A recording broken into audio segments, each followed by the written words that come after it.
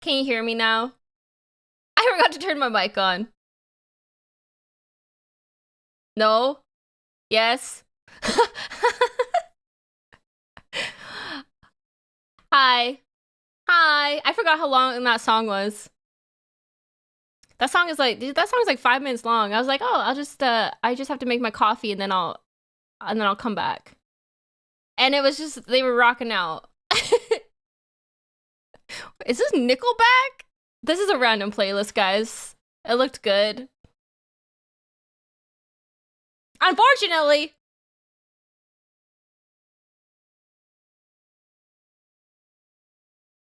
You're gonna say that to my face?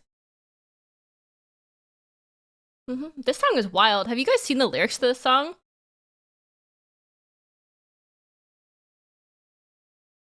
I think we gotta kill this guy.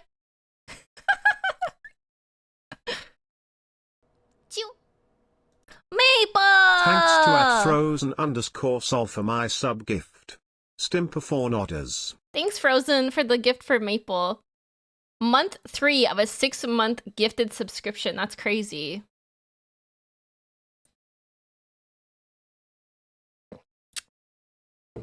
Hi, Maple. I love leeching. Just get in, get in. Oh my gosh. Hold on. It's hot in here all of a sudden. Holy.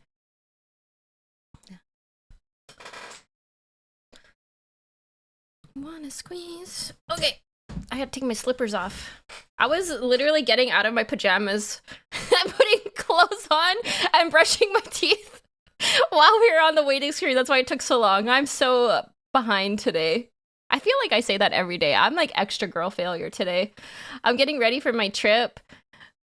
And I'm also, I don't know why I decided to stream the last day before my trip, because I'm trying to catch up on work and tie up loose ends before I go, but I also have to stream today, and I also have to pack and get ready to go.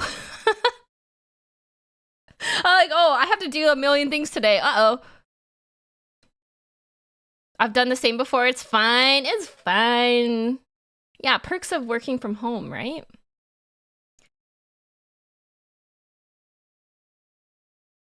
I barely stream with pants on. Why are you putting on real clothes? I mean, true. I don't even have to show my body.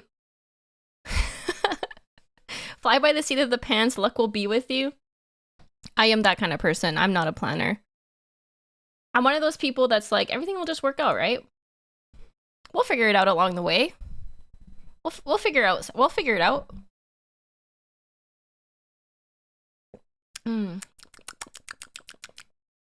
Like, even on trips, sometimes I don't even book a hotel till I get there. And I'm like, we'll find something. And if we don't, we'll just go to another town.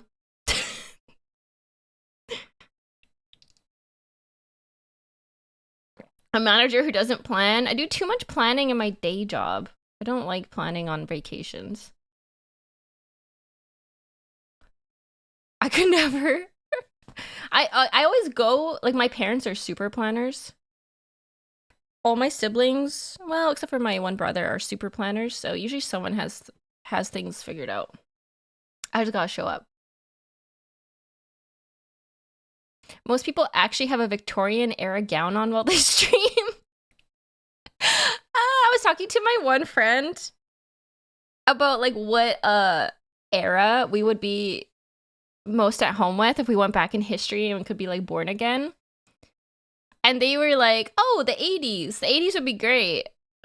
And I was like, you know what? I think I would be a sickly Victorian child. If I could pick any time to live in, I think that would best represent me. A sickly Victorian child that doesn't leave the house and just reads books and has no friends.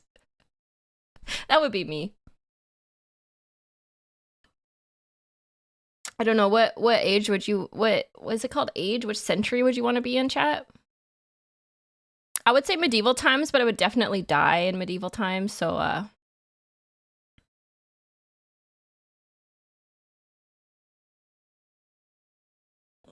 definitely right now. Well, we were debating, would you want to be before or after the internet if you had a choice? Don't you kind of wish like you lived before the internet to see what it's like?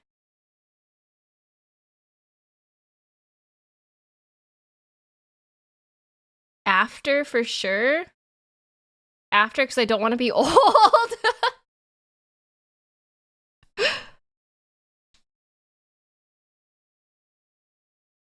Before, then I could own 5 homes. True! Oh my god, we could own real estate if we moved to the past.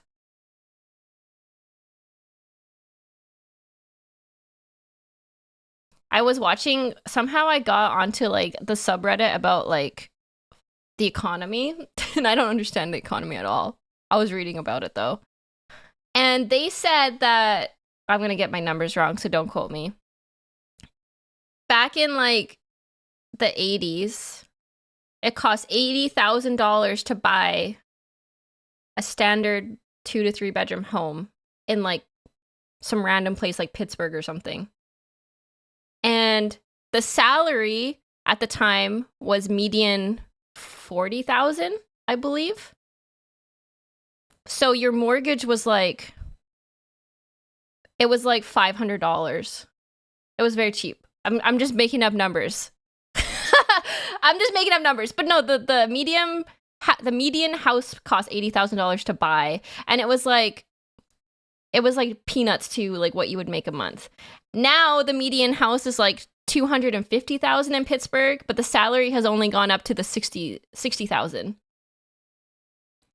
So it's like impossible. Salaries have not kept up with the housing prices, so it makes no sense. Telling us to save our money and stop buying lattes and treating ourselves is not going to help us buy a house. What's wrong with Pittsburgh? I don't even know where Pittsburgh is. I just know that they're the Penguins. My grandma bought her house in the city for What? Really? 100K in like the city, like where you are right now, Maple? That's insane. That's actually insane. It's got to have gone up like 2,000% since then. Yeah, it used to be twice your salary. Now it's like 5 times your salary. They said that the down payment on an $80,000 house would have been like $1,500 in the 80s. Now a down payment on a house is like $80,000. The whole price of that house in the 80s. That's insane. We're doomed. We're doomed. Chat, we're doomed. We're all gonna die. Well, we are all gonna die, but we're also never gonna own houses. We're screwed. I just have to hope that someone leaves me inheritance or I'm screwed. Somebody please leave me inheritance.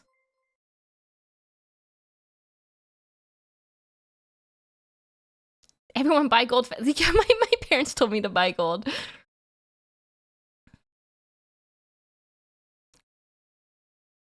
I've been saving since I turned 15 and houses cost almost as much as I have saved. Holy Mac! You're smart. My child will inherit my maxed RuneScape account. Oh, Gage! Okay, I'm learning about RuneScape. Do you play old RuneScape or new RuneScape? I was gonna ask you on stream, but I didn't want to bug you. There's a thing called squatters' rights. Just find a house and stake a claim. What? Is there squatters' rights? Old school. Oh, you are old school. Okay. Everyone plays old school. Oh. My parents bought their house for $450,000 3 years ago. Sold for 1.4. Jesus. That's Canada, right, Sammy? That sounds like Canadian numbers. My favorite thing is looking at castles in Europe and seeing that they're the same price as like a modern 4-bedroom house in Toronto. You could buy this castle in Europe for the same price as like a 4-bedroom house in Toronto. It's insane. Castle sounds like a lot of upkeep though. It does, but you could own a castle. I feel like all the houses made these days, I'm gonna sound like a boomer for a second. I follow this guy who is a home inspector and he always posts like videos of like inspecting homes and like how horrible it is. It'll be like brand new build 2024. This isn't level. This isn't level. This pipe doesn't connect to the pipe system. This window isn't put in properly. This isn't lined up properly. And I'm like, wow, that sure looks worth $1.5 million right there.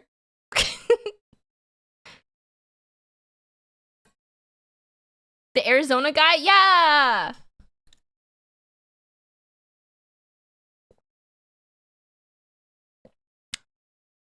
I would love a castle.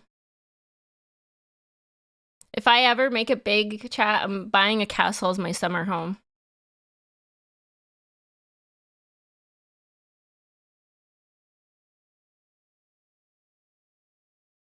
You guys I can hire my European peasants for my staff.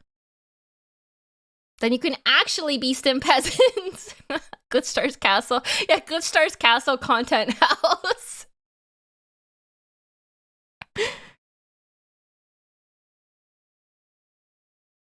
Builders don't care because they're not going to live in the home they built. That's messed up though. The homes are so expensive and they're not even like up to standard. If you buy a castle, would you wear a suit of armor? No, I would wear princess dresses and lord over the castle. I'd be like a ghostly princess. People would think I'm haunting it. They would write stories about me.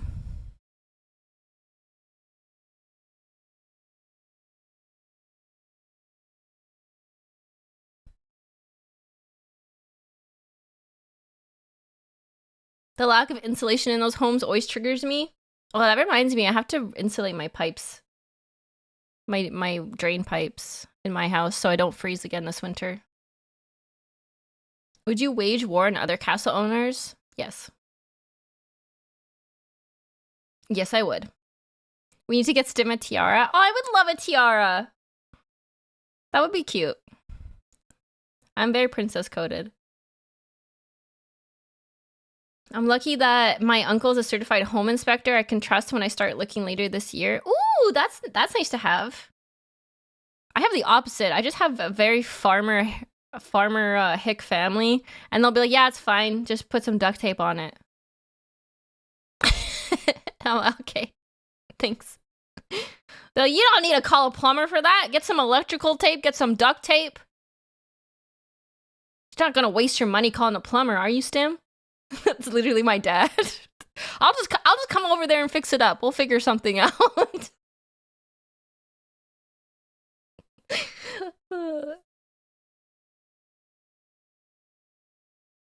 Hey girl, can I insulate your pipes? Yeah, Sammy, you can. I need someone to insulate them so they don't freeze. Last year, for all you new people, I moved into a house that's quite old. I think it was built in the 70s. 70s or 60s.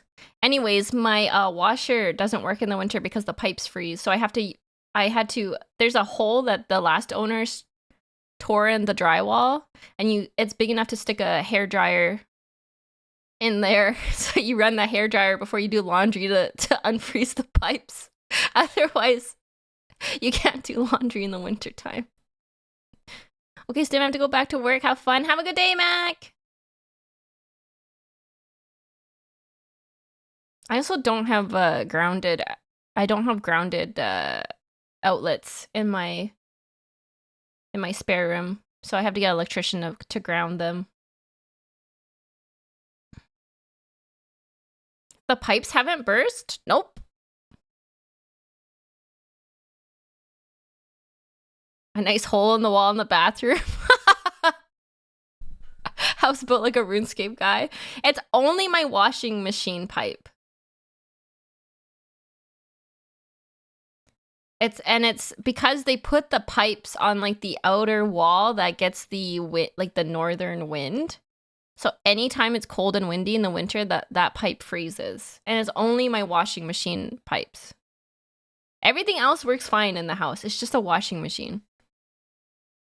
Hi, I'm an electrician. Okay, Mac, can you come fix my electrical sockets?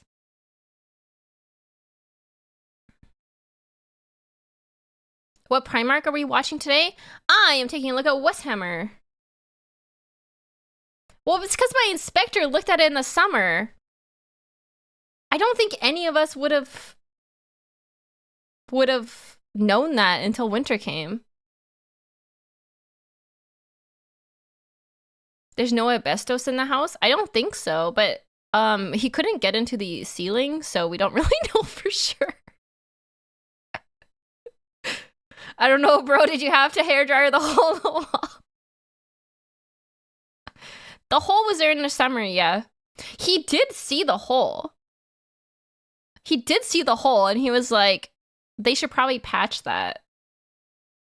And they didn't. And I was like, well, I can patch it one day. I'll get my dad to. And he like looked in the hole and it was like, well, there's just a hole here. I don't know why. He wrote suspicious hole in the wall check on his clipboard. He just said drywall needs to be repaired here and left it at that. And I was like, well, I trust him.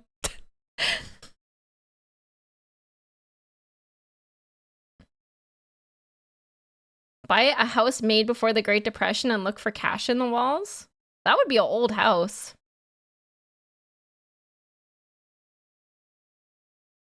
Stim, you showed the hole in the wall to them? I did. Well, the inspector came when I wasn't there, so he just sent me the report afterwards and asked if I had any questions. And I was like, I'm just a girl, sounds good. The one thing they did fix was the sewer pipe, the main pipe, the sewer stack. I don't know. The main pipe that goes to the sewer was duct taped to over a leak, and he was like, you should get that fixed before you move in. It shouldn't be duct taped. So that he did catch that, and he did say, and that was fixed. I fixed that. Everything else, he was like, it's an old house, but it seems fine. Yeah, we got a new drain pipe for that. This is why people say Canada isn't real. Houses like this. Well, you know, it has got me through the winter. I have survived the winter. It's a small town house built by a farmer in the 60s or 70s. It's doing its job. It's still standing.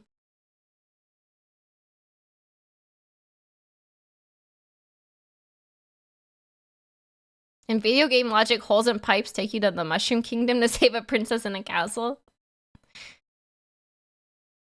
I feel like in this house, it would take me straight to hell. It would take me straight to hell. I'd be like, what's up, my demon boys? The house got me.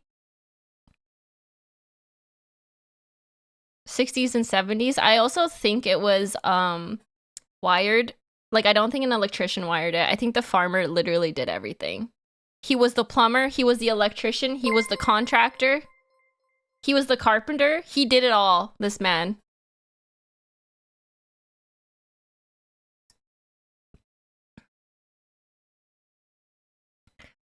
He did say I have to replace the electrical panel at one point, because it's on the lower level. It's on the, there's like 2 different types of power. It's on the old power supply, not the new power. So if I was to get like a dishwasher or like a hot tub or something, I would have to redo the electrical to the higher power level. I sound so stupid. I don't know electricity. I would have to redo the power box panel thing. Well, I wouldn't do it. No, Dittersdorf, I wouldn't do it. I would get an electrician for that. I'm scared of electricity stuff. I'm scared to change a light bulb if the light's not turned off. I'm scared to plug something into a socket if my hands are sweaty because I don't want to be electrocuted. I have like a irrational fear of being electrocuted because I touched an electric fence as a child and it really shocked me. And now I'm scared to like change my light bulbs. That's why the light bulb has been burnt out in my basement for like 4 months now.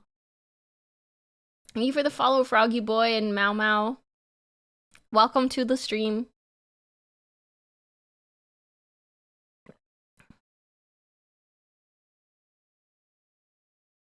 My answer is it always either works out or it's no longer my problem. What a way to go through life. Also, the house that I was renting before this house, it's condemned, chat. It's condemned. Isn't that crazy? I remember telling the landlord that it had the basement was very wet and moldy, and he was like, just run a fan down there, it'll be fine. Never had problems with the sewer before. It'll be fine. Just run a fan. And then it didn't get fixed. I ran a fan and it was still like damp down there. And I was like, oh, this isn't it. So I broke my renter's lease or whatever, paid to get out of it, and moved to this house because I was like, I don't know, something sus about this. And then I just found out like a month ago that the house is condemned because the pipe burst and it's full of mold. And there's no insurance on it, so it's condemned. They're literally gonna bulldoze the house I used to live in because of a mold problem. Stim, you ruined the place. I do feel a bit bad. Maybe I did bring my bad luck to that place and ruin this guy's house. VTubers and mold every single time. I was living in a moldy basement for like 3 months. But to my credit, I broke my lease to get out of it because I realized mold is bad. Tee explosions in the background. Tee, she's a little mold. No way. I think it's like a very common thing to have a moldy basement. I don't ever want to live in a basement again. I also like sunlight. This is so funny, the landlord telling me to run a fan. I'm like, I don't think the fan is gonna fix the mold problem. He's like, it'll be fine, trust me. Trust me, bro. The house is condemned.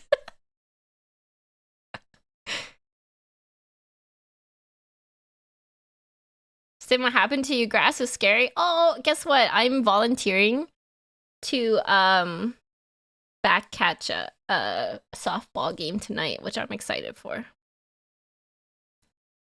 Is that Nurgle worship I hear? I technically, Nurgle was he was making moves on me.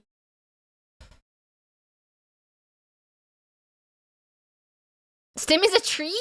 No, Maple is a tree. Maple is literally tree woman. That is her lore. I'm pretty sure in their Outbreak's debut video, it just said tree woman as her tagline. I laughed so hard when I saw that. Hi Shin, Maple. Oh yeah, Gage is God in that. In Maple's. Oh yeah, I asked her that. That's so funny. Gage is literally God too.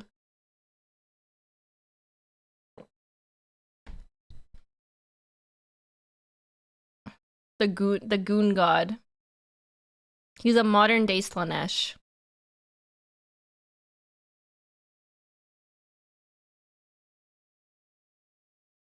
Gage got me voice lines after he came back from a YCS. Always working, always hustling, that guy.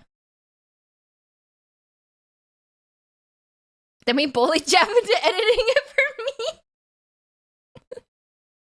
me. That's so funny. Stim vacationing, yippee! Peanut, look at your sub badge, Peanutter. Isn't that cool? Oh, and Maple, look at the sub badges. I changed them. Aren't they so cool now?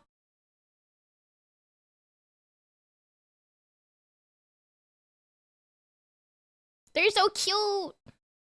They're so cute.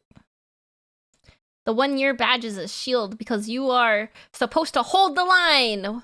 1 year subscribers, hold the line. Finally, weapons. Man, I love weapons. I'm also like kind of intrigued by like old medieval torture devices. I like learning about that stuff. Like, what kind of person would have been like the torture master in the olden days? How do you get into that line of work?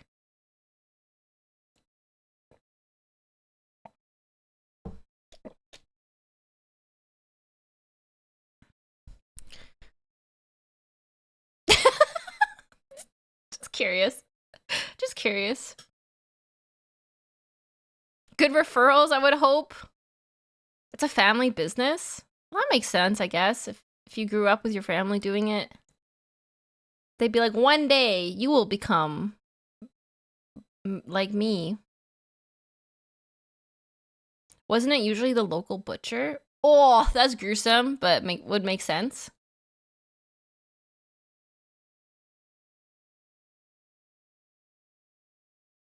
Hello, I would like to apply for torture, please. What video are we watching? We are watching. Oh, okay. So a lot of you guys recommended Warhammer. So I looked into his channel. He has a lot of great stuff on his channel. So I wanted to watch this video called "The Beliefs and Goals of Each Chaos Space Marine Legion," because you know I love my Chaos Legions. I thought it would be interesting.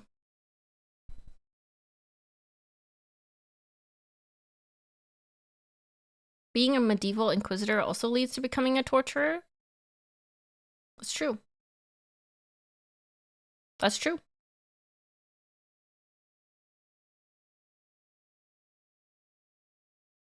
Yeah, Westhammer has a lot of good videos. I'll make my way through them eventually. I was trying to find a shorter one because I want to watch the rest of the musical today.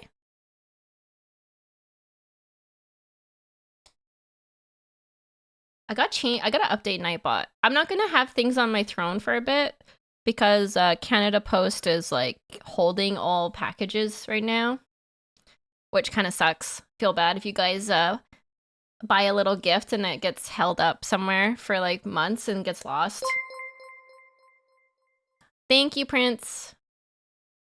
Thank you for the follow, Kaiser Colubarus.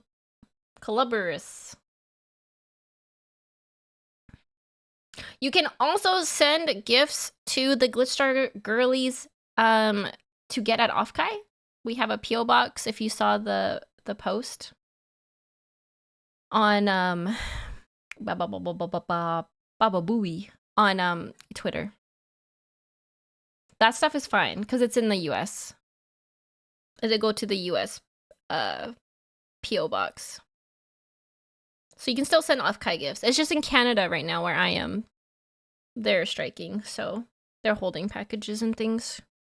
And then it's like they try and get a different courier to take over for Canada Post, but then it gets like lost in translation because there's like 3 different couriers.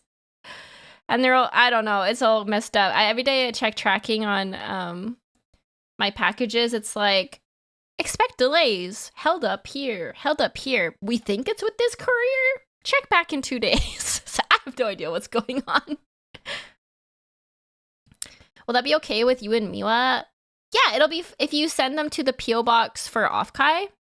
It goes to like Glitchstar's headquarters, so the management can hand them out at Offkai. So that'll be good for everybody. One of my packages was supposed to be here May 8th. I got an update that it's in Guam. What? You won't believe this, but the rank before Inquisitor in 40k is called Interrogator, and it's basically an apprentice to them. I want to be an Inquisitor. I want to blow up a planet. For science. Wouldn't that be cool? I want big guns.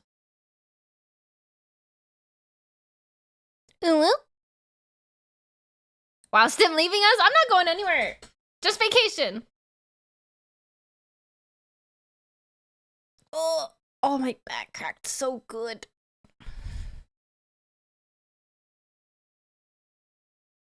I'm going on vacation.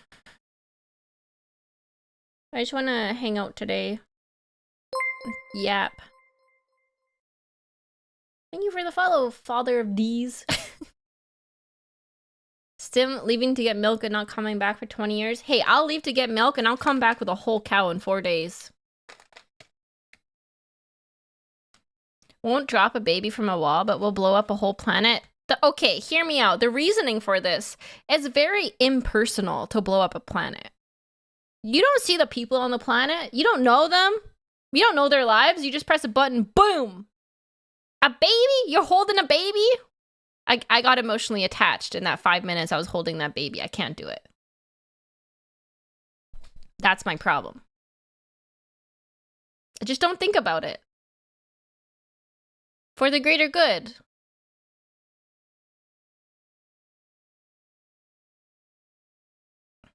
What if you go down, meet them, then go up on the ship and blow up the planet? That would be a little tougher, but I think I could still do it. Yesterday when we raided, you were milked. We have milk already. Oh yeah, when we raided Rye.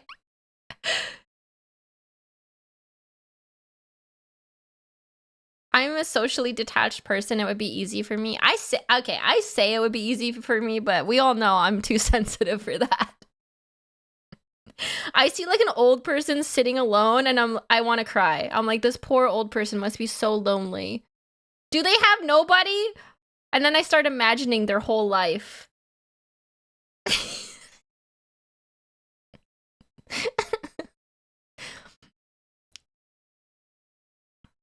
I just start imagining their whole life, every moment of their life, and thinking how sad and lonely they are now. What if their kids don't visit them?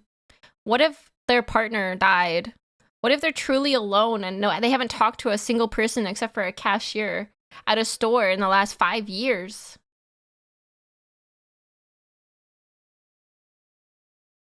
She couldn't make the decision. She would ask someone else. That's so true, actually. Hey guys, do you think I should blow this planet up? What do you think? Yes or no? I just need a little input. I need someone to back me up. I can't make a decision to save my life.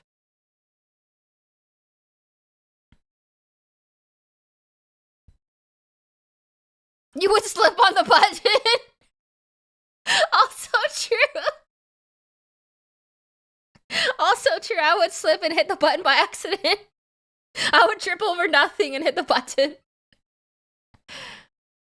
And then I'd be like, well, that's destiny. It was obviously meant to be. Chat, do we explode this planet? What do we think? 10 gifted subs, I explode the planet? Can you imagine an Inquisitor streamer? That's really hilarious to think about.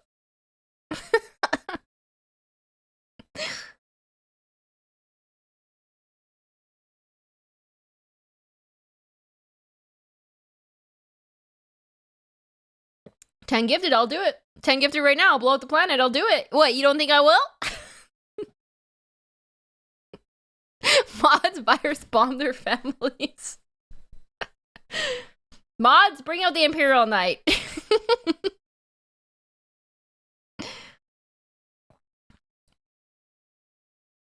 The Inquisitor VTuber putting up a poll on whether or not some random guy is a heretic. This chatter right here, this chatter. What do you think? What do you think, chat?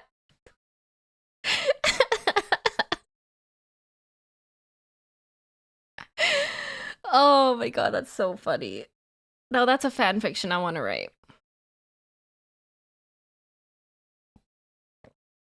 Mods turn that chatter into a servitor and make them open doors forever. Instead of crush his balls, it's take him to the servitor room.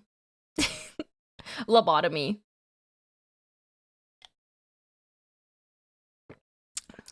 Servitors are terrifying. I did want to watch that video about like the worst jobs in the Imperium of Man.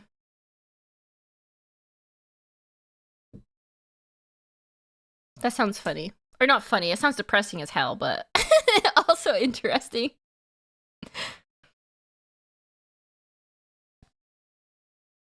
It's so nice out. I kind of want to be in my garden.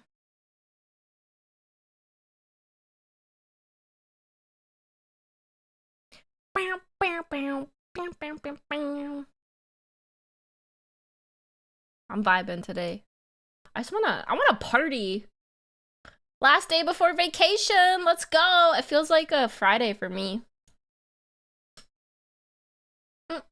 Let's go for brunch mimosas.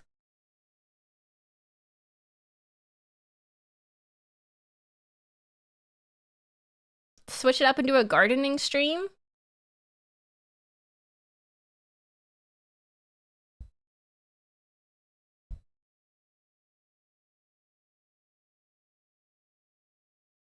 I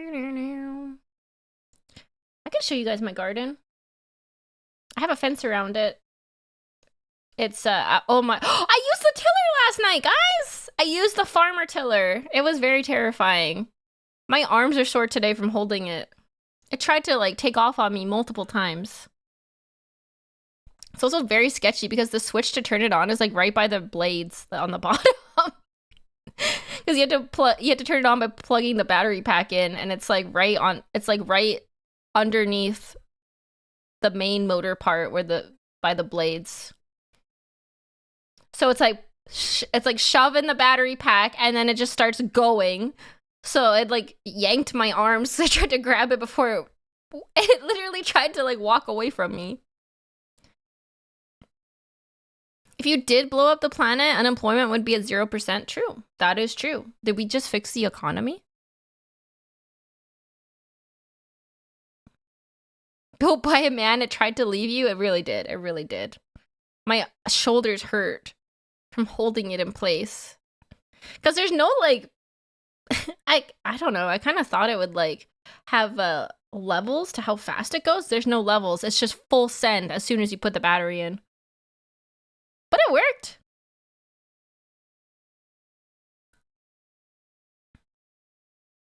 But then also no more diet soda if you blow up the planet. We have other planets for that. Hello, Stimpag. Good last stream before fun vacation. Nice to no permanent harm happening to you from using the tiller. Head pats for the soreness. I have all my limbs intact. I didn't even hurt myself once, actually. It seems like everything you own is a death trap. Look, that's the life of a broke farmer. Everything is trying to kill you, even your animals. The environment, your equipment. Everything is trying to kill you at all times. You just gotta rub some dirt in it, get back up, and try again. Especially the animals. Oh, we have a little, my parents have a little orphaned bison calf. She's so cute, but she's bottle fed. So whenever she sees people, she thinks that you have a bottle. So she gets all excited and she starts like bucking.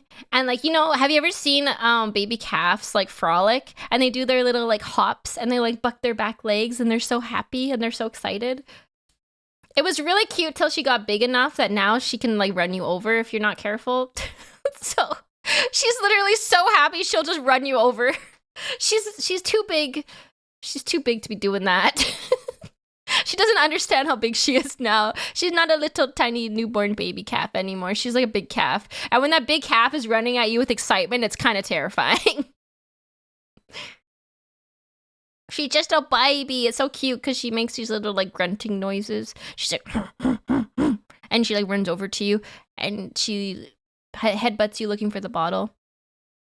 And she's very cute. It sucks to have orphan calves, but it's also kind of cute. It's kind of cute when it works out. They're a lot of work, but you have to feed them like every 3 hours at first. I like chickens, but I don't like geese. Geese are like my mortal enemy. Elden Ring Night Rain coming out tomorrow. Yeah, it's coming. Every time a new game comes out that I'm excited for, I'm either A, sick, B, too busy with work, or now C, on vacation. Every time. I don't know what it is. Every single time. Have you taught her any tricks? No. I don't think you can teach her tricks. I've never tried though. Maybe I should try. I have the hiccups.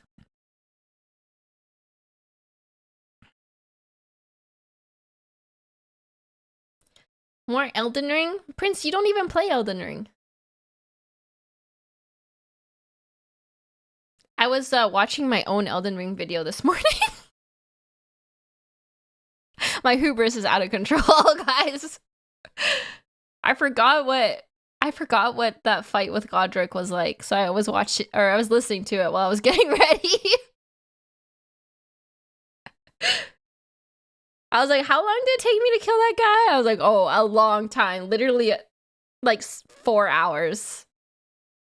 And the only time I killed him was when I got the help from the hot lady with the sword. And then we killed him the first try. Together. I got my ass whooped the whole time until I got her help. I did make it to phase 2 by myself, though, I must say.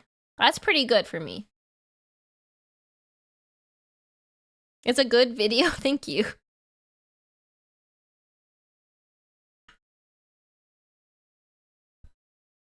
I feel like it is good to like watch your own videos back sometimes for improvement.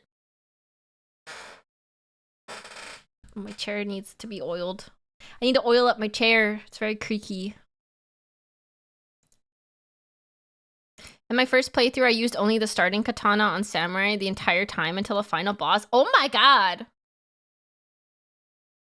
I upgraded to the Moonveil katana for, what's so funny, I got the Moonveil katana severely underleveled, so I couldn't even use it. Grinded some levels until I could use it, and then used it against Ronnie? Is it Ronnie, the magic boss? And then it didn't even work on Ronnie because she's resistant to magic. So I switched back to my original katana in the end to fight her. I'm like, wow, that was so stupid. I did all that grinding to get the Moonveil and it didn't even work. I just used my original katana. Thank you for the follow, Leon Schmidt. But now I'm locked and loaded. I got the Moonveil and I beat Ronnie. So now we can go to the next boss, which I don't even know what the next boss is. I think we'll go to Caelid next. But I have to find time to play it. I don't really have time to like finish games on stream because I don't stream for like 8 hours every day. So it's hard for me to play multiple series games. Because they always go unfinished. I just have too much going on to finish.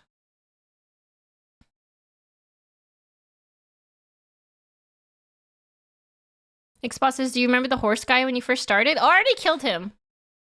I'm gonna close my window because the neighbors got home and they are loud.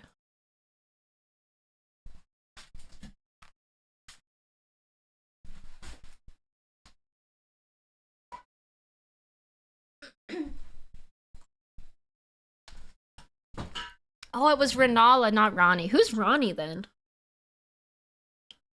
Because wasn't Ronnie also magic? Next up is her son, Radon. Well, that's scary. Isn't he like a super strong, like, guy with red hair? Ronnie is Renala's daughter. Oh, okay, that's why I mixed it up.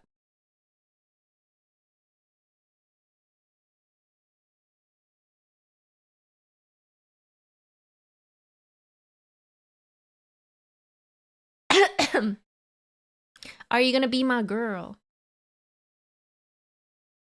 I said, are you gonna be my girl? I'll get the death counter. Oh, that sounds difficult. That sounds difficult. Looks so fine and I really want to make you mine. Looks so fine and I really want to make you mine.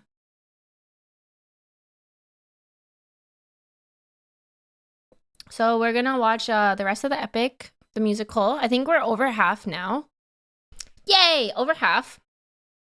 And then after that, if we have time, we'll watch the Chaos Space Marine Legion from Warhammer. I don't really have anything else to talk about. Shockingly, I feel yapped out.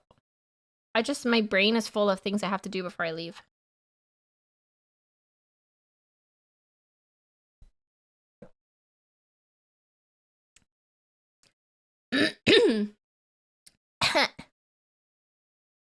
Do you take recommendations for Warhammer vids? I do in my Discord. There's a React channel that people can post videos for me to potentially watch on stream.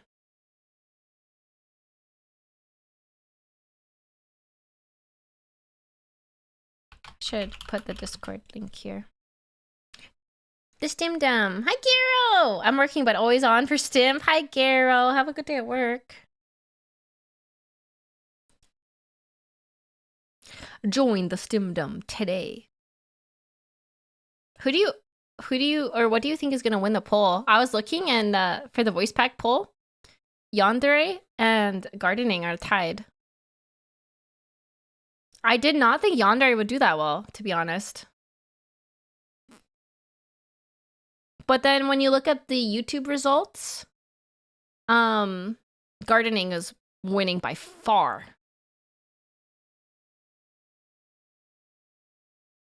You know what makes a great conversation piece? The new Mogu B-Day merch! Bye, chat. Bye, bye, bye. Mogu's birthday merch is very cute. Gardening voice pack is OP. I'm excited to do a voice pack. I really enjoyed recording the Valentine's Day one. I'm surprised the Royal one isn't doing better. I thought that one would do the best, actually. Princess Stim voice pack?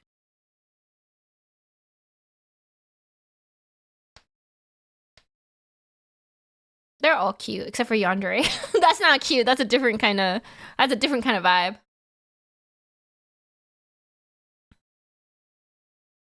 I'm waiting for the anniversary merch so I can drop one big order instead of a lot of small ones. Yeah, we will have stuff happening soon for Virus's 1-year anniversary. It is in June, everybody. It is in June. Did the voice pack poll finish? I think it finishes soon. I think it finishes today. Wait, I should check.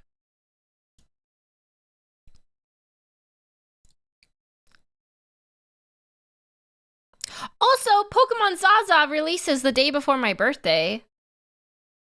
So that's exciting. I know what I'm going to be spending my birthday doing. I'll just be playing Pokemon.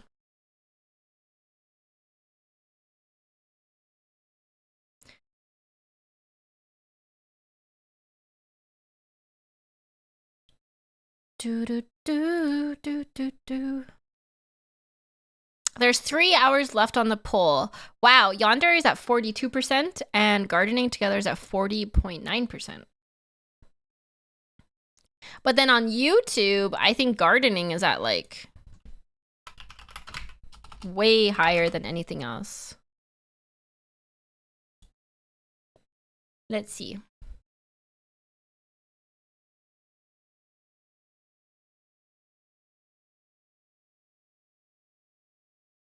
Wow, YouTube got a lot of votes. 296 votes.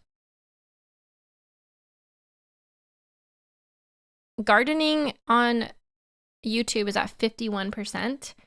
And then Yandere is only at 32%. So if I take both combined, it looks like Gardening is probably going to win. The Gardening voice pack. YouTube Andes are too normal. That's so funny. The YouTube Andes are too normal. They're probably like, what's a Yandere? That was me like a year ago. I didn't know what a Yandere was. Let's go gardening. Yeah. I will get art to go with it too. I usually get art to go with voice packs, whether that's a desktop wallpaper or a mobile wallpaper to match the voice pack.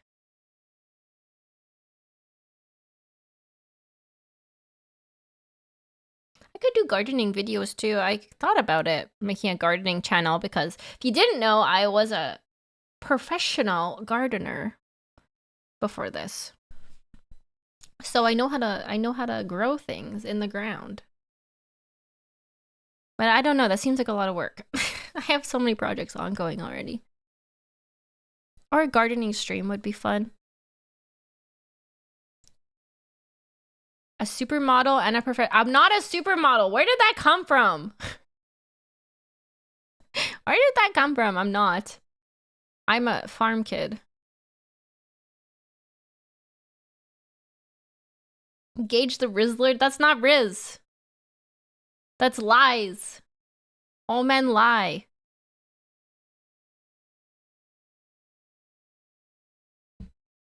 I think a gardening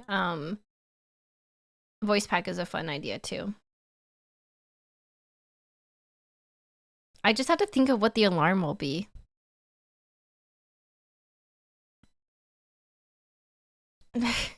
No modeling. No. $10 to get a plant named after you in Stim's garden. That's a cute idea, but what happened if it dies? Then I would feel bad.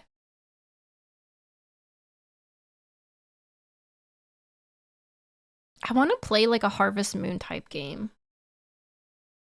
Then you die in real life. I don't want to play Stardew Valley. I want to play Harvest Moon.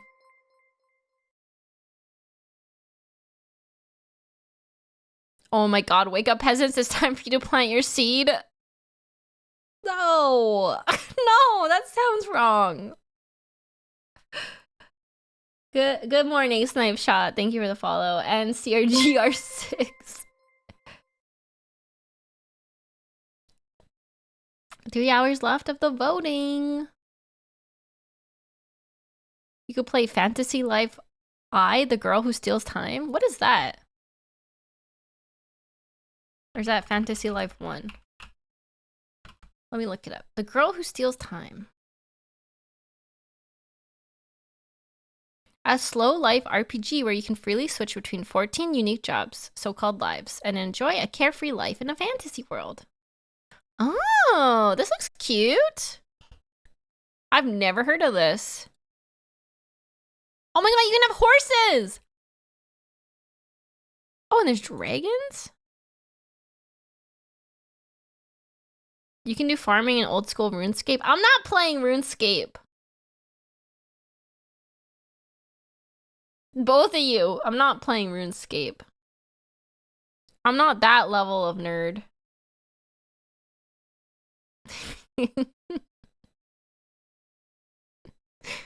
I don't get the appeal of... I don't get the appeal of it, of just like auto doing things in RuneScape. Horse girl excitement snuck through. I was a horse girl. I did 4-H for a couple years. Go back to gooning to orcs? There's nothing nerdy about gooning to orcs. Have you seen orcs? They have muscles on their muscles, and they can rip you in half.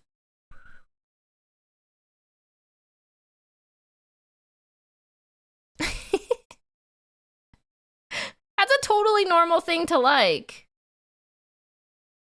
Are we goon shaming right now? Yeah, that's rich coming from the professional gooner.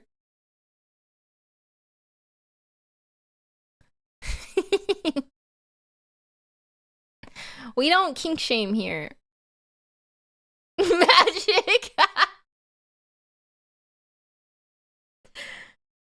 You goon more to Necrons? I love Necrons, but I don't think they're goon material. Like, they're robots. You know what I mean? I don't think you can goon to Necrons. They're just cool. But orcs, on the other hand, it's a little different. Oh, you can goon to robots? Have you seen Nikkei? Well, that's because they look like human women. Necrons don't look like that. They just look based. Leah was killing so many Necrons yesterday. I was thinking Stim would be sad. Oh, and she was playing Mechanicus. It does hurt my heart a little bit, but I do want to play Mechanicus still. Oh, it has to be human like for you, human or monster, not robot.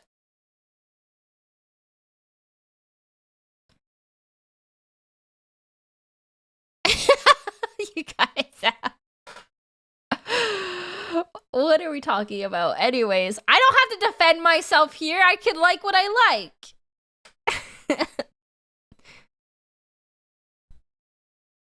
Infinite and the Divine is just hyper toxic yaoi. Change my mind. I have to read. Oh, that's something I can do on my vacation. I can read more Infinite and Divine. So I won't have to be checking my phone every 10 minutes, interrupting myself.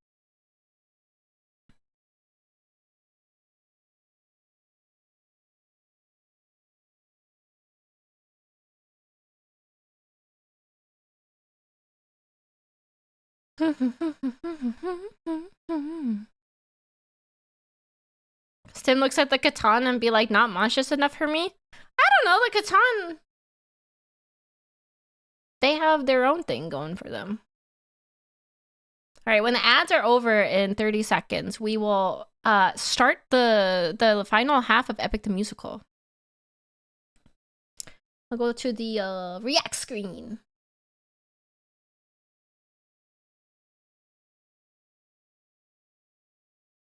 Why is not Epic the Musical? There we go. There we go. 7 years later.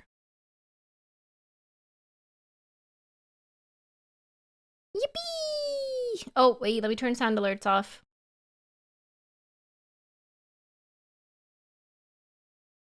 Do, do, do, do, do, boop, boop, boop, boop.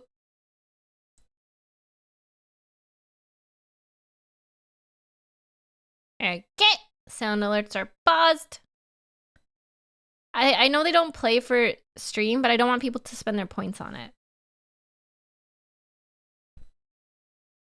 Do you have a favorite saga or song so far? Honestly, I really liked the Poseidon song. I really liked the singer's voice. It had that like rasp to it. And then I'm also going to turn Pedro off because I know someone's probably going to redeem it when they're not supposed to.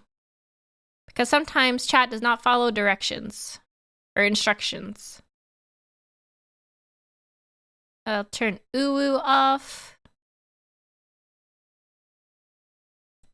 And PogChamp. Chat reflects streamer. Prince, I'm going to end you. Prince, you're extra bratty today. Okay,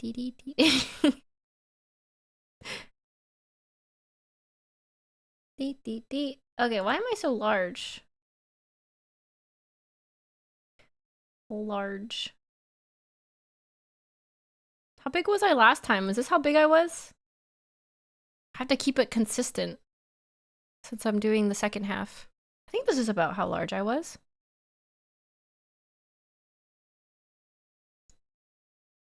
And go here. Bada boom! 7 years later. Are we ready? Everyone got their popcorn ready? How much longer do we have? We have about an hour. Just under an hour left. I'm gonna have a drink of water. So this is, to recap, Zeus killed everybody. He made Odysseus choose between saving himself and everybody else because Odysseus wanted to get home to his wife and child. Odysseus is super messed up, saw a lot of bad things.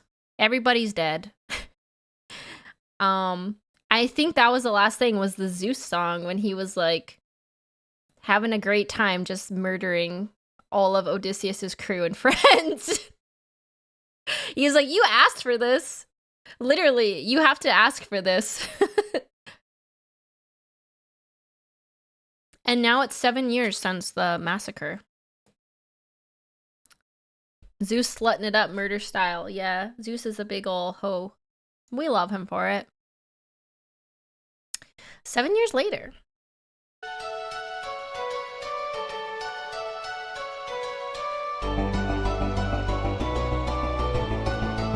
19 years since he left.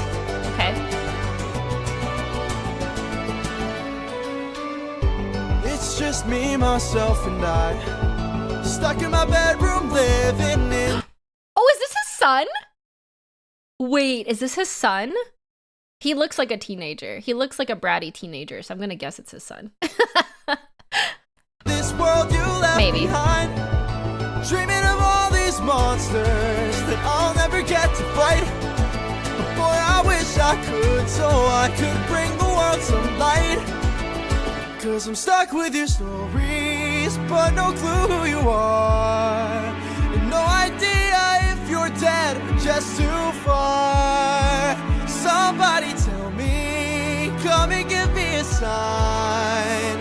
If I fight those monsters, is it you I'll find? If so, then give me sirens and a cyclops. Give me giants and a hydra. I know life and fate are scary, but I wanna be legendary. I'll fight the harpies and chimera's, the minotaur, even Cerberus. I know life and fate are scary, but I wanna be legendary. There are strangers in our halls, trying to win the heart of my mom, but she is standing tall. 108 old faces of men who call me small. They keep taking space and it's not much longer we can stall. Cause they're getting impatient, dangerous too. And I would fight them if I was half as strong as you. Somebody help me, Aww. come and give me the strength. I'm gonna go out on a limb here and say he's got daddy issues. Because, he left when he was a baby. Odysseus left when he was a baby. It's been 19 years. All he's heard are stories of his dad being this, like, hero, I guess. And at the same time, he's just been, like, holding off from people taking the throne. Is that what they're saying? People are conspiring to take Odysseus' throne from his mom. I guess she's like, would she be, like, sovereign? You know, his mom had to listen to this every week. True. True. Hey, can I do whatever it takes to keep my mom safe? So then, give me sirens and a cyclops. Give me giants and a hydra. I know life and fate are scary, but I wanna be legendary. I'll fight the harpies and chimeras, the minotaur, even Cerberus. I know life and fate are scary, but I wanna be legendary. Where is he? Where is the man who loved you to wife? Where is he? Where is the man with whom you'll spend your life? Cause it's been 20 years. Wow. And you still have no king. She waited 20 years and never moved on. That's commitment. That's amazing. That's true love. Like, no wonder he's a wife man. Give me a chance, a single opportunity, and I'll overcome these obstacles and scrutiny. And Boy, Oh, when's your tramp of a mother gonna choose a new husband? Why don't you open her room so we can have fun with her? Don't you dare call my mother a tramp. oh, I just did. What you gonna do about it, champ? Somebody tell me, oh, come and give me a sign. If I fight this monster, is it you I'll find?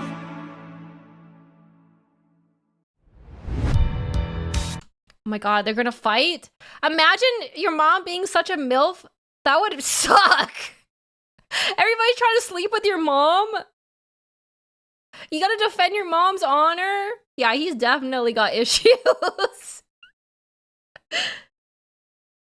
His son is also pretty short. Was Odysseus short?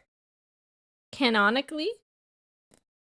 I know he's like a warrior of the mind, so he's not a he wouldn't have been a traditional warrior.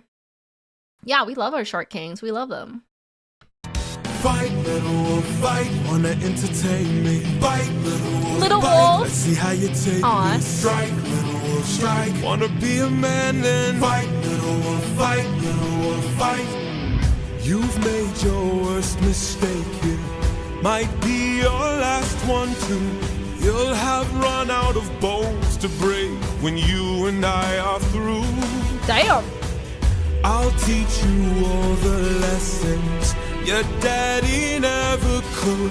This cruel world doesn't give out presents just for being good. So fight, little wolf, fight. Wanna entertain me? Fight, little wolf, fight. Let's see how you take this. Strike, little wolf, strike. Wanna be a man then fight, little wolf, fight, little wolf, fight. What? Die, little wolf, die. Don't you know it's fight or fly, little wolf, fly. Or because you had to try, little wolf, try. Run away before you die, little wolf, die, little wolf, die.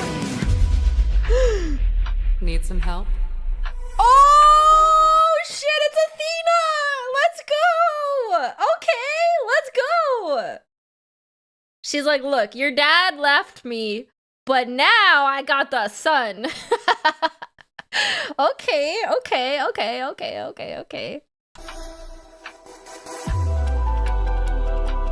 What's going on here? Is your plan to stand around? Cause I suggest you fight back. I don't know how. Uppercut him, now. Whoa. How did I do that? This time now moving slow. No, I just made your thoughts quick. Whoa, that is so sick. All right now, let's try this again. I've no respect for bullies, those who oppose their will. I've seen plenty enough to truly understand this kind of feel. Is she putting on the face of his dad right now? To talk to him? Is that what's happening? She kind of looks like Odie. Yeah, wow, this is a really cool moment. Let's teach this dog a lesson in front of all his kind. One young wolf has a larger heart than all these men combined. Fight, little wolf, cape fight. tactic. Show them that you've got some fight, little wolf, fight. Take advantage now and strike, little wolf, strike. Don't go down without a fight, little wolf, fight, little wolf. Get up and fight.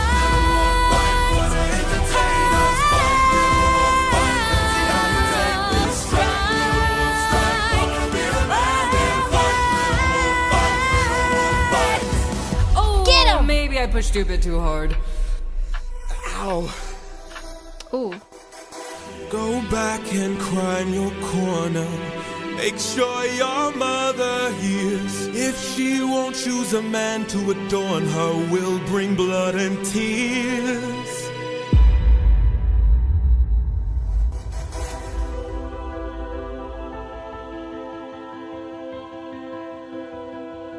Tell me, Athena, why you came to my aid.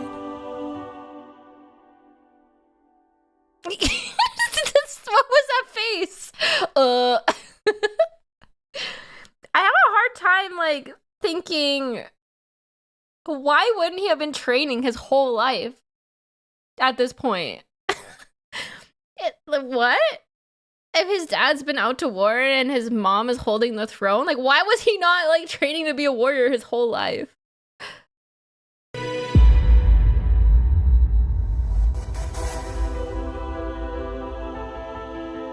Because he's lazy? Tell me, Athena, why you came to my aid. He didn't have his dad to train him?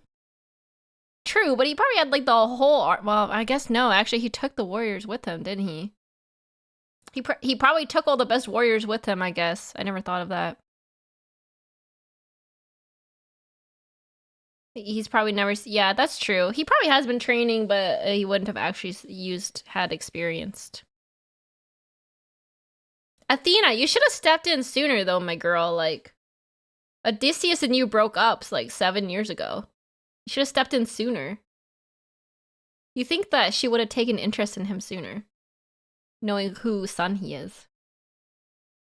But who can really guess to the gods plans and schemes.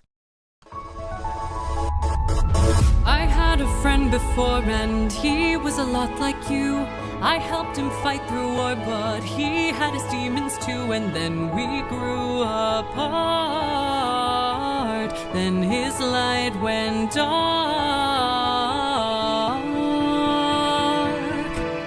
And so I thought maybe if I'd made a different call, maybe if I hadn't missed it all, maybe he'd be fine. Aww. Maybe we'd unwind. Maybe if I help another soul, maybe if I helped you reach your goal, life could be that bright.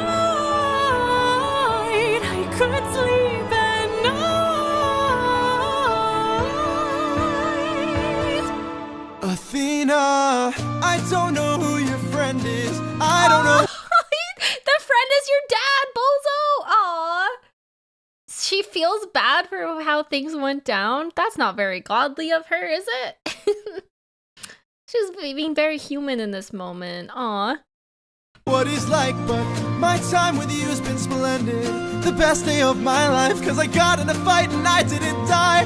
I've never felt strong before. You're my friend, I couldn't ask for more. And Yay, I didn't think die. maybe if life wasn't spent as planned, maybe it's time that you lend a hand. I don't think he'll mind. If not his friend, then mine. Oh my god. Maybe to fall is to learn one way. Maybe it's all gonna turn out great. I know we'll be fine. I know it's light you'll find.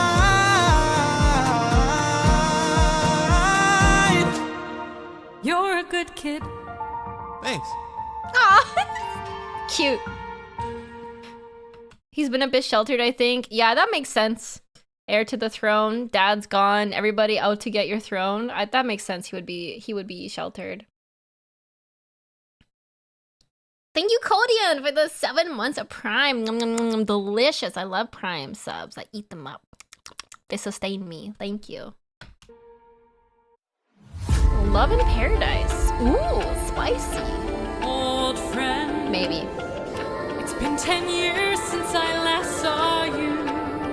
Remember me? I am the infamous Odysseus! Let's see where you've been.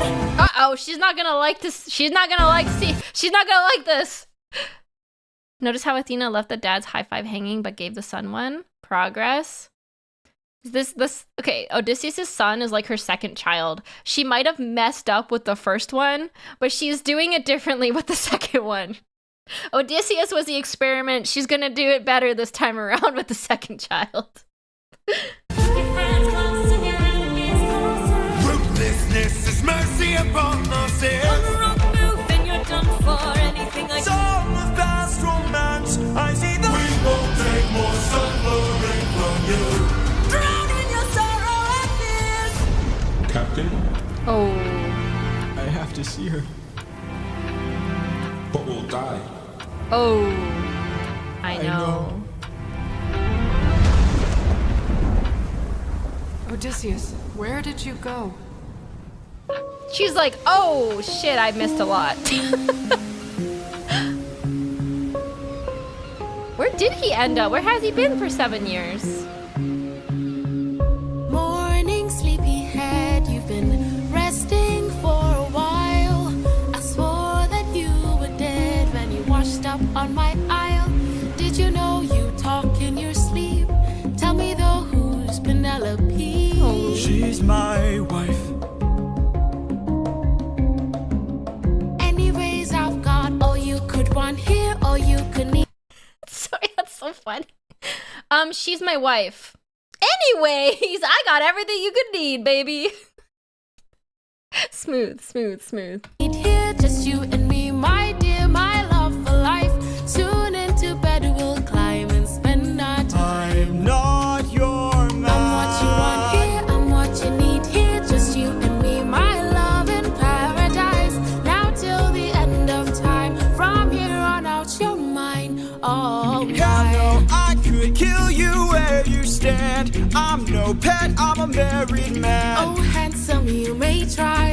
Last I checked, goddesses can't die. Oh? Goddess. You're adorable. Bow down now to the immortal Calypso. Oh? Here to entertain. But fear not, I bring no pain. Cause we got all we could want here, all we could need here, and God, the gods love Odysseus. But the gods love him. He's just collecting them like Pokemon at this point. Who's Calypso now? Why do the gods love him so much? Why does this goddess want him? my spell, we're stuck in paradise. No one can come or go. My island stays unknown. No, I don't belong here. There's something wrong here. I won't be drawn to love in paradise. Not till the end of time. There is no way. You're mine, all mine. 7 years she's kept you trapped out of your control. Time can take a heavy toll. Calypso's very Odysseus? lonely. All I hear are screams. Odie, get away from the ledge. You don't know what I've gone through. You don't know what I've sacrificed. Every comrade I long knew.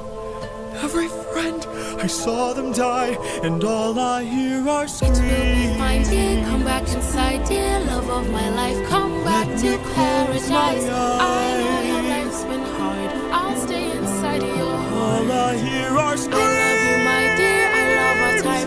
He's having a Menhera moment right now. I mean, it's finally catching up to him. It seems like. Here, life would be so much Just worse let if me you close had my died. Please stay eyes. away from harm. Stay in my open arms. He's about to crash out.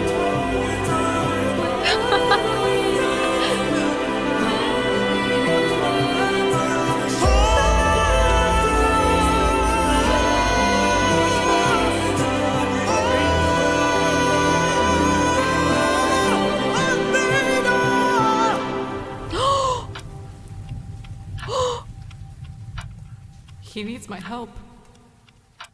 Oh, he called out to Athena. He asked her to come back. Finally, let's go. Now the gods fight for Odysseus. Father, God King, rarely do I ask for favors. Now I'm knocking on your door with hopes to save a friendship with one who's a prisoner far from home.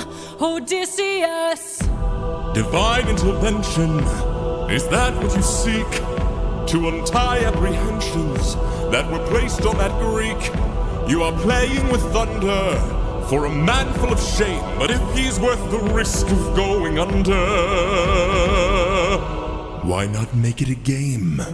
Of course, of course, of course. They're not gonna be easy with it. They're gonna make it some kind of a game or competition. Oh, Zeus. I have to say, the voice actor for Zeus is exactly how I think Zeus would sound. Nailed it. Convince each of them that he ought to be released, and I'll release him. Who's them? Apollo!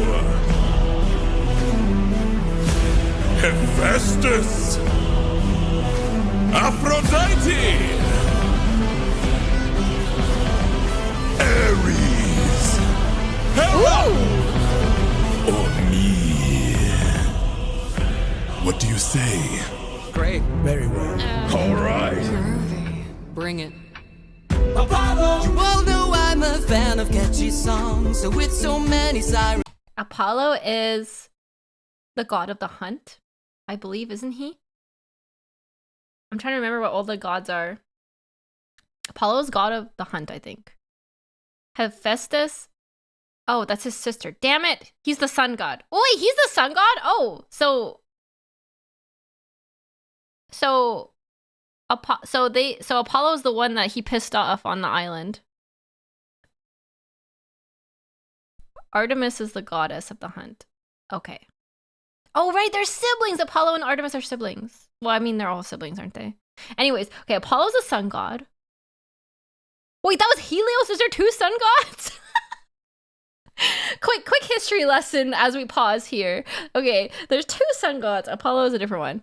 Okay. He pissed off Helios with the cows. So there's Apollo, who took over Helios's job. God of the sun versus sun god. Okay, anyways, we got Apollo. He's sun and stuff. And Hephaestus is like the god of like blacksmithing, obviously. Hitting things with a hammer. Creation, I think. And Aphrodite is the goddess of love and beauty. Zeus is the father of the gods. Who else was there? Ares is the god of war. War and fight. War of fight. Hera, Zeus' wife. Goddess of... Oh, is Hera a goddess? For some reason I thought she wasn't. I thought she was like a demigod. Hephaestus is the god of craftsmanship. Yeah, making things. He's making things. Okay, I think that was everyone they mentioned. We got it straightened out. We got it figured out. Gone. I think God is in the wrong. They were trying to do him worse. All he did was reimburse them. Now they'll tread with caution first to live another day and sing another verse. If that's true, release him. Easy. Hephaestus. Trust is not given is forged. Why should I give him my support? He sacrificed his own cohort. Did you forget they failed to listen? He was betrayed and then imprisoned. But if you make the right decision, he can still build a future with those who miss him.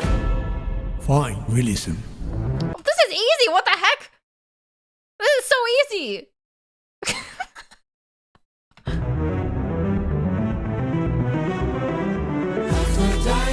You're a little high and mighty.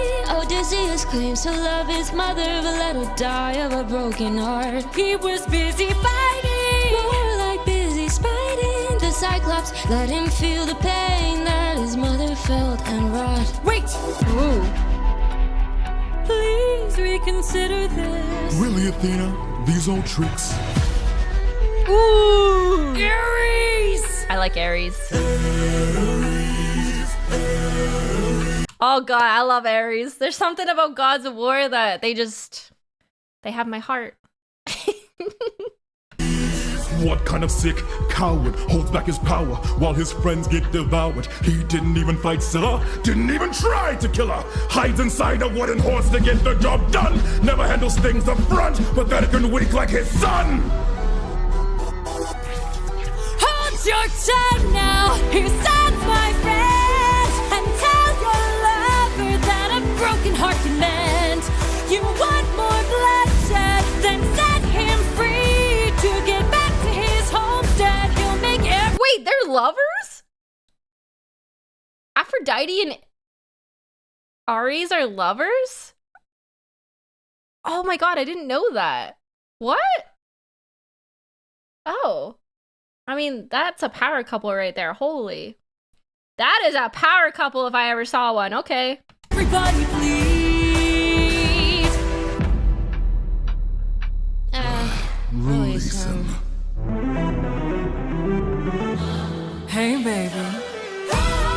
So many heroes, so many tales. Give me one good reason why y'all should bring fame. He's got the mind of a genius, try harder. He's pretty skilled with words. You can do better than that. He's kind of funny. Never once has he cheated on his wife. Release him.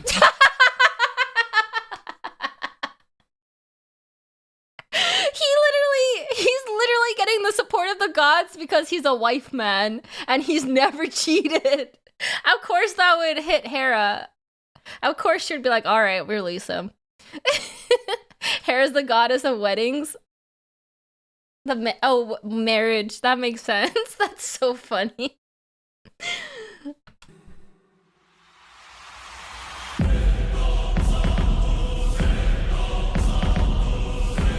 I played your game and won. Release him. You dare to defy me, to make me feel shame. No one beats me. No one wins my game. Thunder, bring her through the ringer. Show her I'm the judgment call, the one who makes the kingdom fall.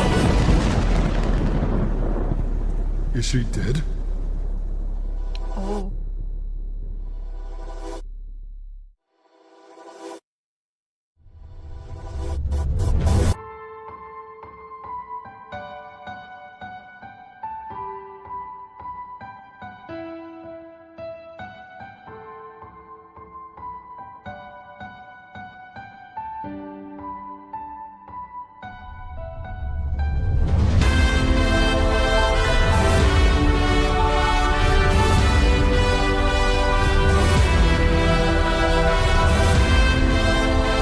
Oh my god!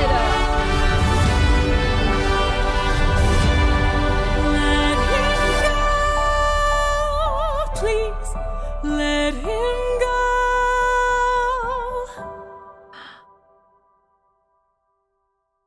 Absolute chills. That gave me chills. Wow. Let's go, Athena.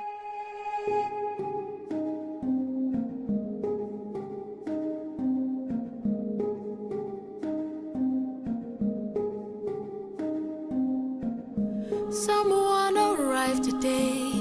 They said they're taking you away, that you're not mine to save. And soon I won't get to see your face, so I came by to say you're unlike anyone I have ever known, 'cause you're all I've ever known. And if I pushed you, or if I came on too strong, or if I ambushed you, for that I'll say I was wrong. And if you hate me, then I am sorry, my love's too much for you. But I'm not sorry for loving you. I'm not sorry for loving you. I'm not sorry for loving you. I'm not sorry for loving you. Calypso. Let me speak.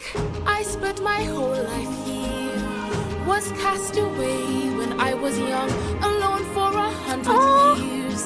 I had no friends but the sky and sun. So when you washed ashore, I thought for sure that you were my dream come true. I thought I knew. So if I pushed you, or if I came on too strong, or if I ambushed you, for that I'll say I was wrong. And if you hate me, then I am sorry, my love's too much for you. But I'm not sorry for loving you. I'm not sorry for loving you. I'm not sorry for loving you. I'm not sorry for loving you. I'm not sorry. I'm angry and tired and restless and sad. I'm stuck in the moments I swore that we had.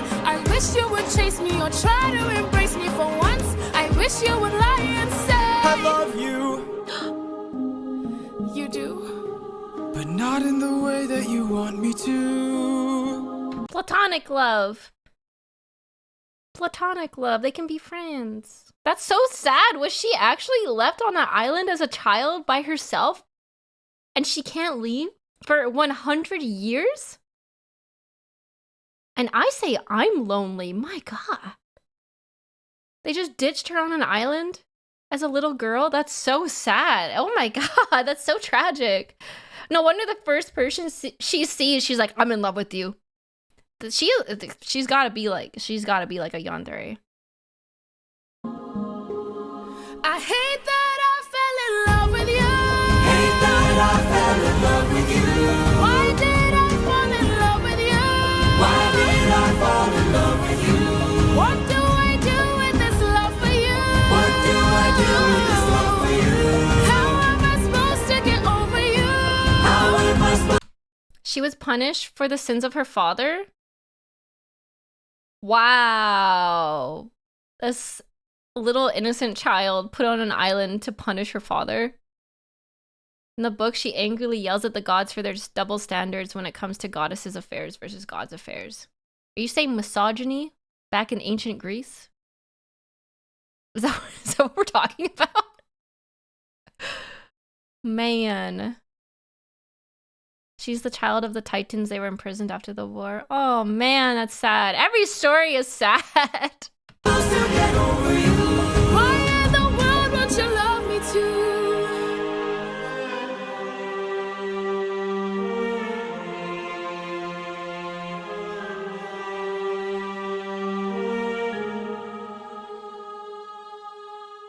Aww. 600 men, 600 deaths under my command, 'cause I had one goal in mind.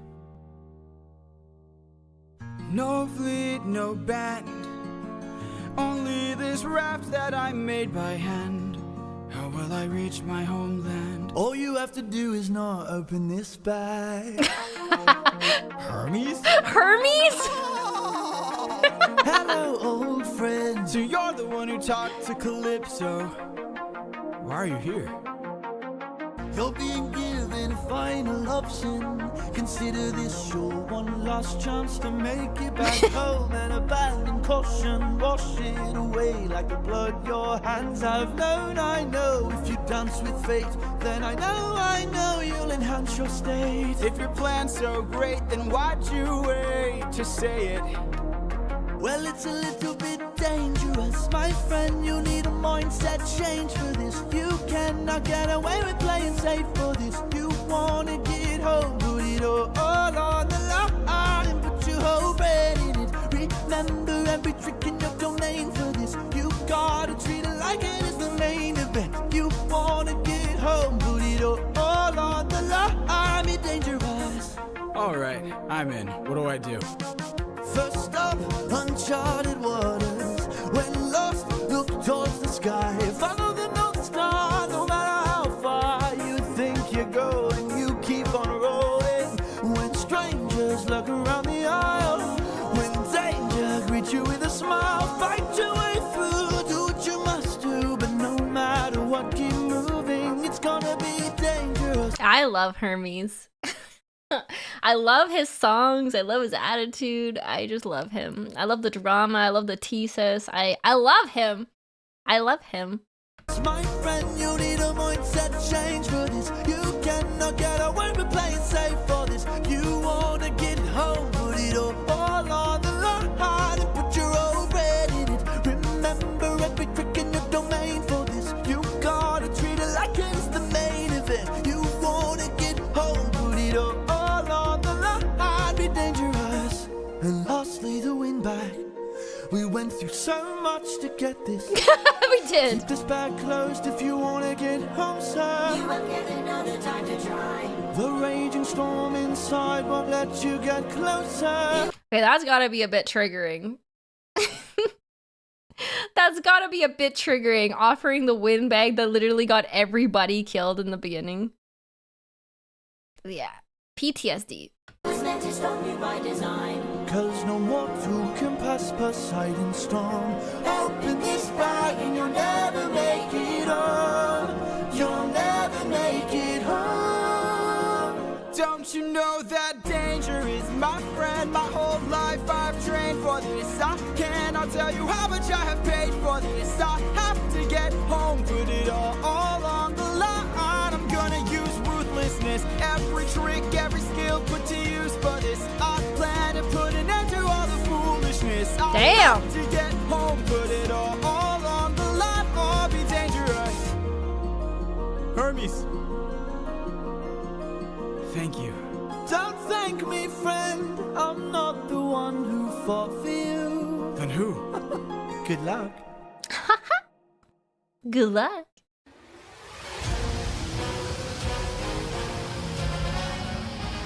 Is this Return of Poseidon?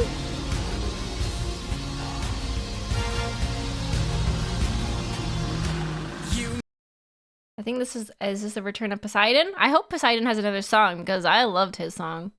Must be who Hermes mentioned. A monster here to block my way. Oh, I'd like it's a to monster. hurry up and end this. So if you don't have much to say, then oh, bring it on. I'm not dying here, I'm still fighting here. I'm holding on till I see it through, till I've beaten you. Ooh, it's a shark. I already know your tactics. When you swallow, you attack with whirlpools that attract prey. Oh! But I see a disadvantage. Oh my god, this is like what nightmares are made out of. It's a whirlpool full of teeth. It makes a whirlpool to eat you. Oh, that's nightmare material. 'Cause I don't even have to kill you. I just have to avoid you. See if you don't spit it out soon. All that water will destroy you. Oh, bring it on till you're out of breath, till there's nothing left. I'm holding on till I'm in the clear, till I'm out of here. Oh.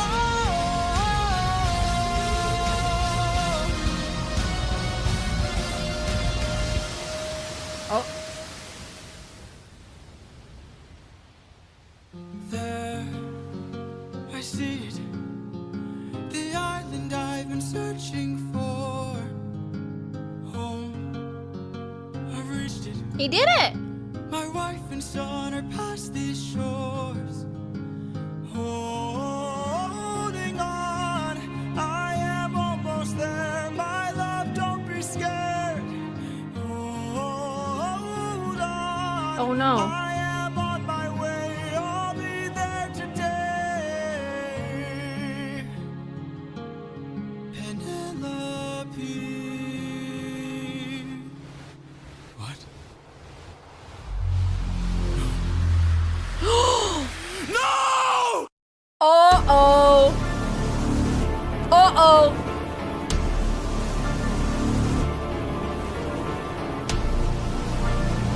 It's Poseidon, isn't it? There you are. Gotta love him. I gotta love him.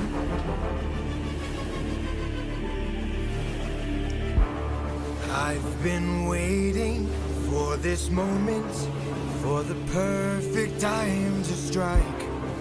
When you're home so close and you've reached your coast, that's when our paths collide. I've got a reputation, I've got a name to uphold, so I can't go letting you walk, or else the world forgets I'm cold. Now get in the water. He's literally like, hey, I know you've been through a lot, but I got a reputation to uphold. So let's do this. I gotta make sure everybody knows how cold and ruthless I am. So sorry, I'm making an example out of you. Get in the water, or I'll raise the tide so high, all of Ithaca will die. Get in the water. Damn. Get in the water. Stop this, please. I'll make tidal waves so profound, both your wife and your son will drown. No! Get in the water! Get in the water! Don't mistake my threat for bluff. You have lived more than enough. Get in the water! Get in the water! I'll take your son and gouge his eyes. That is, unless you choose to die. Get in the water! Aren't you tired, Poseidon? It's been 10 years. How long will this go? No kidding. Poseidon's kind of a petty bitch right now, isn't he? It's been 10 years? I love Poseidon, but come on, man. Why are you still holding on to this? Like, let him go see his wife. Always was. All the gods are like that.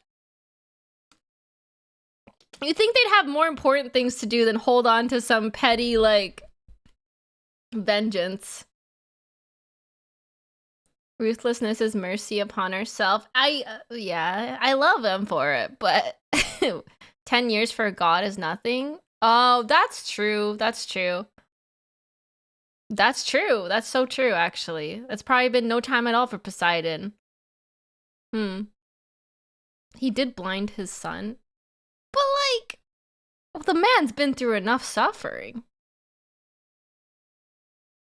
We're both hurting from losses, so why not leave this here and just go home? I can't. Maybe you could learn to forgive. No. No. This is mercy upon ourselves. Die!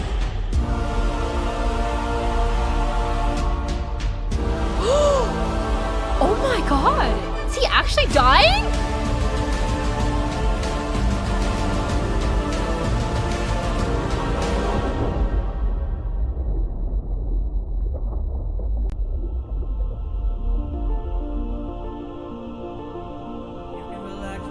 No! I can tell you're getting nervous. Look at all we've lost and all we've learned.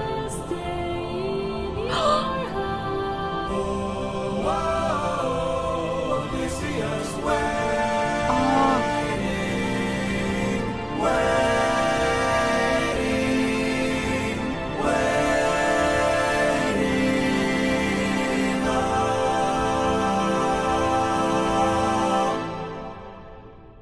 Are they gonna take him to the underworld? Did he die? Oh my god, he can't have died. Some god has to save him.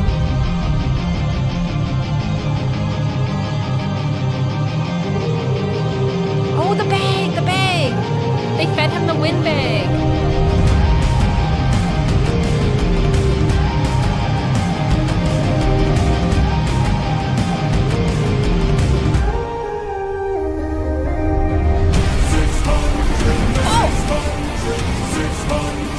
He's gonna fight Poseidon now? What the? Huh?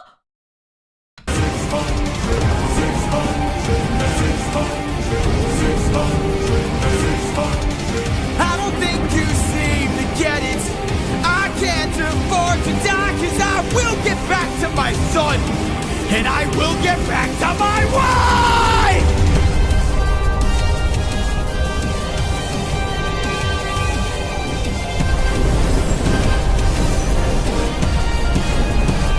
Forever become. Oh yeah, does he have Hermes shoes on right now?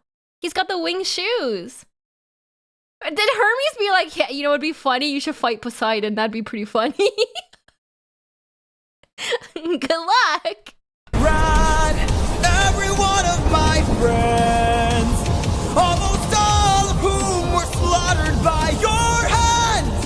600 strike!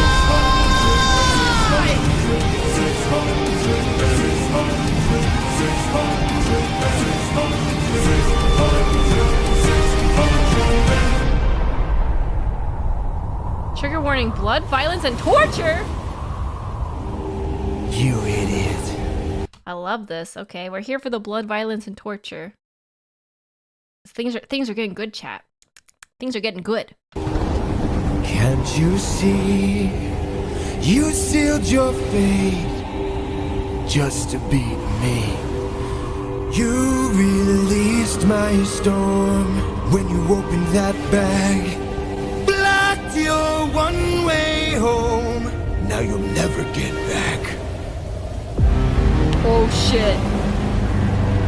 You're going to call off that storm. Oh my god! Or what? You can't kill me. Exactly.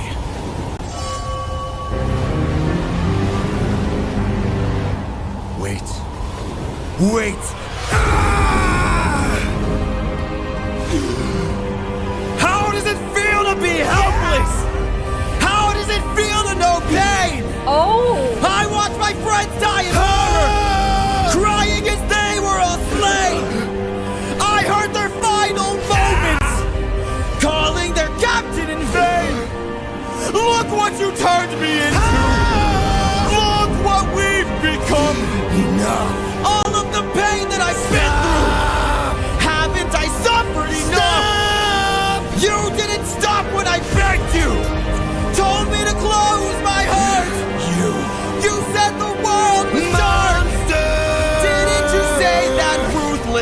faces, mercy upon our... Alright!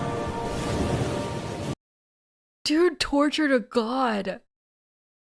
Holy shit. We're full on monster at this point, guys. I mean, I don't blame him. He's got some things to work through, but I mean, holy shit. Please.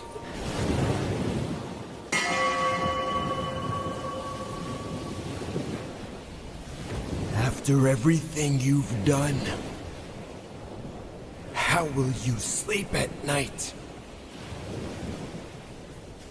Next to my wife. Oh my god, holy shit. What a line, damn, holy. That took me out. Nice and comfy next to his wife man to the end, Odysseus. Based. What a line.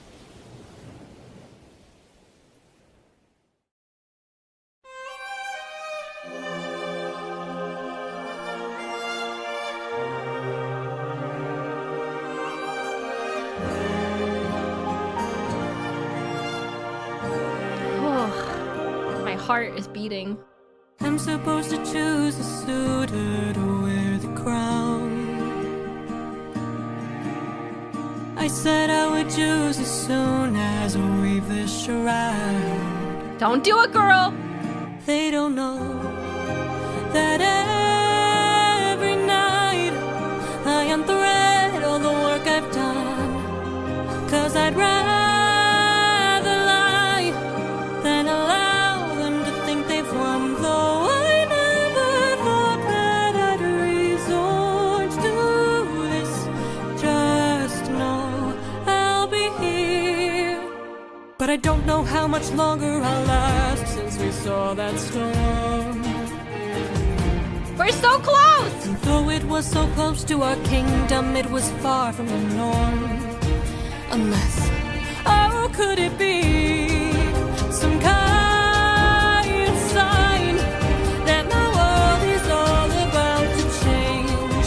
Is it finally time for the challenge I arranged? Though I never thought that it would come to this. Just know I'll be here buying you time. Time to be the man Buying you time. Time to be the man of the house. Whoever can string my husband's own bow and shoot through 12 axes cleanly will be the new king. Sit down at the throne and rule with me as his queen. Let the arrow fly once you know that your aim is true. 'Cause I'd rather die than grow old without the best of you. Though I never thought that these would be the lengths we go for love, I would not have it any other way. And though I never thought that it would end like this, just know I'll be here waiting, waiting, waiting, waiting,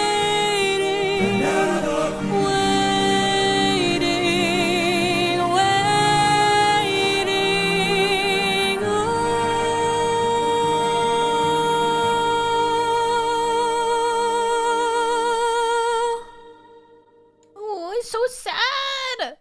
She's like testing them. So she's been playing the political game this whole time he's been gone, trying to keep the throne and not be married. She's like testing them or something. Or is she doing the whole like giving them tests that they possibly cannot do?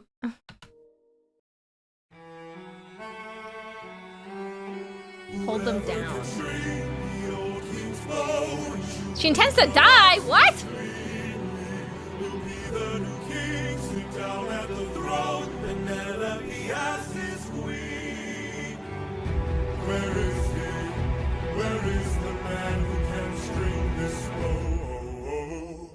This competition, we've been here for hours. None of us can string this. We don't have the power. Screw this damn challenge. No more delays. Can't you guys see we're being played? This is how they hold us down while the throne gets colder. Hold us down while we slowly. Trigger warning for hold them down? Hold us down while the boy gets bolder. Where in the hell is our pride and our rage? Here and now, this is the darkest song? Trigger warning for this song. This is the darkest song of the series. Okay, trigger warning, chat. Okay. Here and now, we can take control. Here and now, burn it down to ashes. Channel the fire inside your soul. Haven't you noticed who's missing? Don't you know the prince is not around? I heard he's on a diplomatic mission. And I heard today he comes back to town. So I say we gather near the beaches. I say we wait till he arrives. Then when he docks his ship, we can breach it. Let us leave now, today we can strike it. Hold him down till the boy stops shaking. Hold him down while I slit his throat.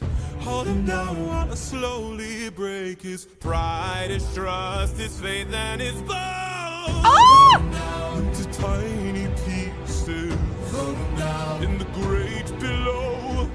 When the crown wonders where the prince is, only the ocean and I will know. And when the deed is done, the queen will have no one to stop us from breaking her bedroom door. Stop us from taking her love and more. And uh-oh. we'll hold her down. No! Oh my god! Hold her down while I get a taste. Hold her down while we share her spoils. I will not let any part go to waste. Here and now there's a chance for action. Here and now we can take control. Take control. Channel the fire inside your soul and hold him down. Hold him down.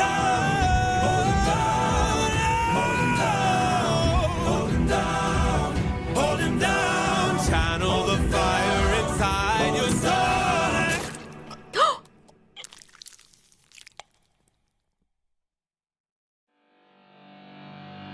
Was that Odysseus? For 20 years I've suffered every punishment and pain, from the wrath of gods and monsters to the screams of comrades slain.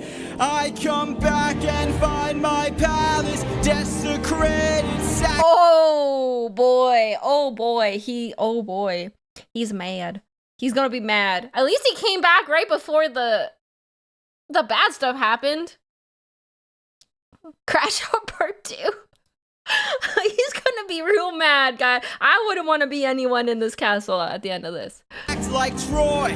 Worst of all, I hear you dare to touch my wife and hurt my boy. I have had enough. Oh.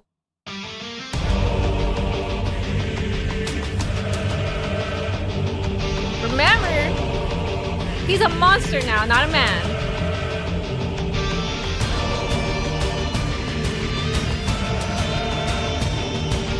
Oh no, this is where he murders everybody, and then his wife and child are horrified of him because the Odie they knew would never do that.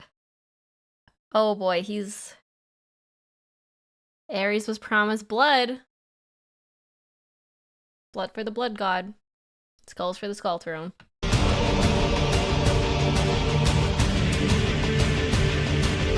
In the heat of battle at the edge of the unknown, somewhere in the shadows lurks an agile, deadly foe.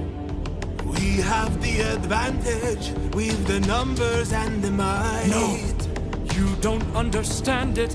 This man plans for every fight.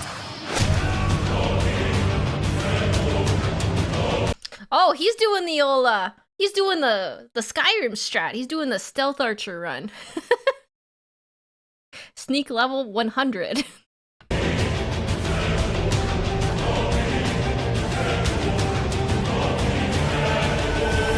Where is he? Where is he? Keep your head down, he's aiming for the torches.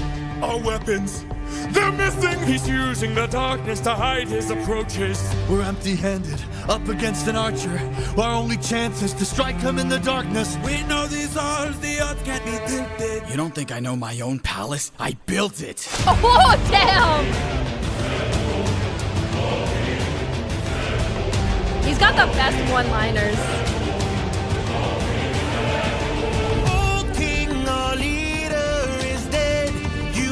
The serpent's head.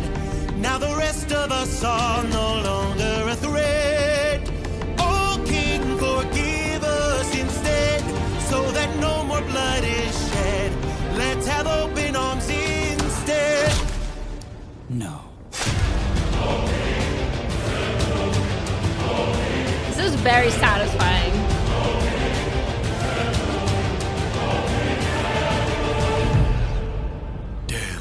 He's more cunning than I assumed. While we were busy plotting, he hid our weapons inside this room. I find it hard to believe that the sharpest of kings left his armory unlocked. So what? Now that we have armed ourselves, let's make the bastard rot. Behind you!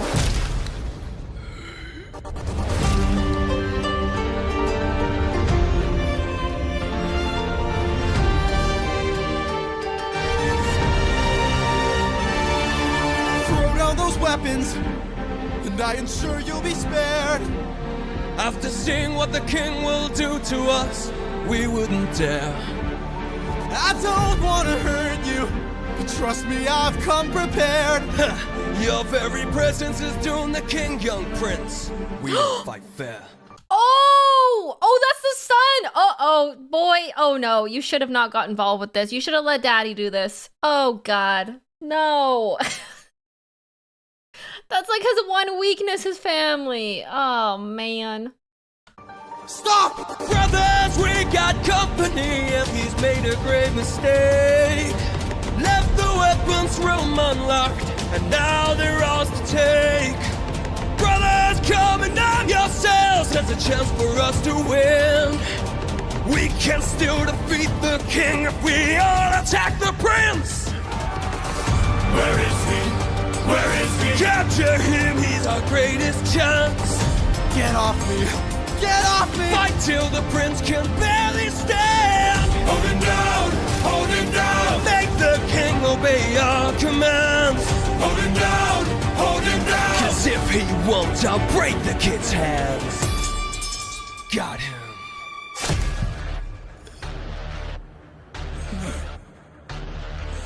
Mercy. Mercy. My mercy is long since drowned. It died to bring me home. And as long as you're around, my family's fate is left unknown. You plotted to kill my son. You planned to rape my wife. All of you are going to die. Whoa. You filled my heart with hate. All of you who have done me wrong. This will be your fate!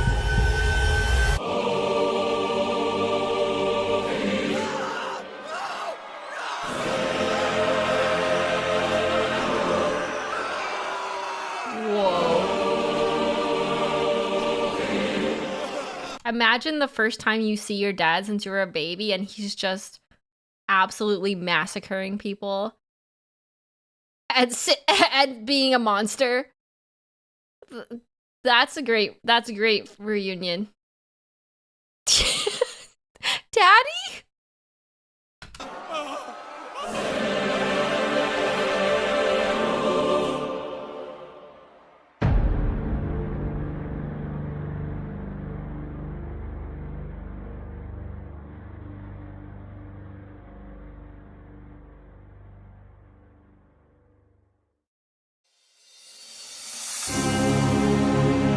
Can't help but wonder.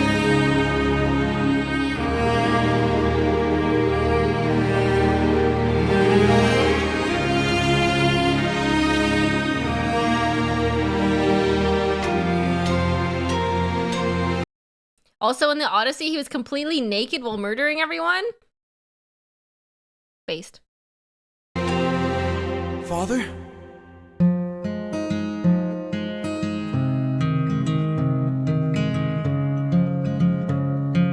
Son.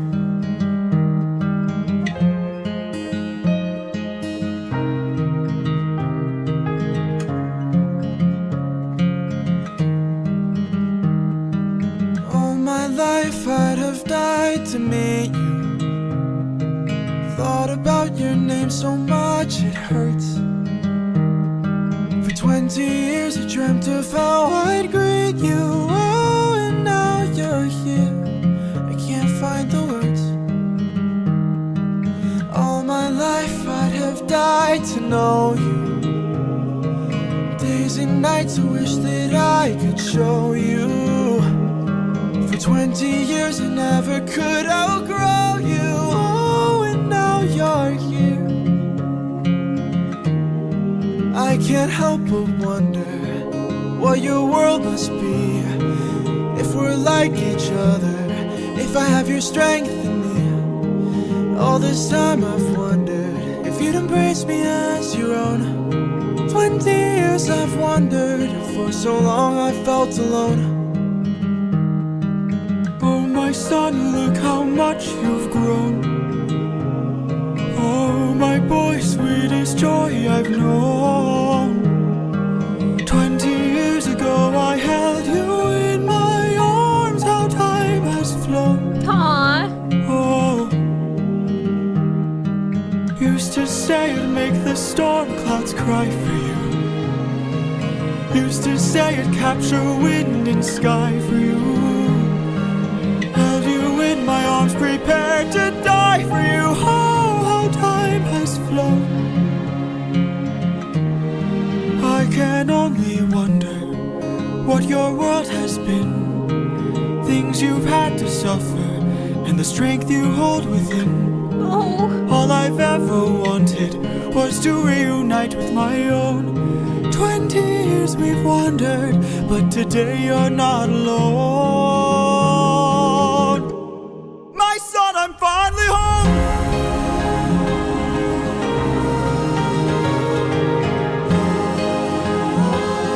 Father, how I've longed to see you. To lay my cross, I'm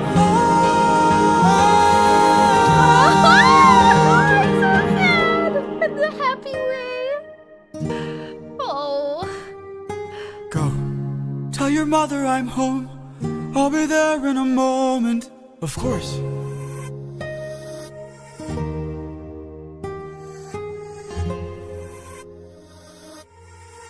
If something bad happens now, I'm gonna lose it. Show yourself.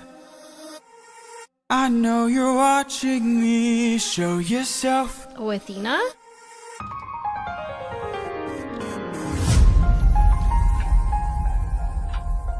You were never one for hellos. I can't help but wonder what this world could be if we all held each other with a bit more empathy. I can't help but feel like I led you astray. What if there's a world where we don't have to live this way?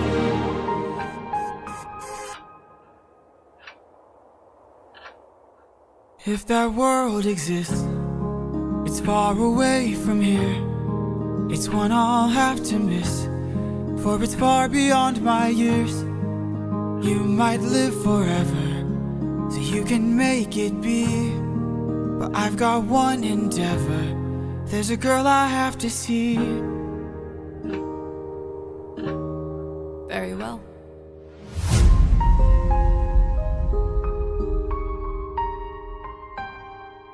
Father?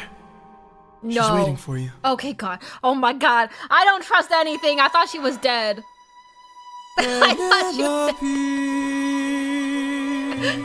Oh.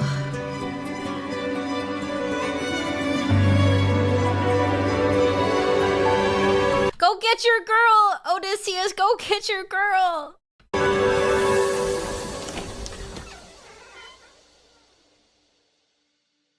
Is it you? Have my prayers been answered? Is it really you standing there? Or am I dreaming once more? You look different. Your eyes look tired. Your frame is lighter. Your smile torn. Is it really you, my love? I am not the man you fell in love with. I am not the man you once adored. I am not your kind and gentle husband. And I am not the love you knew before. Would you fall in love with me again if you knew all I've done? The things I cannot change. Would you love me all the same? I know that you've been waiting for love. Aww. This is getting me in the feels. Oh. She was the Spartan. She would 100% not find that very hot, actually. They have to fall in love again. They have to date again. They have to figure out who they are now. It's been 20 years. They have to start over.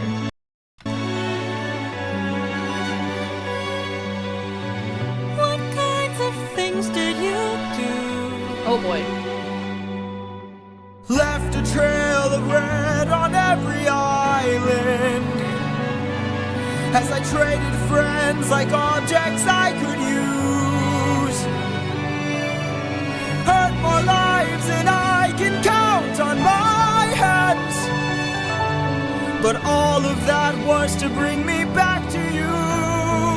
So tell me, would you fall in love with me again if you knew all I've done? The things I can't undo. I am not the man you knew. I know that you've been waiting.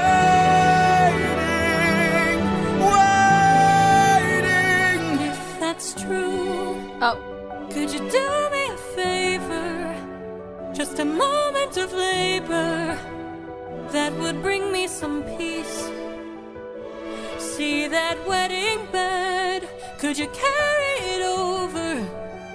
Lift it high on your shoulders and take it far away from here. How could you say this? I had built that wedding bed with my blood and sweat. Carved it into the olive tree where we first met. Man. What happened? He built her a bed out of a tree. He killed so many people. Did so many bad things to get back to his wife. Never cheated on her with multiple goddesses and witches who tried to tempt him. What happened? What happened? I just want to know what happened. Why are men not building beds out of trees anymore? Why are men not going to war over women anymore? What happened to romance? A symbol of our love everlasting. Do you realize what you have asked me? The only way to move it is to cut it from its roots. Only my husband knew that, so I guess that makes him you. Oh. I will fall in love with you over and over again. Yay! Yay! She was making sure it was an impersonator. She is smart. Clever girl, Penelope. I don't care how or when, no matter how long it's been, you're mine. Don't tell me you're not the same person. You're always my husband and I've been waiting. Penelope. Aww. Penelope.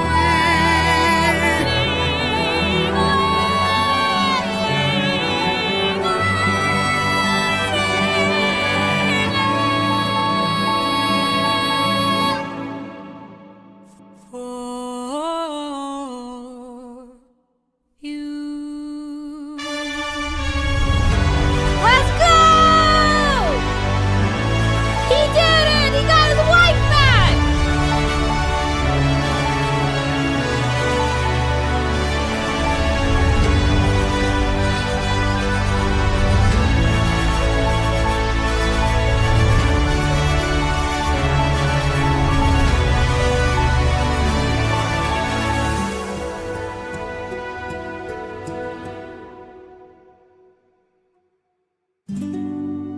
How long has it been?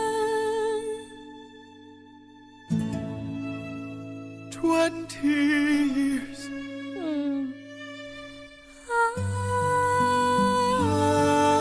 I love you.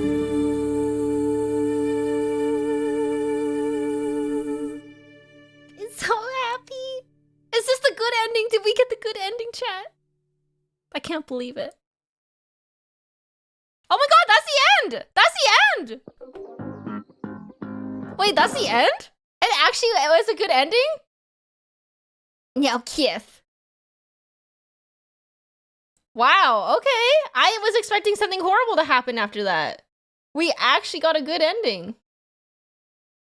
Odysseus, the one single dude in all of Greek myth that got a good ending. He had to do a lot of horrible things, but he got the good ending. It's one of the few tragedies with a strictly good ending in Greek mythology. Wow. I think his TikToks would blow your mind. He has so many Easter eggs. Yeah, Greek myths usually have tragic endings. This is new to me. This is new to me. Thank you, Thunderslap, for the 3 months. Thank you, thank you. Oh, wait. We're resub for 6 months at tier 1. They've been subscribed for 3 months. Wait. For the 6 months? Thank you, Thunderslap. Holy. Sim, do you want to see a non-canon song of what could have happened to Poseidon after the fight? Does Poseidon die? Because I don't want to see Poseidon die. He somehow became one of my favorite gods through this story. I never really much cared for Poseidon. Because I thought he was kind of like... I don't know. I just thought he was like, ooh, water god. There's a lot more to him. I really like him after this story. Some of the other illustrators have great interpretations of the songs. Gods can't... Well, I know not... He can't technically die, but I don't want to see him get tortured anymore. I don't want to see him get tortured anymore. Poseidon is also the god of horses? Okay, that's why I love him. I was a horse girl. Look up Epic Puddle Boy. Okay. Epic Puddle Boy. This one?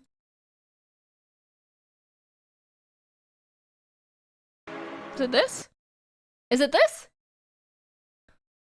What was your favorite song, Stim? Ooh.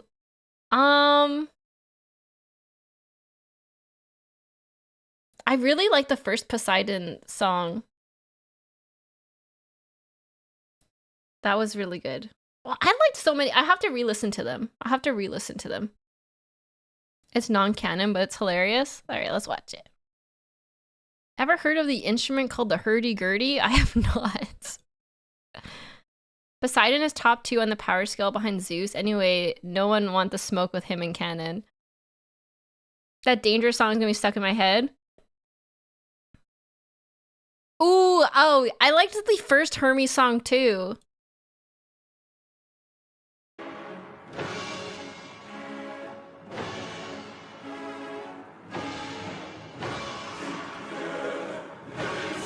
Oh, hey, brother Mance, you're looking rough. You got your ass whooped by Odie?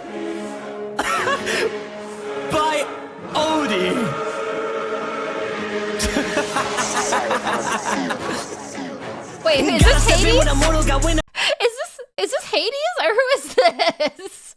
Because he called him brother, and he's got a skull on him, so that's where I'm going with this. I'd argue that Hades is the most powerful out of the Greek gods. Hades is the god of wealth, a literal rap god. I didn't know Hades was a god of wealth. Okay, I wasn't paying attention. Let's start it over.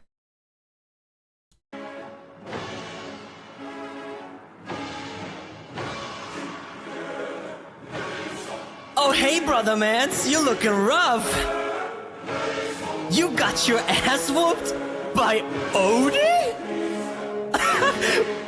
By Odie.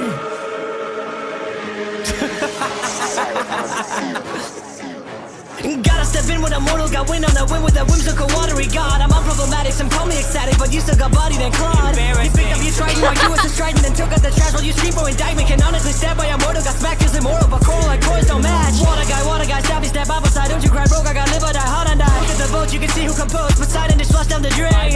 Such an embarrassment, us in comparison, scrap but how more the game? I mean, look at the ball, that's tease. Fall boy dies to a breeze, I think it is time we acknowledge the bride, but the god of the ocean committed a crime. You took a nail like your name, Prince Hector, tackle big talk, real gotcha voice actor. Clown, can't even drown, put on a frown, then go to town, down, put you in a gown, then play that round. How does it feel to be trapped in blood, pussy?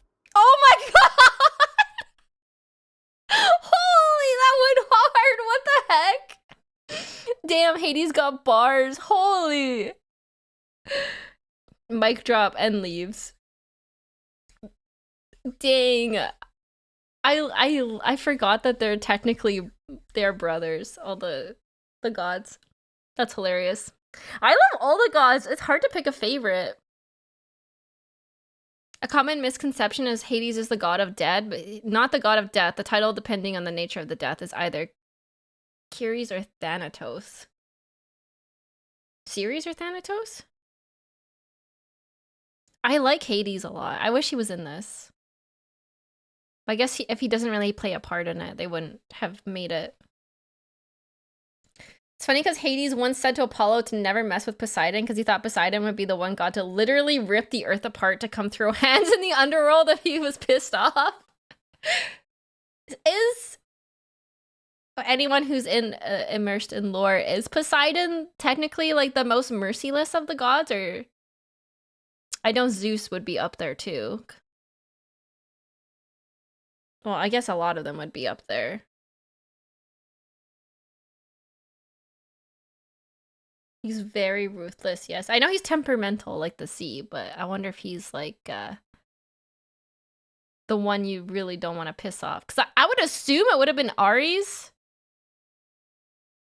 Like the, the war god. But that's giving me more like For Honor and battle vibes. And Poseidon's just like, I will fucking end you. Poseidon has the highest capacity of ruthlessness, but keeps it in check somehow. Hades has a lot of mercy. Yeah, I wouldn't think Hades. Hades has a lot of mercy.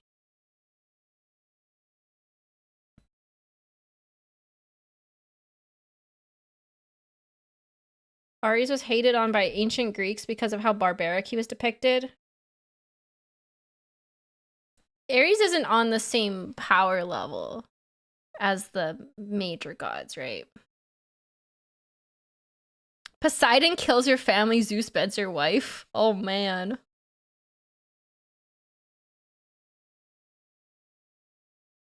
I just want to deep dive Greek mythology now, guys. My curious brain. I should play the Hades games actually. If the Hades games are like based on Greek myth, that would be fun. I should play that. Ares in a lot of ways is like corn. Yeah, that's the vibe I was getting. Okay, let's what time is it? Oh, we still got time. Time to read the Percy Jackson books. Maybe I should. Maybe I should read Percy Jackson. I never did. I missed that whole craze. The first generation gods are a lot stronger. Hera even dunked on Artemis in an archery competition, and it's Artemis's specialty. There's another musical called Hadestown. It's about the myth of Orpheus, but I'm not sure if there's a big compilation with animatics. I wonder if it's like the older the gods are, the more powerful they are. That would make sense. If you do read Percy Jackson, just read the first 5. The rest are a big hit or miss after. Okay. Well, I have to read Infinite and the Divine first. That's my top book. And then I have to finish reading Rhythm of War. Rhythms of War. Yeah, I have to read that too. Next, you need to watch Alien Stage, and it's also animatics and music. Ooh.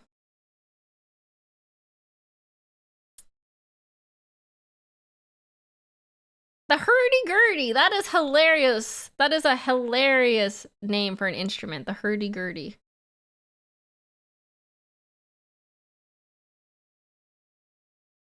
Alien Stage is so good, but it's a K-pop musical? What? I didn't know they had K-pop musicals. I guess that makes sense. I know a lot more about Norse mythology rather than Greek. I know quite a bit about Norse mythology. Alright, I'm gonna take us to the BRB screen because I'm gonna get a drink. And then we will watch. Where's the thing? We'll watch some Warhammer. We're gonna learn about the Chaos Space Marines because I love them. I love the Chaos Space Marines. I'm a bloody heretic. I haven't watched any of Warhammer's videos, so I'm excited. Heretic time! Embrace the chaos! Yeah. I'll be right back. Go get a drink or a snack. Do some stretches. Get your steps in. And we'll be back in about 5 minutes, alright? Alright, bye-bye. Bye-bye. I'll be back in 5 minutes.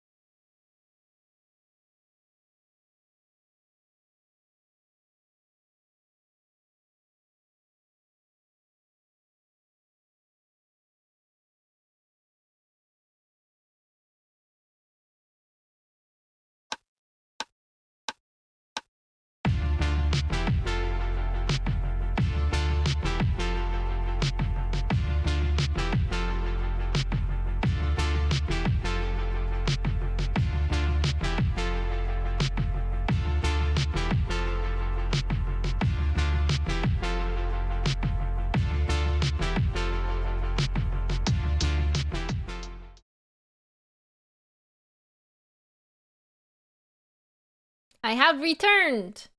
Returned for Warhammer. I feel like it's been a bit since we did Warhammer. I'm prepared, and it's gonna be a bit until I'm back. Do you miss gameplay? Or is this fine?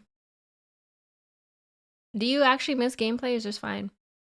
I have not felt the need to game lately. I've just been enjoying doing talking streams. Which is so weird, because I used to, like, only play games. I thought I was boring. I'm enjoying this. I like both. I miss Crack Stars. Crack Stars is not coming back, I don't think.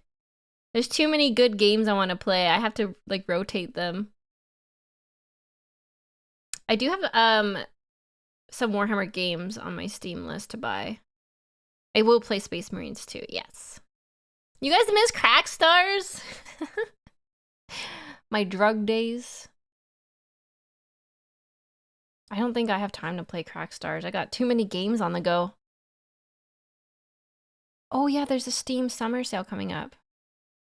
There's also Dark Tide if you want multiplayer.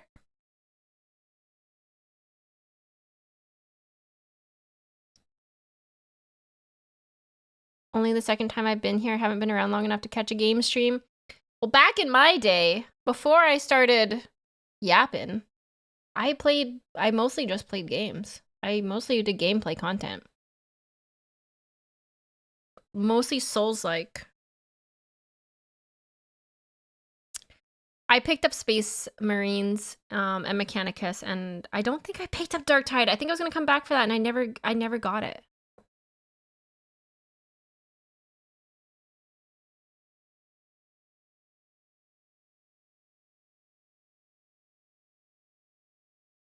Oh yeah, you're right. This isn't Primarch lore. This is Space Marine lore. Gotcha! Gotcha! God, I gotta keep you on your toes. I'm watching through your Baldur's Gate 3 VODs, peak content. I wanted to play Baldur's Gate on stream with the new subclasses because I'm having a lot of fun with Drunken Monk. I just don't think there's time for it on stream. I can only stream like 2 to 3 days a week with my workload. And I just can't, unless you're a streamer that streams every day, it's so hard to get through those big games. It's like play once or twice and then you're on to something new. But I do love Baldur's Gate. I would love to do a playthrough of it on stream. I just don't feel like I have the time.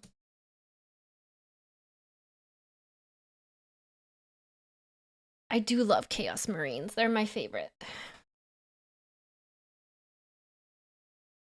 A BG3 playthrough with your schedule would be like a One Piece amount of episodes. Yeah. Welcome to part 155 when we end Act 1. Got here just in time. Oh, I should change the category to Warhammer. Let's see here.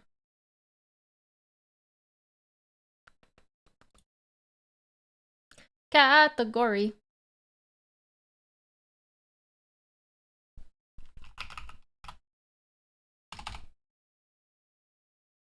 Here we go. Maybe roguelites would work better. I really enjoyed playing Until Dawn on stream actually, even though it terrified me. Because it was nice to finish a game in like 2 streams. So I might do shorter games so we can actually get a whole playthrough on stream.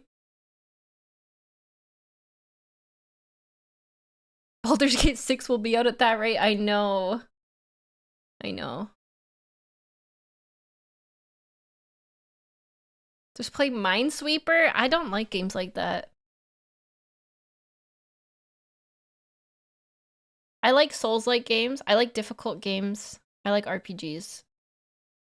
I wanted to play Oblivion too, but there ain't no way I have time to do a whole Oblivion run on stream. Anyways, we'll figure out something. I do want to play Space Marines on stream, so maybe I'll do that when I get back. And hopefully finish up Elden Ring. Until then, let's continue yapping because I love it. Remember the 80s story game you played but didn't finish? That's like every game I've played. Remember that game you played 2 times and never finished? Yeah. That game was really good though.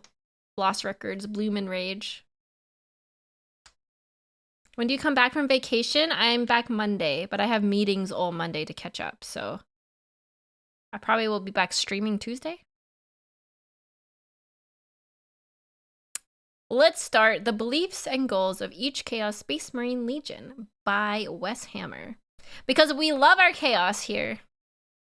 Actually want? What is the point of continuing a war that has gone on for over 10,000 years? Is it something as simple as vengeance? Do they want to see the entire galaxy destroyed? Or in their own dark and twisted way, do they believe that what they are doing is truly the best path forward for humanity? In this video, we're going to be taking a look at all of the different traitor legions, boiling them down to their fundamental principles that guide them in their fight against the Imperium, and try to figure out what makes them tick.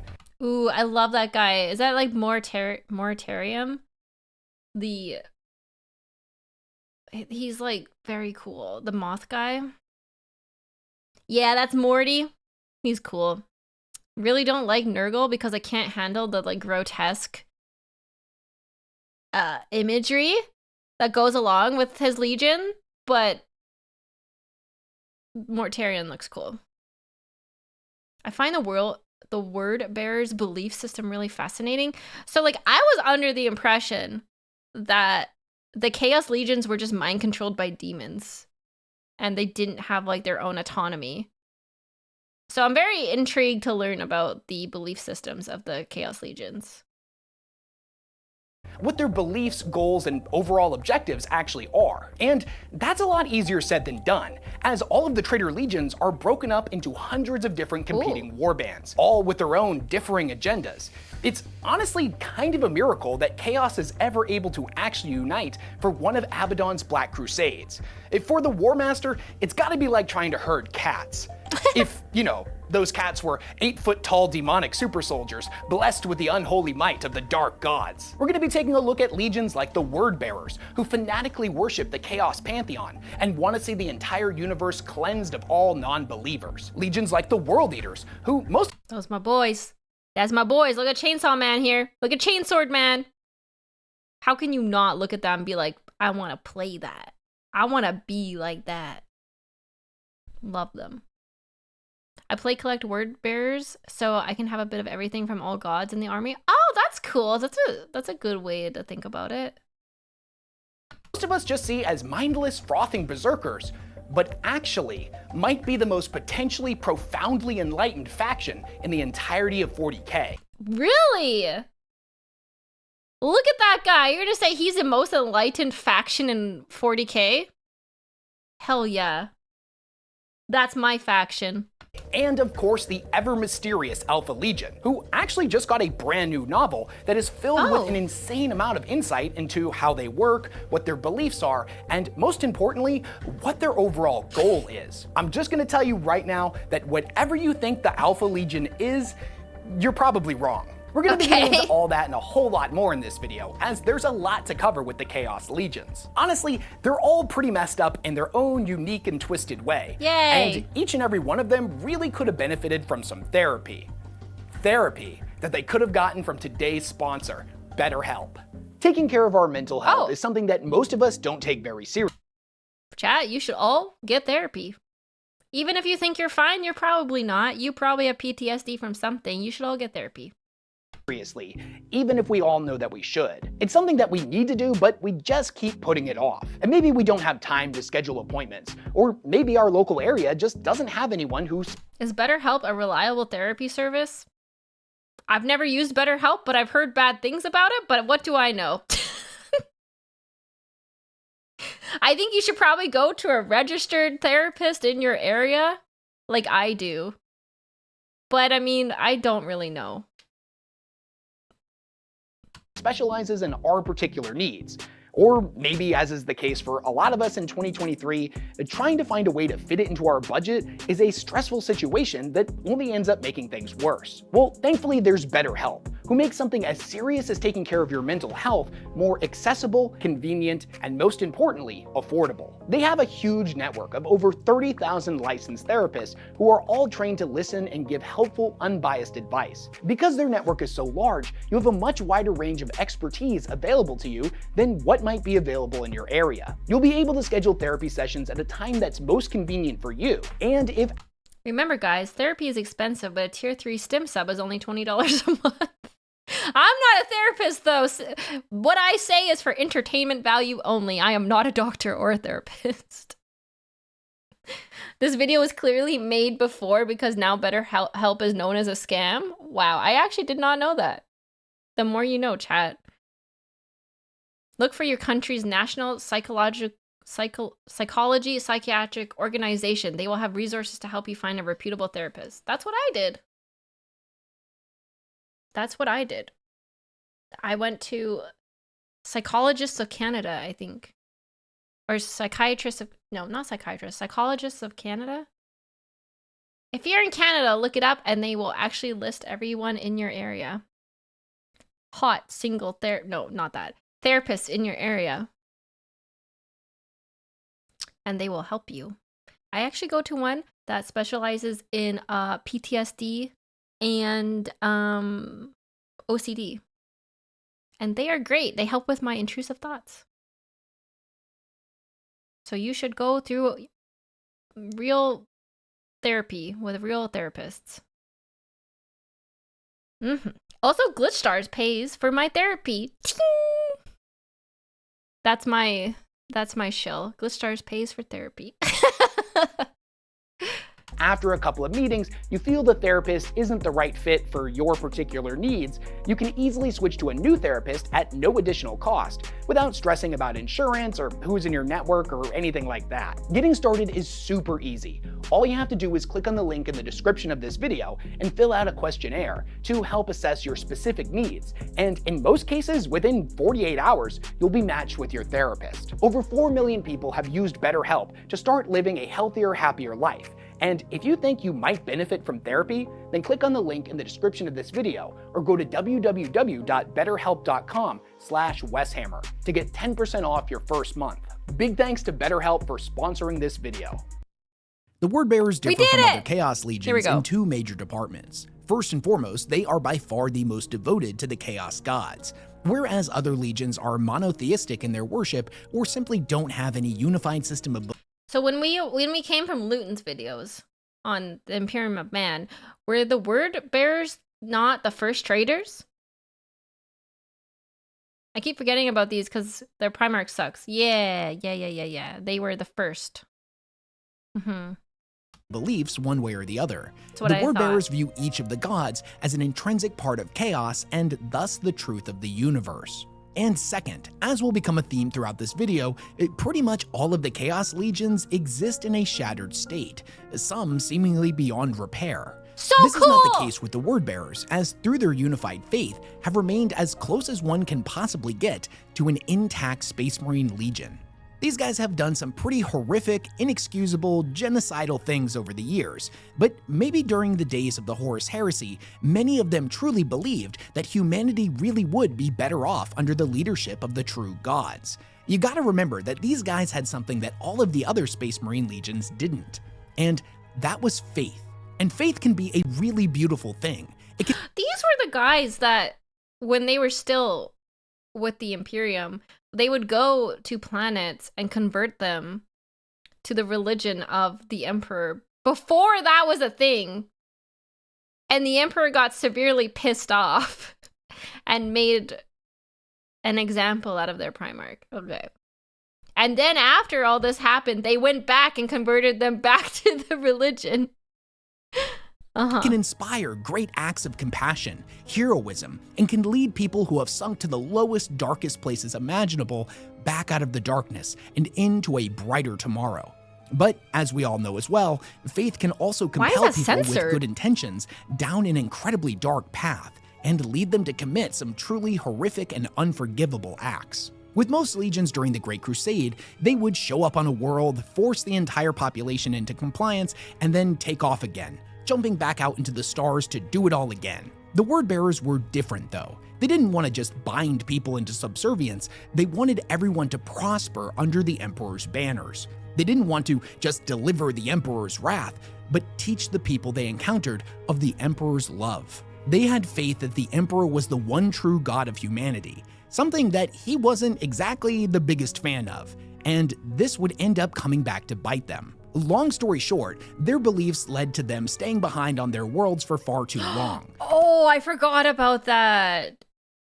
Didn't the emperor like nuke one of their towns in front of them and made them watch it? Falling behind in their conquered world's quota.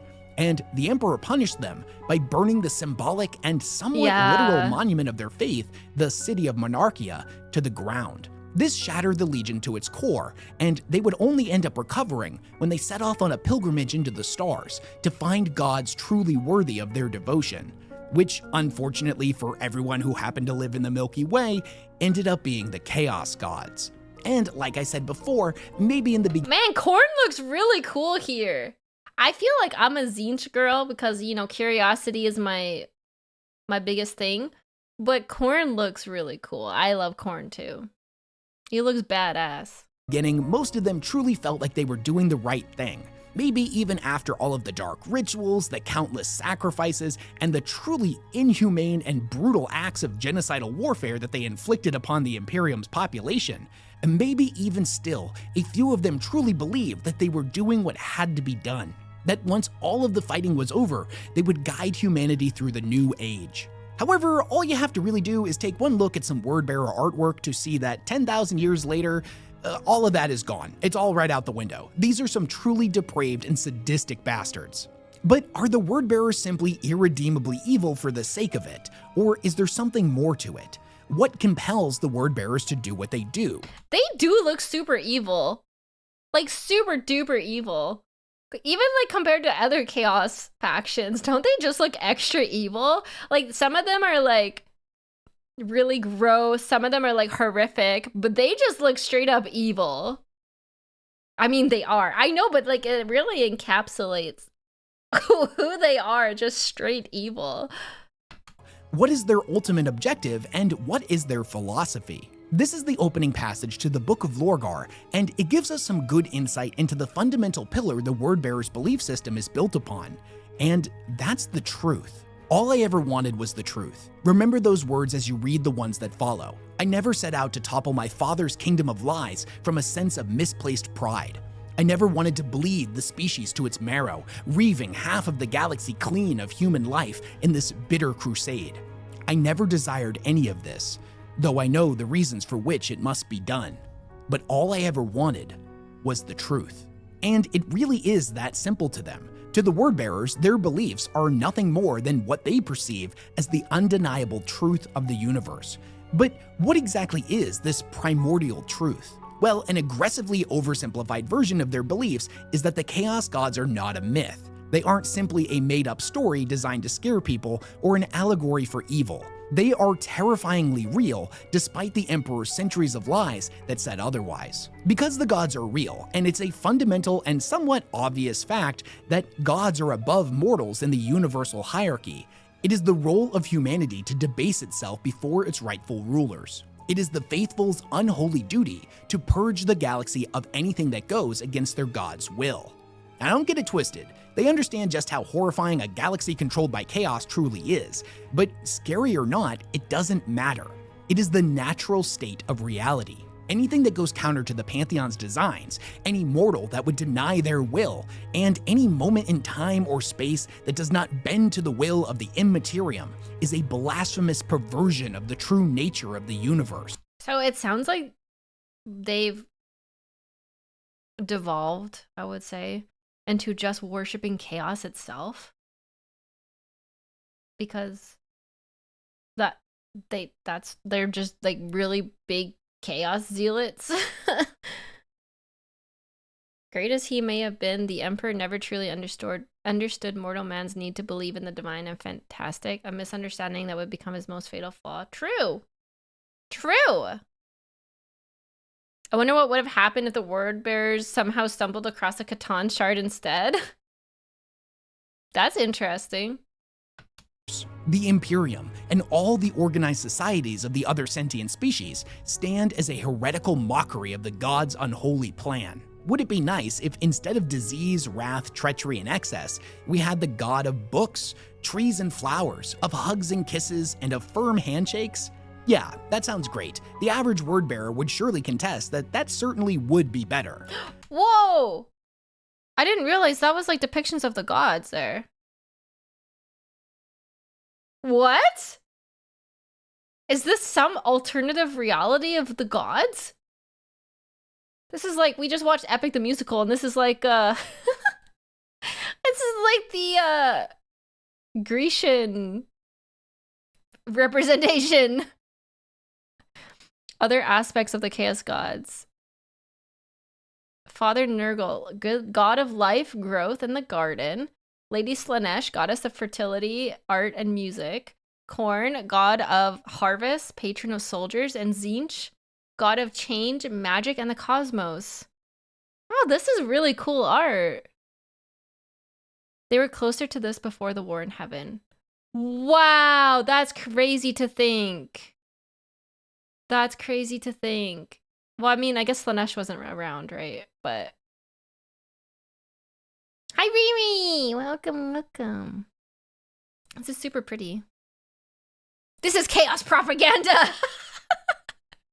This is my god right here, Korn, and how I will always remember him and think of him. Yeah, Slanesh was born long after the war in heaven. This is just a random, yeah, they don't actually have a physical form. This is a representation of them. I've just never seen them represented as so beautiful before. Usually they're horrific. I was a Tzeentch girl, but can I have both? Can't I have Tzeentch and Korn?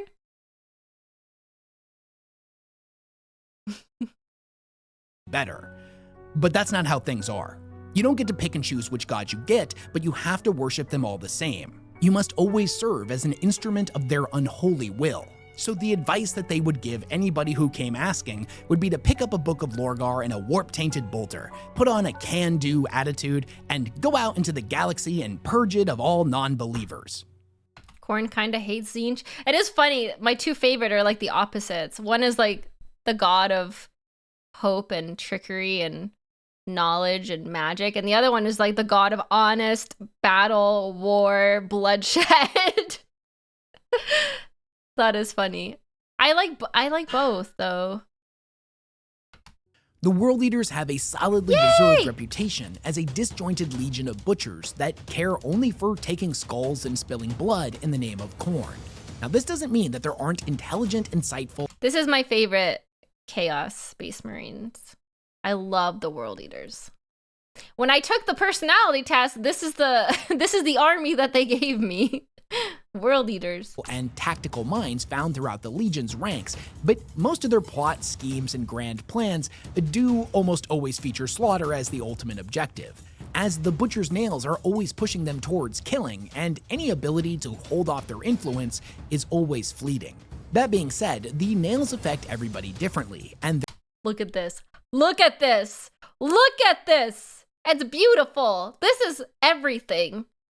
This is what, when I play Warhammer, this is what I want to be like. I want to be him. I want to look like this. I want to kill everything. I want to drink their blood from their skulls.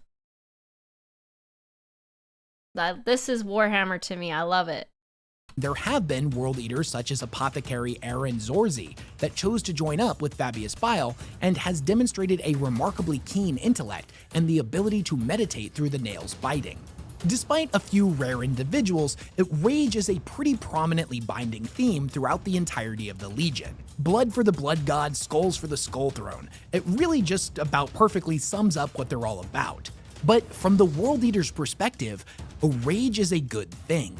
It is pure, unfiltered, and honest. To give oneself over to rage is to truly ascend to a higher mental plane.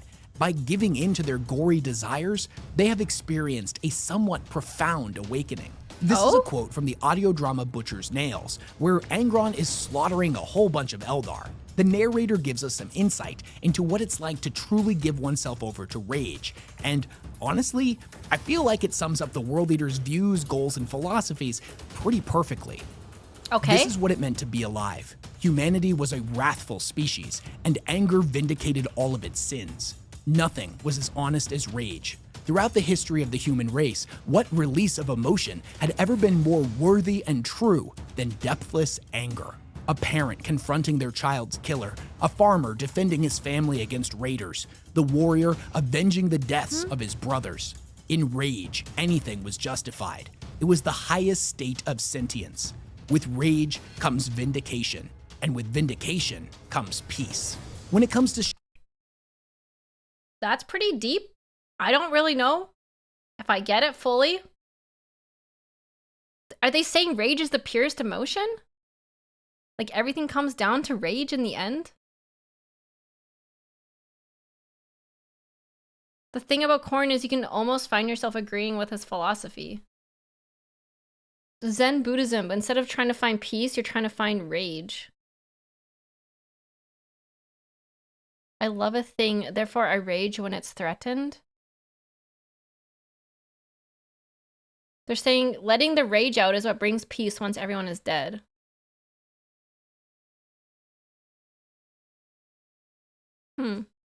Rage is the most unrestrained and simplest emotion. I would agree with that. Rage is the most simplest emotion. Everyone has it. Everyone experiences it. I don't know if I like totally agree with that, but it's something to think about. Shared philosophy, belief, and experience amongst Korn's faithful, the World Eaters actually have a pretty interesting way of instilling their traditions, ideas, and even memories into all of their recruits at a genetic level. They utilize these guys known as the Berserker Surgeons, who use a mixture of dark sorcery and forbidden gene crafting techniques to grow new World Eaters in birthing vats.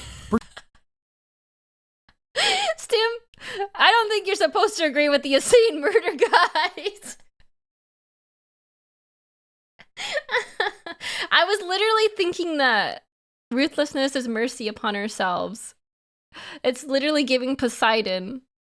Producing Space Marines in a fraction of the time that it would take for the Imperium to create them. Admittedly, this process is pretty wasteful and ends up killing more than it makes, but whereas from the time of recruitment all the way up to when a scout graduates to becoming a fully fledged Space Marine can take years or even decades. For the World Eaters, give or take a month. And because the biological material used to create these monsters is taken from other World Eaters, some part of the process imbues in them all of their memories. This means that when they awaken, they believe themselves to be the veterans of thousands of wars, adopting a mishmash of views from all the donors. In a sense, this allows the World Eaters and their beliefs to live on through their new recruits. The Alpha Legion has a reputation for being the most mysterious and Chat, I have something to tell you. You're never gonna believe me. I am Alfarius. I know, right? I know. I'm Alfarius. and cryptic of all of the Space Marine legions, and that's kind of their whole point. They specialized in subterfuge and manipulation of events behind the scenes, rather than grinding frontline warfare. Needless to say, because they are so intentionally cryptic, there are countless rumors, stories, and good old-fashioned memes about the Legion that have led many people in-universe and outside of it within the larger 40k community to come up with all kinds of crazy theories about what they're actually up to. However, the recent novel Horrormaster dispels a lot of these myths and gives us a lot more insight into how the Alpha Legion functions and what their overall goals are in the modern 40k setting.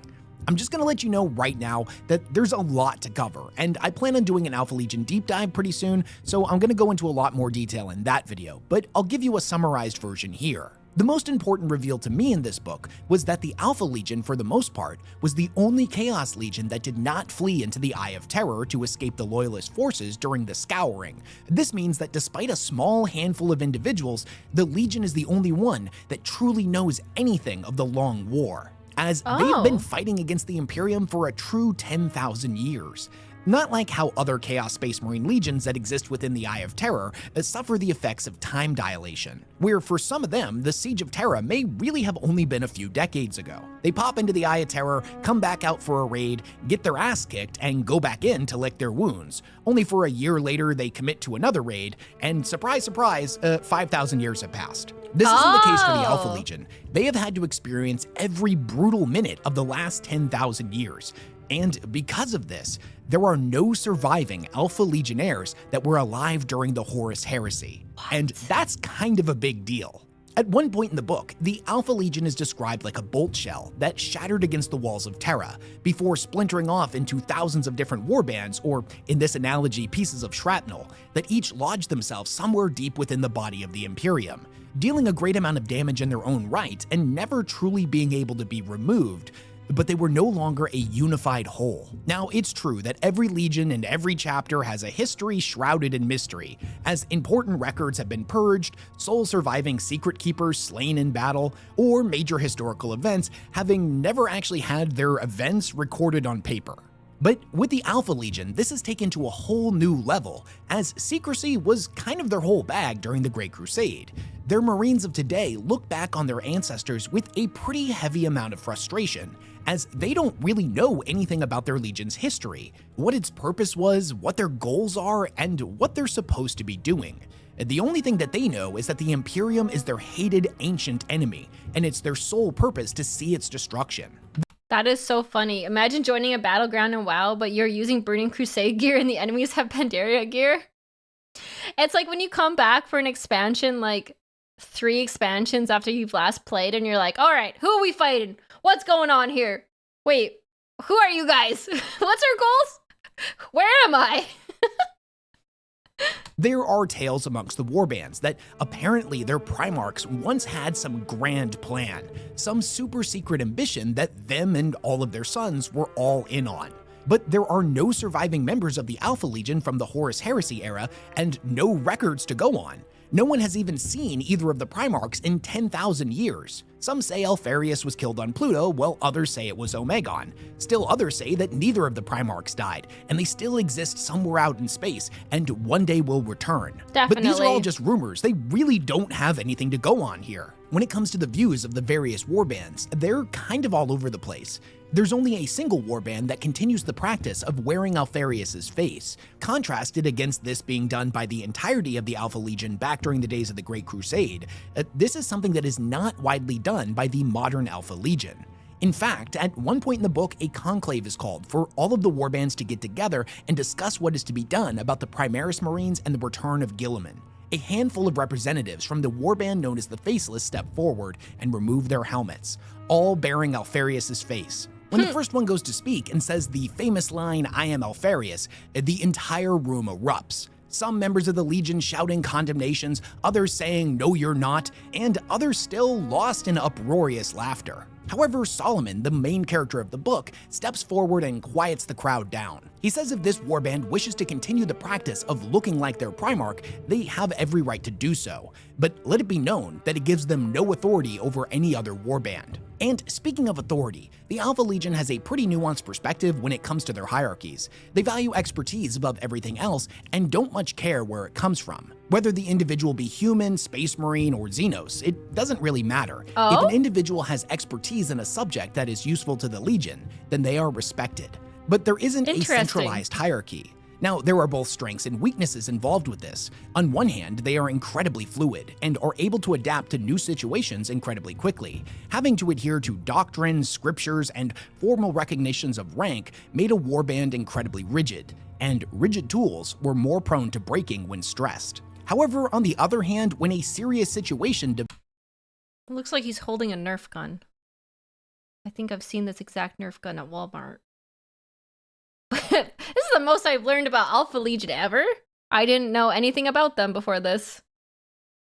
This is kind of cool. Develops, like the Primaris Marines suddenly showing up out of nowhere, and none of the warbands can really agree on what to do. It creates a bit of a chaotic situation.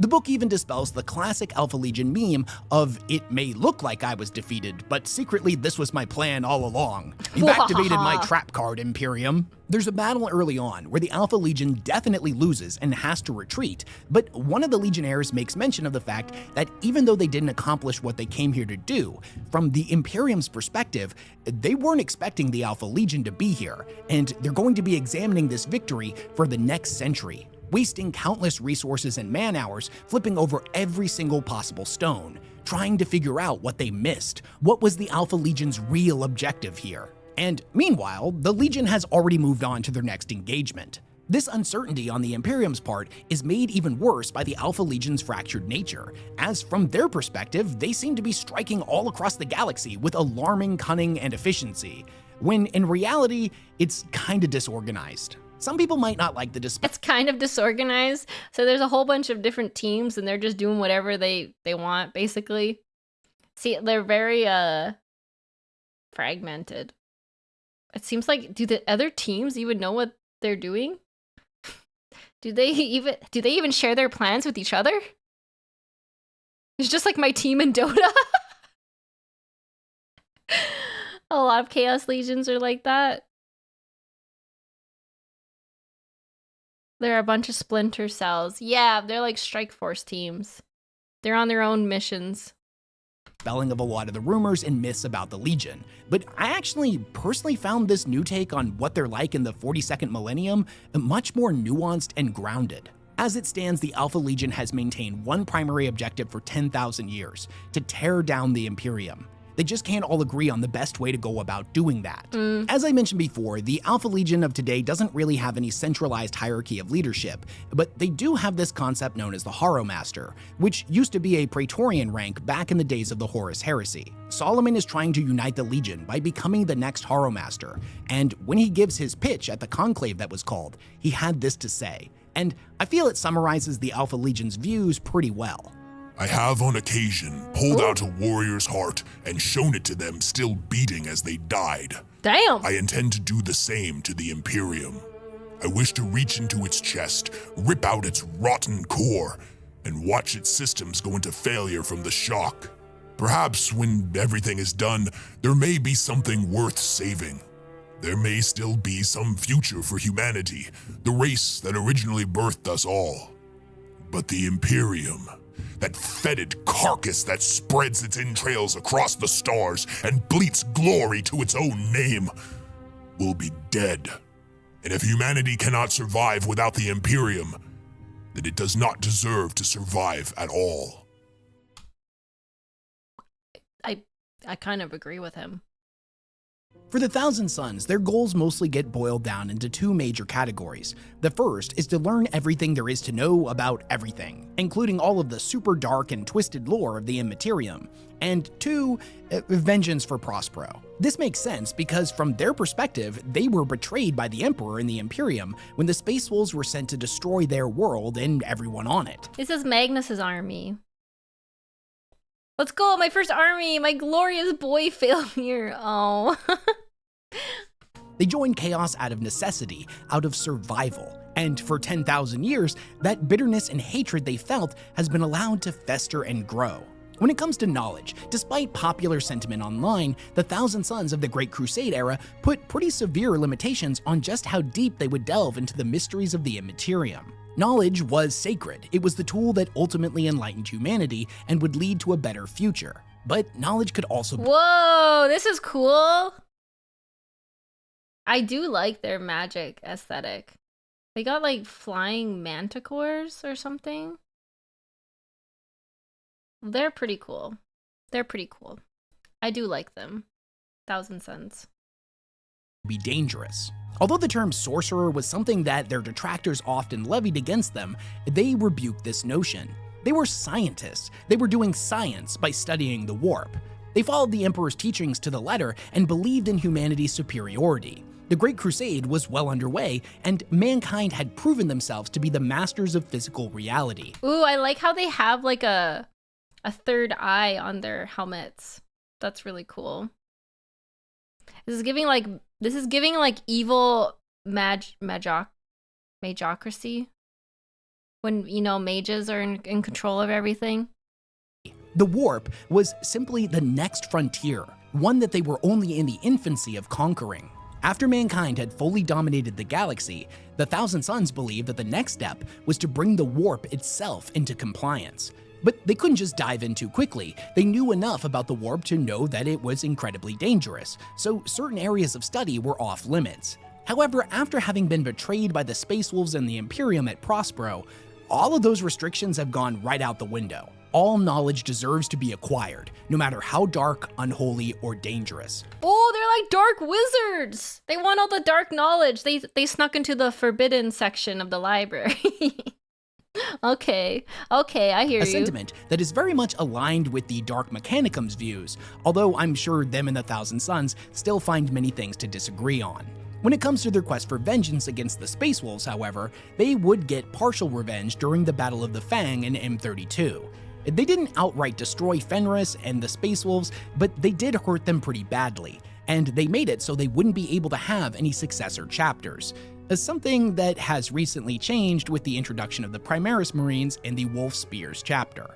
After this, they would successfully end up retaking the corpse of their homeworld of Prospero, and ever since then, they seem to have been focused on picking up the pieces where they left off during the Great Crusade, building a psychic empire, as they've been sending out calls for psychers all the way across the galaxy to come join them on their homeworld. This is a storyline that started in the Psychic Awakening and is still very much in development, so we don't exactly know where it's going to end up, but we can rest assured that forgiveness is most definitely not part of the Thousand Sons agenda. As the chosen heralds of Nurgle, it is the Death Guard's ultimate Oh, that was quite short compared to the Alpha Legion. Wow, I can't talk. The Alpha Legion. Now we're on to the Stinky Boys. The happy Stinky Boys. Objective to see the Plague Lord's will made manifest, which primarily takes the form of spreading his diseases to every corner of the galaxy, and his corruption throughout the Spreading his diseases, okay? Oh, he's done a separate video on them. I could go deeper into this after. teeming masses of the Imperium.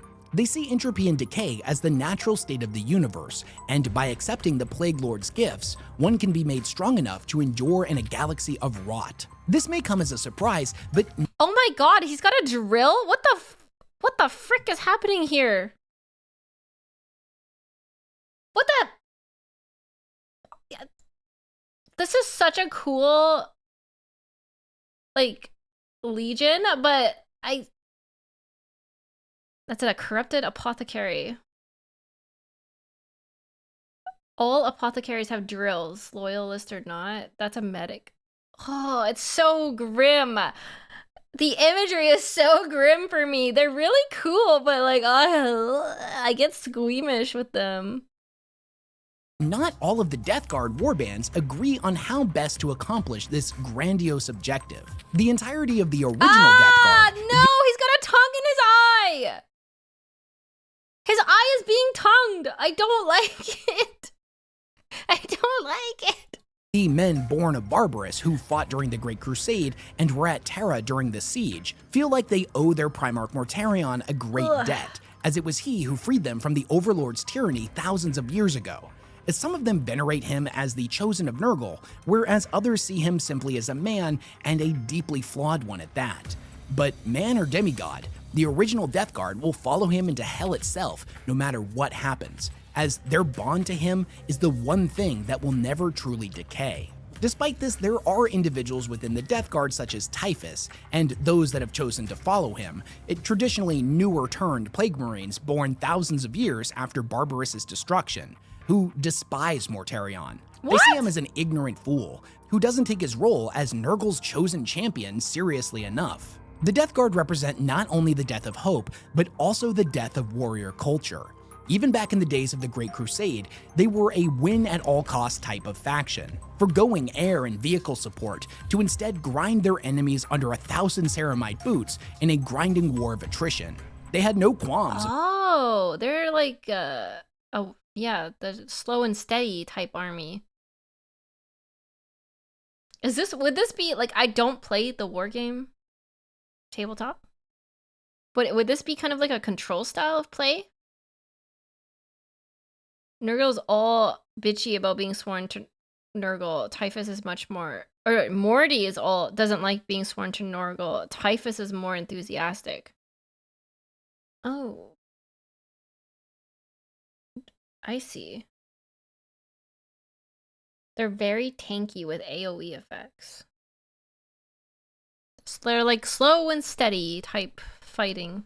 About using truly horrific weapons of war, and now in the grimdark future, their biological warfare has reached levels of horror that the Space Marines of yesteryear wouldn't even be able to comprehend. There are many members of the Death Guard that truly believe that once Nurgle has taken his rightful place as the ruler of the universe and the entire galaxy is in a perpetual state of rot, that humanity will ascend to new levels of greatness. Nurgle is like my moldy house. Nurgle definitely sent the mold into my basement and got it condemned. To become one with the Plague Lord is to cast off needless emotions Nurgle's basement. like hope, fear, and love. It is to give oneself over entirely to despair. Rot and decay is the true nature of the universe, and all the things that humanity does to prevent this is ultimately futile and a foolish attempt at denying reality. Once the galaxy is done raging against the dying of the light and accepts the darkness, only then can it truly rise to greatness. Nurgle is a god of plagues and disease, but also a god of life. Now, all life is equal to Nurgle's devout. The corpse of the soldier killed on the battlefield will become an incubator for trillions of new life forms. To most of the Death Guard, this is a beautiful thing, but Nurgle is also the god of death and despair, and there are some members of the Death Guard that choose to follow these tenets. There's so many tongues and tentacles and like extremities with this stuff. It's grossing me out. Your home was lovingly blessed by Nurgle. I think Nurgle was trying to convert me. I think he was. Exclusively. For example, there is a Death Guard warband known as the Purge that is characterized by its utter fanatical hatred of life. They forego the biological weapons of the Death Guard, such as weaponized parasites and disease, and replace them exclusively with radiation and chemical-based weaponry, designed to eradicate every living thing they encounter, all the way down to the microbial level. Whoa! Now, needless to say, this causes a lot of tension between them and other Death Guard warbands. Even though there are a lot of competing philosophies within the Death Guard, the one thing remains true throughout all of them. Human agency is ultimately nothing more than a cruel illusion. Throughout all of its warbands, there's a prevailing concept of being rooted to the path you're already on. There is no changing what is already done. There is no point in seeking forgiveness or dwelling on events that have already happened. The only thing you can do is continue to move forward. Nurgle teaches that life is cyclical, that there's no sidestepping or going backwards. The events of the Horus Heresy set the Legion on a path that would see the downfall of the Imperium, one where the plagues of Nurgle spread to every corner of the galaxy. Everything they do, big and small, is ultimately working towards that objective, continuing the cycle of Nurgle. You can never step off of the path, even if it ultimately leads you to sacrificing everything about yourself, everything that you once stood for. Even if the plague planet you now call home bears a remarkable resemblance to old Barbarous, with the key exception that you now live in the jagged obsidian spires that pierce the heavens, and you look down upon the teeming masses, the plague-ridden dregs of society that fight for survival amongst the muck and grime. The most natural thing in the world, the inevitable outcome of walking the cyclical path of Nurgle, is to see yourself become the very tyrant you once fought so hard to rid the galaxy of. Ooh, it's like you will be consumed. No matter what you do, Nurgle will consume you and assimilate you, kind of vibes. The Night Lords do some pretty horrific stuff, but they view themselves. The Night Lords. These guys are cool. I don't know much about them, but they look cool. As being the only truly free Legion. They're the ultimate nihilists, apathetic to the Imperium's struggles or the ultimate objectives of chaos. They are a legion of madmen, murderers, and sadists that, for lack of better words, do whatever the hell they want. As Space Marines, what they want normally comes down to fighting, as they're individuals bred exclusively for war. War is all they really know, and when you combine this trait with a bunch of criminals taken from the gangs of Nostromo, you get a bunch of insane psychopaths that only really care about themselves. Yay, insane psychopaths. Are they saying that the Night Lords are narcissists? They're criminals that they turned into space marines. And have been set loose upon the galaxy to revel in carnage. Well, it's true that every Chaos Legion is made up of thousands of unique individuals with different philosophies, creeds, and objectives, the Night Lords being no different. If we look at all of those other legions, we can see definitive patterns that bind them all together. The Night Lords are the only faction where this is not the case at all. They have no unifying grand objective, they have no honor, no morals, or Oh, they kind of remind me of like a group of bounty hunters or like headhunters. You know, they're all banded together, but they're kind of doing their own thing because they're also like got their own agendas. They're not really unified. Mercenaries. They're kind of like mercenaries, right? creed that binds their actions. They care only for themselves and thus individually pursue objectives that will either make them stronger or give them some form of satisfaction, and normally taking the form of hunting their hated enemies, the loyalist space marines, or setting loose on a backwater world to take a much-needed mental health day by slaughtering and skinning its entire population. If the Night Lords ever participate in the larger galactic events, it mostly comes from a deeply rooted sense of spite, or anger and hatred of the Imperium for what was done during the Horus Heresy. But even if you can rally them to your cause, they can never be truly trusted or relied upon. Even less so than a faction like the World Eaters. Yeah, the Khorne Berserkers may be a bunch of blood-crazed, frothing barbarians, but somebody like the Despoiler recognizes that if he gives them an appropriate target, he can count on them to act like a jagged, serrated wrecking ball. But the Night Lords? Not a chance. Maybe they'll end up working with you, or maybe they'll take off as soon as they get bored. Oh my gosh, look at this! What is... Ugh. Wow. Oh, what did I do? I skipped. Or don't like that the odds aren't stacked in their favor anymore. Maybe they'll attempt to stab you in the back, attacking another one of your fleets in an attempt to steal your most prized ships, while your weapon batteries are trained on the loyalists in front of you. Or hell, maybe the Night Lords will devolve into infighting the moment they engage in the larger conflict, as multiple splinter factions aboard their ships decide that now is the time to initiate a coup. In the Night Lord's omnibus, Abaddon does manage to get them to fight in the 13th Black Crusade, but he realizes that they can't really be relied upon, so Isn't Abaddon the one that has like faces on his armor, or like skin armor or something? I remember him being absolutely terrifying. Abaddon? Oh, that's Lucius. Is Lucius part of the Night Lords too? That's... A lot of people have skin on their armor. Oh, Lucius is Emperor's Children. Oh god. I like Emperor's Children. I didn't know they were that creepy though. I thought Emperor's Children looked cool. I didn't know they were that gruesome. The single mission he gives them turns out to be a suicidal charge. He just kind of hopes that they'll make some kind of impact before getting blown up, and this in his mind is the best case scenario because them being alive and being part of the fleet is a variable that will most likely come back to bite him in the ass. And it absolutely does, but mostly because they figure out what's going on before it's too late. Some Night Lords choose to give themselves over to chaos, proudly displaying the marks of their chosen deity and wielding their demonic gifts in battle. Others see these Night Lords as stupid fools, gamblers doubling down on a dead hand. Some want to become powerful warlords in their own right, whereas others are happy to act as mercenaries, living life from battle to battle. No matter what path any one of them takes, traits like egotism, narcissism, and a propensity for vicious cruelty are all commonplace amongst their ranks. Some respect the ideals of Conrad Kurz, while others think he was a misbegotten fool that led the Legion into damnation and ultimately got what he deserved.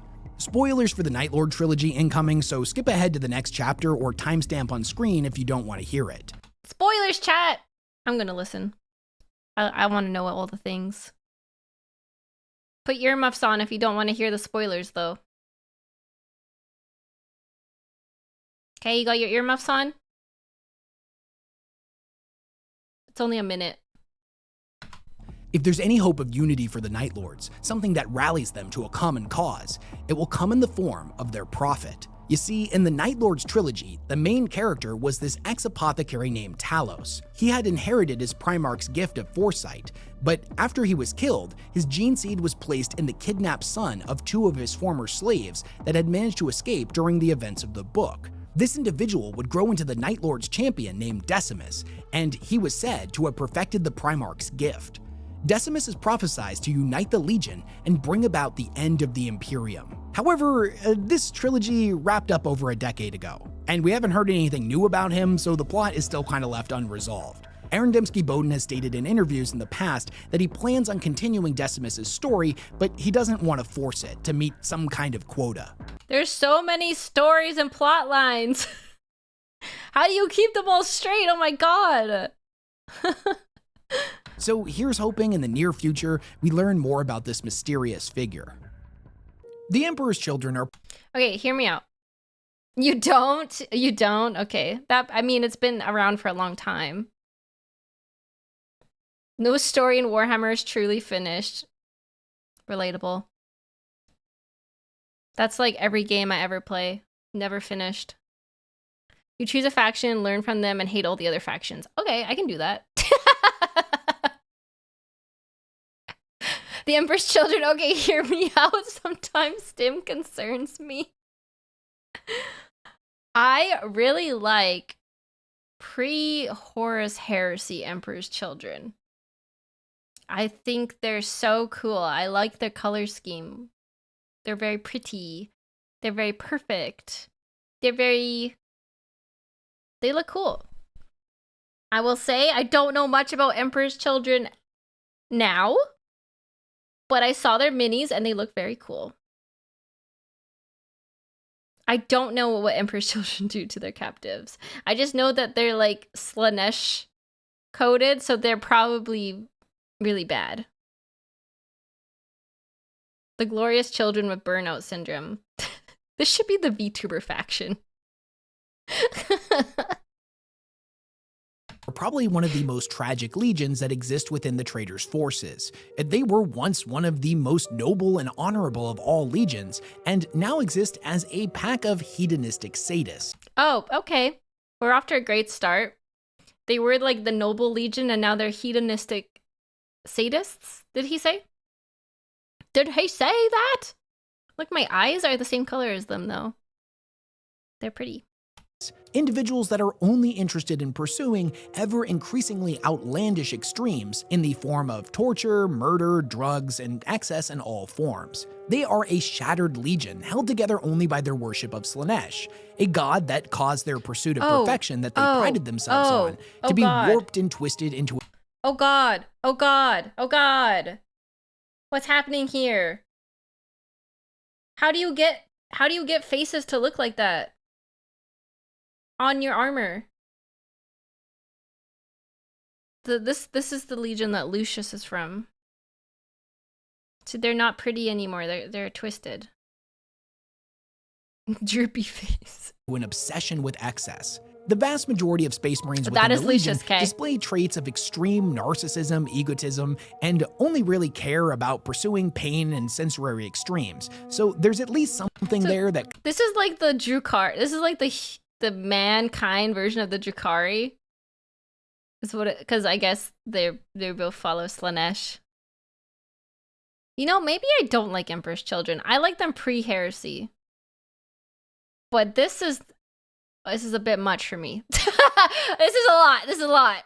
Kind of bonds them all together. Although where you or I might find a hot meal on a cold day, an hour or two of video games after a long day of work, or perhaps something a bit more sensual and most importantly consensual to be something that we find pleasurable, that's all baseline normie shit to the Emperor's Children. These are the same Space Marines that after getting their ass handed to them by Dorn and the Imperial Fist... The Emperor's Children art is something else. What the heck? Every piece of art I've seen of the Emperor's Children so far has been absolutely horrific. Not just gross, not just like bloody or gory, but like horrific. at the Siege of Terra, decided to instead slaughter the civilian population in order to render them down and— Is that ears? He's got an ear necklace. He's got some shrunken heads here. He's got his claws in this man's face.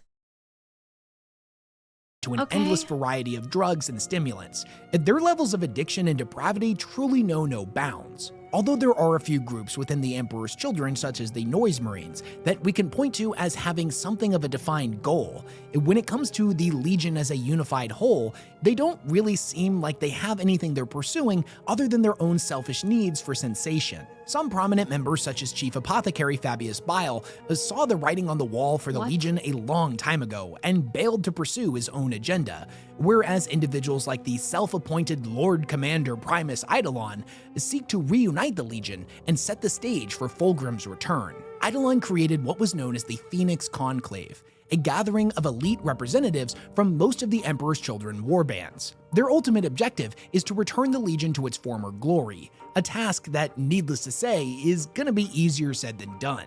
They count amongst their ranks such prestigious members as Eidolon himself, Julius Cazaron, Kaspros Telmar, Flavius Alcanex, and Lucius the Eternal, as well as potentially dozens of other members whose identity remained concealed behind obscuring robes when we were first introduced to the Conclave during the events of the novel Clone Lord. As of the time of making this video, Eidolon has sworn the Conclave to Abaddon's pursuits until the time comes that Fulgrim inevitably returns to take his rightful place at the head of the Legion. Fulgrim looks cool as a snake guy. No, wait, this is Fulgrim, right? This is corrupted Fulgrim? He looks cool. Yeah. He looks cool. Well, if all the Emperor's Children look like that, I could get behind that. Like, I could get behind that. No problem. And reunite all of the Emperor's Children warbands. Without a governing figure like the Primarch, however, the likelihood that such a thing will come to pass is remarkably low. Chaos in a lot of aspects is inherently selfish, and the Emperor's Children embody this to an extreme degree. Trying to get them to agree on any course of action, let alone set aside their diabolic pursuits for a greater ambition, is likely to be a headache-inducing— Why are all their faces messed up like this? What?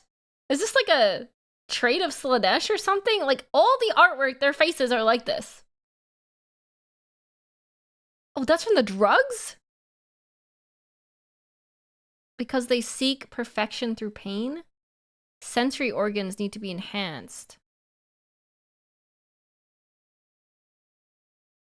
Oh, okay. Nightmare for anyone who would attempt it. However, at a genetic level, all Space Marines have an intrinsic need to belong to something. This makes a lot of sense. It is how they were designed. Brotherhood is one of the most important things to all members of the Astartes, and even the most degenerate members of the Chaos Space Marines share this need for brotherhood, even if it's buried deeper within their core than their loyalist counterparts. Fabius Bile admits that even though the notion of a rebuilt third is both wishful thinking and kind of revolting, there is a chance it could happen. Preying on a Space Marine's need to belong is a tactic that Abaddon has utilized successfully in the past to win many of the Emperor's Children over to the Black Legion. And although Eidolon is no war master, his influence shouldn't— Look at that smug face. Look at that face. He's so smug. be underestimated. Fun little side tangent.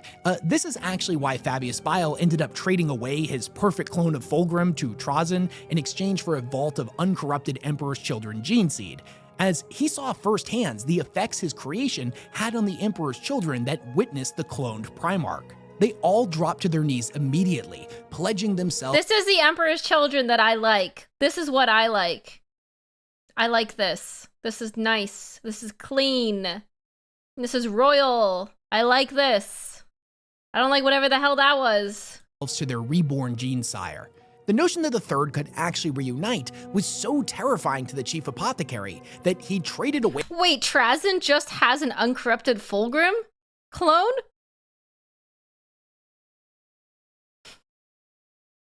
I love Trazyn. He's the best. He's got everything.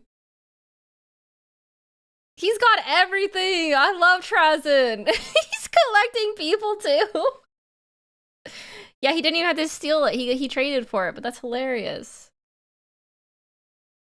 Trazen has basically everything except the Emperor himself at this point. He wants to complete his collection by collecting all the Primarchs, then the Emperor himself. This is why I'm a Necron stan. I haven't talked about them much because this is a Space Marine video, but I will always stand Necrons. I love them. I love how, like, extraordinarily powerful they are, that they make everyone else look like ants. Even though they can't remember most of it. But you know, if they did, they look down on everybody. Way his father child to a crazed Necron kleptomaniac. This is what Eidolon had to say to Fabius when asked about the Conclave's beliefs. The natural state of the universe is entropy, and we are one with that entropy. We follow it to its ultimate end. With every act of excess, we further break down the bonds between what is and what could be, between the imperfect and the perfect. With every exquisite sensation, we add more heat to the phoenix nest. Birth, death, and rebirth. That is the nature of this universe. We are the sparks of time's cleansing flame, brother. We are the all-consuming fire. And only in that fire can perfection be found. Fulgrim sleeps, but he will stir soon enough. And when he spreads his wings, the galaxy will burn. All that is imperfect will be reduced to ash and forgotten in the blazing world to come. That may well include you and that carnival of monsters you travel with, Fabius. Unless your common sense reasserts itself soon. The Iron Warriors are simultaneously... Okay, there's a lot to unpack there. There's a lot to unpack with the Emperor's children. I don't totally know what's going on still. I know more, but I don't totally get what's going on with them still. Fulgrim is back now, though. Fabius is sort of an original Marine.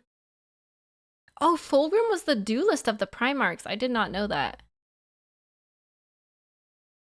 All right, we got the Iron Warriors now. One of the most focused of all of the legions, while having the least nuanced overarching goals. They see themselves as titans of old. They were saved from the Emperor's tyranny by their Primarch Perturabo, and are a legion of unholy engineers and siegecrafters, most of whom are motivated to participate in the Long War solely by a single-minded hatred for the Imperium. Each Iron Warrior, or would-be warsmith, pursues their own agenda, it normally taking the form of amassing as much power and territory as possible. Needless to say, from individual to individual, their objectives very seldomly align, and the warbands war against each other over resources more than they fight against the Imperium. In fact, the Iron Warriors actually suffered from a massive civil war known as the Dispute of Iron that took place in the 600th year of M34 and lasted for about 130 years. It began on their demon world of Medringar, but very quickly spread throughout all of their domains. This event caused the entire Legion to fracture and spawned a lot of the different warbands that we know today, such as the Steel Brethren. The strangest thing about this civil war that still remains unanswered is the fact that as quickly as it began, it suddenly ended, leading a lot of people to believe that the whole war in the first place was by Perturabo's design, and it was done to weed out the weak and unworthy. They all wish to consolidate as much power as possible and are ultimately focused on survival. Many certainly believe their efforts have some larger, grandiose goal, but as of right now, that has yet to really materialize, and most likely won't until Perturabo takes center stage once again. Okay, is it Perturabo like he's saying, or Peter Turbo? Is that just his nickname, Peter Turbo? That's funny. Perturabo, either or. Oh, Peter Turbo is the meme name. Okay, I don't know. Perturabo is the real name. We call him Peter Turbo, just like Gilliman is Robert Girlyman. I see, it's the meme name. No way you thought his name was Peter Turbo? There's been stranger names. Although we know that Perturabo exists in the background on Medringar and still plays a prominent role in the Legion's efforts, he's yet to return to the 40k setting proper. So we as the audience are currently still in the dark on a lot of his major motivations and overall plan for his sons. There's a great line about them in the 8th edition Chaos Space Marine Codex, where Abaddon says that he'll fling open the gates of the Eye and lead the hosts of Chaos past Cadia's burning husk. Then, Perturabo and his legion of embittered traitors will march to war once more, their sole intent to wreak such devastation upon the Imperium that no— Ooh, that looks cool. That looks cool. I like that. I don't know really anything about Iron Warriors. Nothing, don't hate me, don't cancel me, but nothing about them really stands out to me. Like they're not very flashy, I guess is what I'm trying to say. But that looks cool. That looks cool. No stone stands upon another. And I think that's ultimately fitting for them. They are destruction incarnate and are fueled by hatred for the Imperium and, more specifically, their bitter rivals, the Imperial Fists. They validate their continued existence through rampant destruction, and although all of the different warsmiths and war bands may have differing philosophies and competing agendas, if we're trying to find an overall encompassing mindset for what the Iron Warriors stand for, it's to vindicate their hatred by bleeding the enemy as much as possible. They're like, they're industrialism. I see. Practical, all about business, get the job done. Heavy weapon siege industry. Oh, that makes sense. They're not supposed to be flashy. They're there, they're gonna do a job, and they're gonna get it done. Iron Warriors are basically like Imperial Fist plus Mechanicus factories. They trap demons inside of war machines. Okay, that sounds pretty cool. They trap demons in war machines? Pretty cool. Pretty cool. For the most part, I'm going to leave the Black Legion out of— Oh, the Black Legion, Abaddon, the Despoiler. Okay, this is the last one. The Black Legion. This video, as since they're a coalition of Chaos Space Marines from every single Legion and Warband, most of what sets them apart in the philosophical and goals department is based around the War Master's grand plans. And Abaddon is a far more complex and compelling villain than a good portion of the community gives him credit for. And there's actually a great passage by Aaron Dembski-Bowden that I included in my video designed to clear up misconceptions about him. The meme slide! That really gives you a good idea of what he's all about at a fundamental— Is that Robert Gilliman? The Ultramarine? Primarch? He looks like a gosh dang angel. He's perfect. level. But I'll summarize the basic concept here. Abaddon very importantly views himself as a man, a member of humanity. He certainly thinks himself more powerful than the menials around him, but he doesn't separate himself from his own species like many transhuman individuals do. Further, he believes that only men can lead other men. No gods, demigods, primarchs, or omniscient corpse emperors. For mankind to survive in the coming millennia, the Imperium needs to be torn down, and its beating heart, which is the God Emperor, must be eradicated. It's actually really interesting following his journey throughout the Horus Heresy, especially near the end during the Siege of Terra books, where he has become completely disillusioned with the War Master. He is a soldier first and foremost, and wants to be sieging the Imperial Palace to overthrow a tyrant alongside his battle brothers, utilizing the arms and traditions of warfare that are fundamental to the Space Marine's identity. Instead, he looks around and sees a bunch of crazed fanatic sorcerers summoning demons left and right, whooping and hollering swarms of mutants barreling forward in suicidal charges, and a War Master, the person he once respected more than anyone else, having gorged himself on— Holy cow, that art goes hard. That is crazy. Look at the detail in that artwork. Wow. That's insane. Demonic power. This once noble and proud leader that he looked up to, having become nothing more than a puppet for the gods of chaos. He was disgusted by him. And it's what made the scene in Black Legion where he kills a clone of Horus so impactful. But Wes, I hear you asking, if mankind good, demons bad, why come does Abaddon allow members of his legion to summon demons and utilize the powers of chaos? Which, honestly, that's a fair question.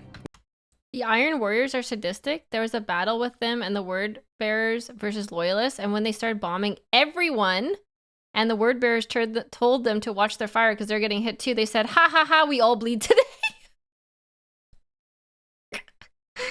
Ha ha, gotcha. We're all bleeding today.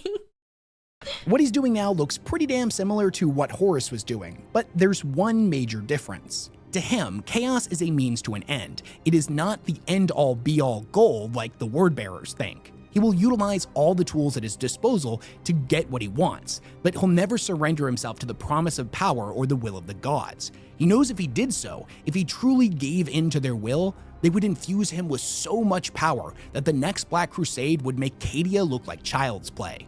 However, if he was to surrender to the journey and forget the destination, then everything he was striving for would be lost. What do the Chaos Space Marines of Warhammer 40k actually want? What do you actually want? Okay. So that was the Chaos Space Marines.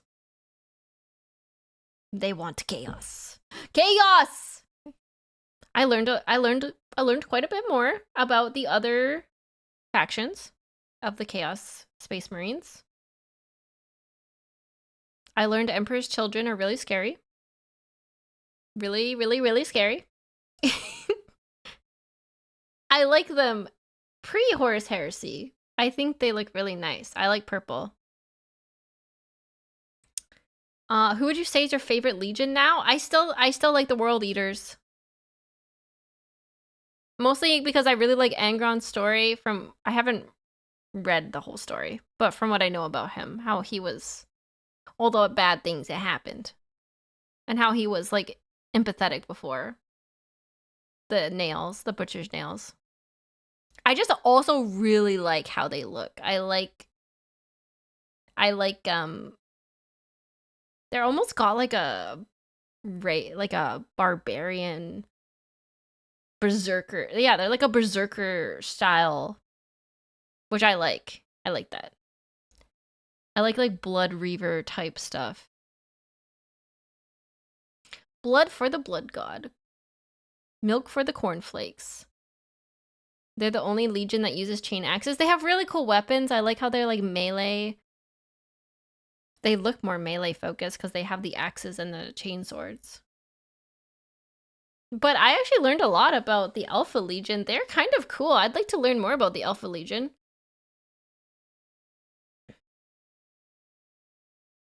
They're entirely melee. They have no ranged. They remind me of like corrupted Fury warriors. To give you a WoW reference.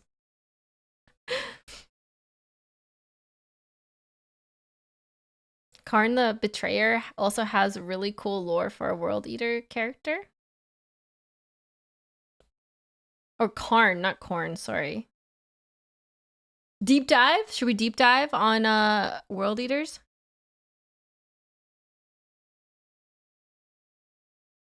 I would like to learn more about them. They're very cool. Which is funny because, like, naturally, I tend to go towards magic in, like, any type of RPG game story. I like playing as a caster, usually. But I don't know, there's just something so iconic about the World Eaters aesthetic that I really like. I also like Emperor's Children because I like Magnus. Poor, cursed, sad Magnus. Boy failure. You're just chaos undivided. We all know it. I like all the chaos. I like all the chaos. Oh, Thousand Suns. Sorry, Thousand Suns. My bad. Yeah. Thousand Suns. The other magic one. The magic-y one. That looks like, I keep saying Emperor's Children and mixing up the Thousand Suns with Emperor's Children because the Thousand Suns attire looks like very like Emperor what's the word? It looks like Egyptian emperor style. That's why I keep mixing them up. Like they have a Egyptian like pharaoh kind of vibe to them. And so the name Emperor's Children to me is like makes sense to them.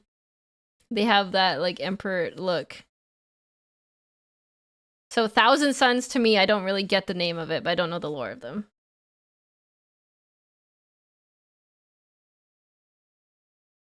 Magnus was a daddy's boy.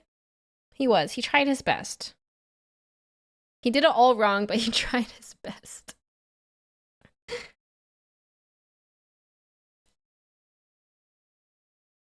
Well, so the Chaos Space Marine... Let me do the factions quick. Let me make sure I know what I'm talking about. There was... I can never remember what the Mortarian ones are called. They're not the Death Guard, are they? But there's them. Oh, they are. Okay. The Death Guard. Yeah, okay. So the Death Guard, I remember the Stinky Boys. We have Emperor's Children, which are the purple Slaanesh ones that are just really scary, like the Drukhari type. And then we got World Eaters, my precious babies, the Angry Boys. We got Thousand Suns, which are Magnus magic types. We got, hold on, let me think. We got the Alpha Legion, which are like the sneaky, Splinter Cell. They're kind of divided. We don't really know what's going on with them. No one knows group. We got the Iron Warriors, which are like the very industrialized, heavy fortified guys. Bitter guys. And then we have we got what's it called? I can't remember the name now. We got the really scary like mercenary mafia cartel criminal guys. It was like the Raven Guard? No, Night Lords. Dang it, I always mess them up. The Night Lords, yeah. I always mix up the Raven and Night Night ones. That's Night Lords are Conrads. Guys. Night Lords are the emos, the Raven Guards are goth. It's okay, those two are deliberately two sides of the same coin. Wait, is there two more I've totally blanked on? Is there two more factions I totally just missed? What were what were the other two? Oh, the Word Bearers. Yeah, the religious guys. Yeah, the first ones. I forgot about them. And the Black Legion. Also forgot about the Black Legion immediately after watching it. Immediately forgot about the Black Legion after watching it. The Word Bearers were like the crazy religious evil guys. And then the Black Legion was like Abaddon's guys. Everybody sort of forgets about the Black Legion, to be honest. They're just the generic Chaos Marines. Okay, that's all of them. We did it. I did it, kind of. I made some mistakes, but I'm learning. It's a lot to learn. I've only been into Warhammer for about what, a month or two now. It's a lot to remember.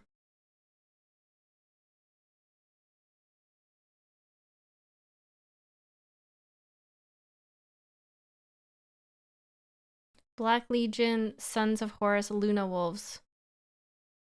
Pick a name. If I make a Space Marine a Chaos Space Marine army, I'd go Iron Warriors. I'm definitely going to make World Eaters. I like the bloodiness, the bloodness of them.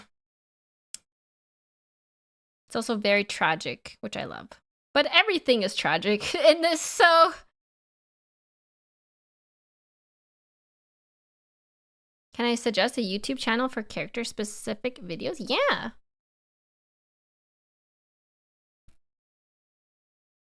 Oh, I saw your message earlier. Happy birthday again, Fel. From yesterday. I'm glad you liked the gift. Now we need to learn all the different Necrons, Elder, Dark Elder, Tau, Tyranids, Dwarves, and Orcs. See, like, the Xenos races are easy to remember because they're so different. But all the Space Marines are like slightly different versions. I mean, they're quite distinctive, but you know, it gets confusing. They all have Primarchs and they all have stuff going on.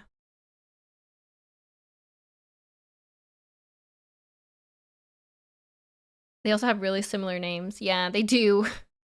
Like Iron Fists, Iron Warriors, all the guards.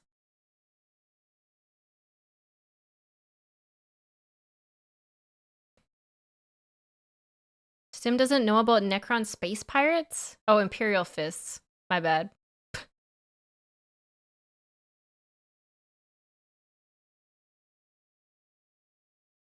There's a lot. Well, we'll make our way through it. And then once I feel knowledgeable enough, then I can do my own videos on it. I just feel like I should have a baseline level of knowledge before I start making my own content around it, you know? I don't feel comfortable making my own content until I know enough to be talking about it, if that makes sense. So to me, it makes sense to go on these deep dives, learn together, and then when I feel like I actually know what I'm talking about, then I can make videos on it. I don't want to just like make stuff up. Nah, just make stuff up. Dave. Amber King is fantastic for character deep dives. Okay, I'm adding Amber King to the list. Then you can make meme videos like, which fast food chain would each Primarch have as their favorite? I think it would be fun to do Primarch tier lists and like guess what their things would be. That would be a fun stream idea. Now that you have a general knowledge base, I'd say pick a singular faction and deep dive and start there. There's absolutely no way to learn everything. Even people like Luton don't know everything. Ma'am, this is the internet. The whole point is to gaslight people. No!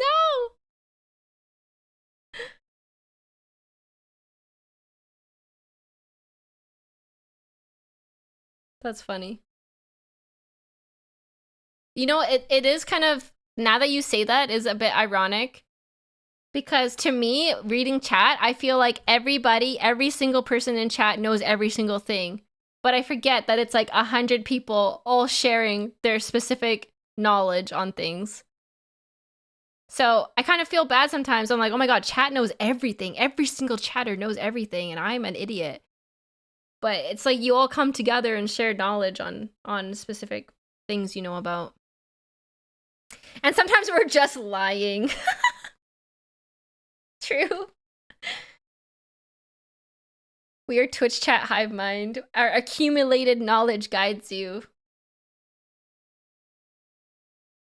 I suggest introducing something like Warhammer versus Your Hammer, a game. Oops. Where did that chatter go? A game where someone pitches up a 2 short events and the goal is to guess which is real and which is fake. That's hilarious. That's a great idea, actually.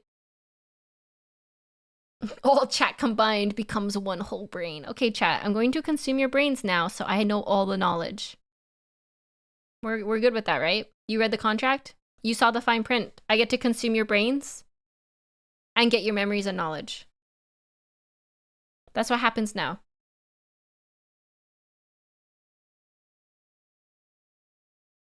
Yes, streamer. The forbidden lore will drive you mad. I can handle it. I manage VTubers. I can handle it.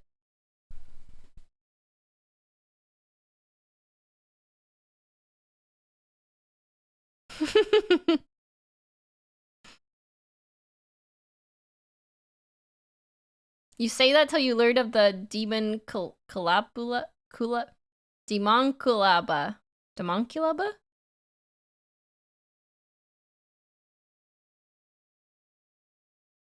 Zombie stim.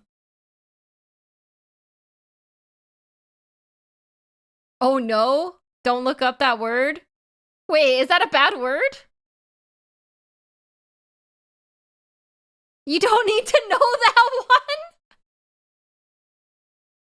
one? Okay. I mean, if Danger Dave is saying I don't need to know that one, usually that means I don't need to know that one. It's just cringe and overly edgy even for this setting. It's overly edgy even for the grim dark of Warhammer. Wow, I probably don't need to see it then.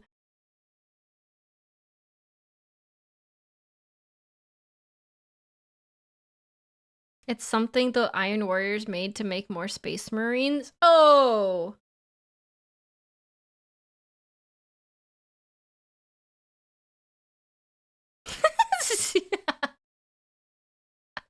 Yeah, well, I don't think I'm ready for that. I'm not gonna look into that. Hi, Dual Logs. You wake up later and later every day. Are you okay, bro?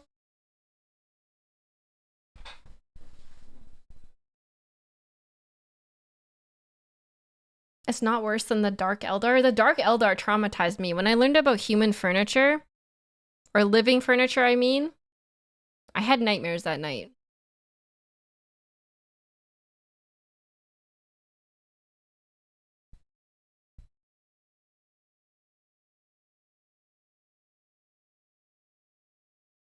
Oh, of course Emperor's children are involved. Of course the Emperor's children are involved in something messed up. Are Emperor's children like the evil scientists? They kind of seem like that. Only Fabius. Fabius Bile. Oh, only Fab. He's the mastermind. Oh, is he like the doctor? Is he like the evil doctor scientist who would do like human experiments type guy?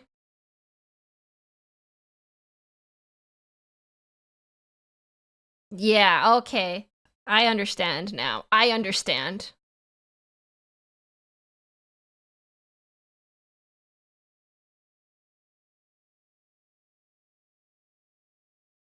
Oh my god, Zebrios, I'm not gonna read that. I read the first sentence. I cannot read that. I'm not gonna read that. Oh my god.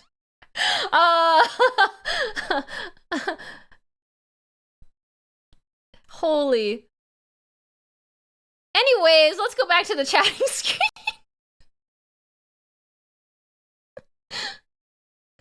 Oh my god.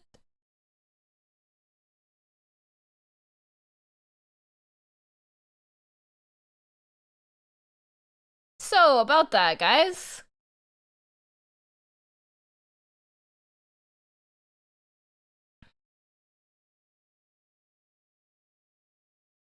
And party every day. Mods, servitorize that man and make him an example. Poseidon! Hello, Poseidon. Hello.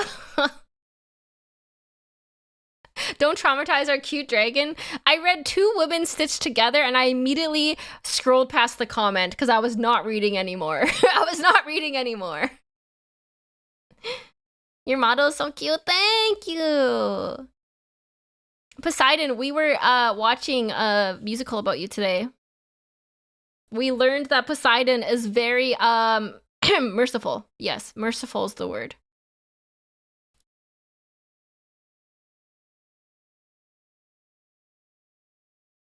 Totally merciful. I still haven't listened to Epic. Oh, it's so good. It's so good. You should watch it. You should listen to it. It's so good. The Poseidon songs were probably my favorite. Part of my favorite. Hermes and Poseidon.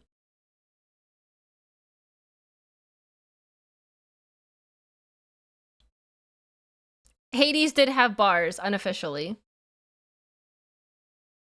I really love Poseidon as a deity after that, which is kind of funny because he basically was just, no spoilers, being mean the whole time, but it really made me like Poseidon as a deity more.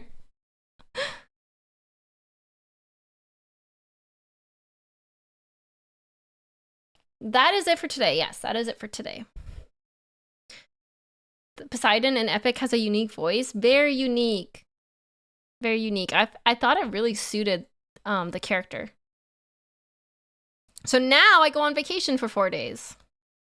And you won't see me until Tuesday, probably. So I leave you with whatever that was. Whatever that video was.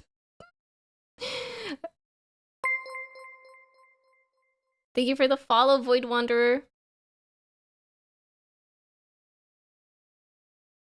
May you learn the ways of the rune stem. Thank you. I will, maybe I'll do a rune reading stream when I come back. I'm just going to a family reunion for the weekend. Not as exciting as going to Europe, but I will have my phone off mostly for work stuff, unless emergency.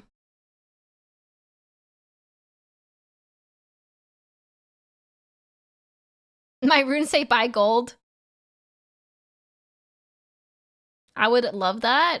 Well, I feel like it's going to take me more than a weekend to learn how to read runes, but it's a start.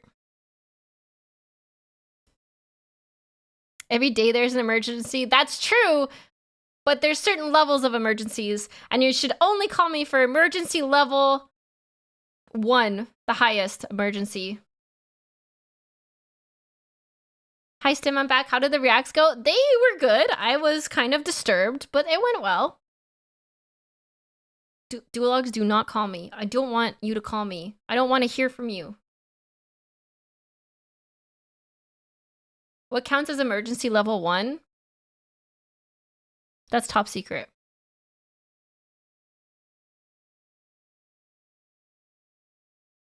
If you turn your phone off, then fires stop existing. Exactly. If I turn my phone off, the problems don't exist. If I don't hear about it, it doesn't exist, right? That's how it works.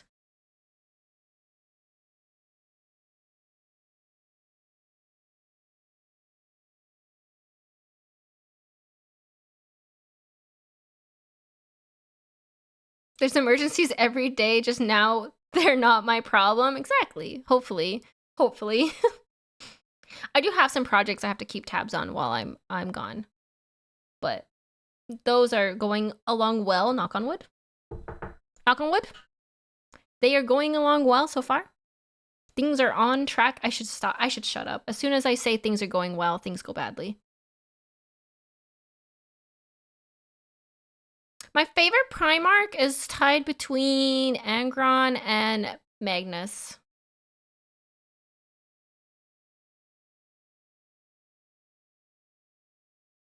Yep. I like both of those.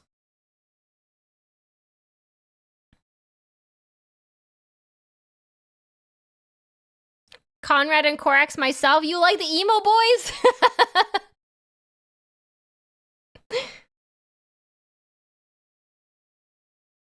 What's a Primarch?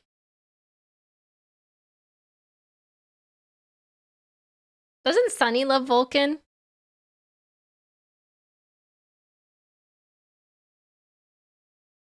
It's okay, GW doesn't love Vulcan either.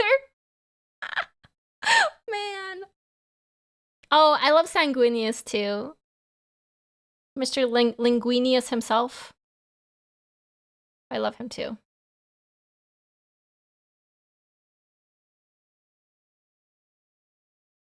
After listening to his speech, it definitely pushed him up the ranks for me.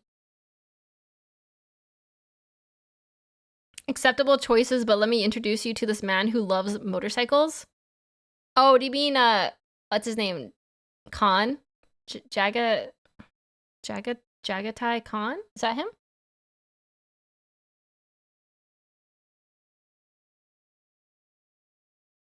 Jagatai Khan, yeah.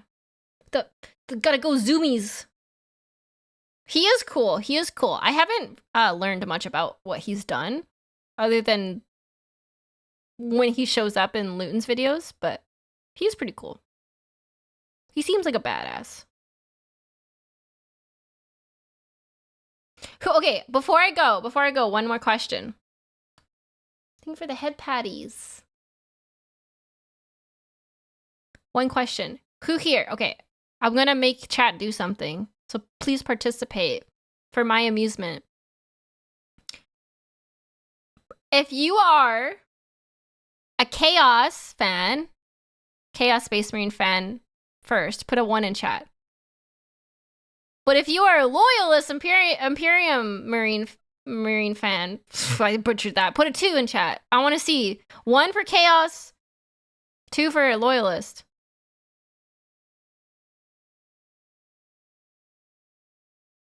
Oh, 3 for Xenos. Okay, I'll give you that. We got a lot of 2s. What is it? Oh, 1 and 2? You like both?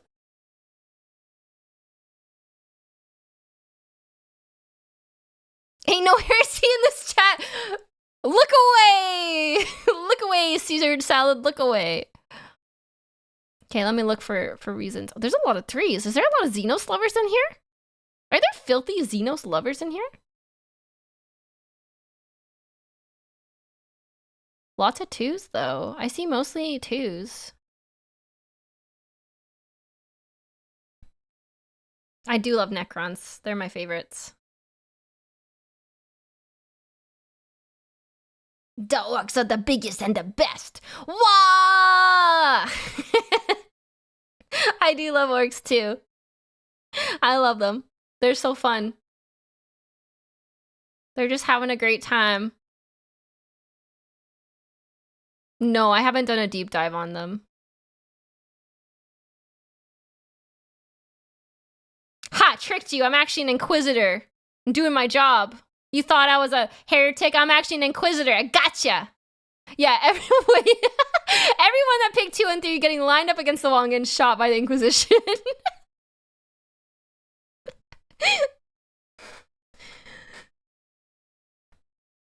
I'm a guard player because I love artillery. Yeah, I said 2 was Loyalist. Oh, wait. Everyone that picked 1 and 3, my bad. 1 and 3. Very Zinch of you. I am Zinch. I am bird girl. I have bird girl energy apparently, so I guess I'm naturally Zinch coded. I want to be Corn, but I'm Zinch. I want to be badass world eater, but I'm not.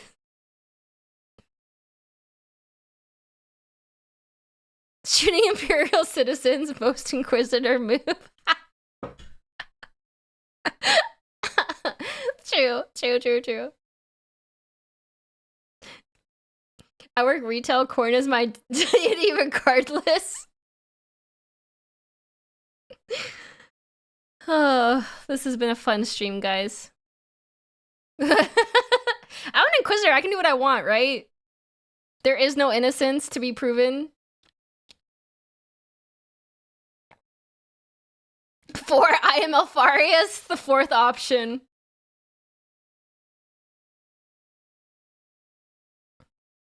There is no accidents. I can just do whatever I want as an Inquisitor.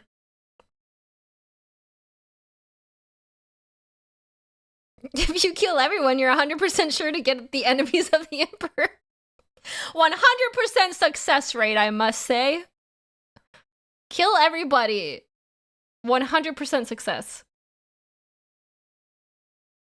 It's more fun to be Zinch Stimpack. If you were Corn, you would just charge angry towards your enemy and never see the trench hole I dug in front of you covered in leaves and twigs and then laugh as you fall down. We love a good trap and trickery here.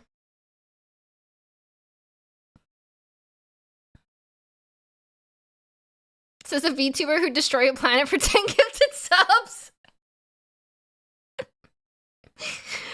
Okay, but how amazing would it be to have an Inquisitor-themed VTuber? I just think it's genius. I think it's hilarious. They're just doing their beep boops. Destroying planets. Wiping out citizens. On a whim. Inquisitor VTuber would go hard. That's what I'm saying! Oh my god, I need a Stimpack Inquisitor outfit. Which is hilarious because you know how I love my Xenos and Chaos factions.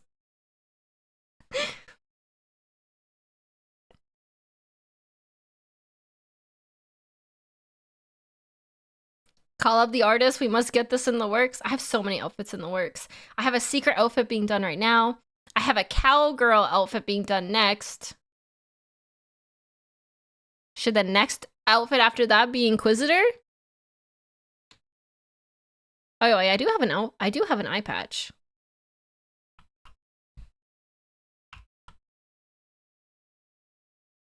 Wait, come back. Come back. Where'd eye patch go? It was here for a second.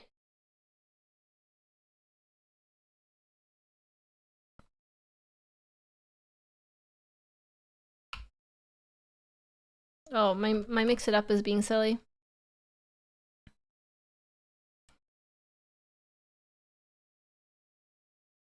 Realistically, GW might throw a hissy fit with copyright. Yeah, I wouldn't actually copy an Inquisitor outfit. I would just wear like some robes and look badass and say I am not an Inquisitor. I am a robed authority figure. That's legally distinct individual. That is me.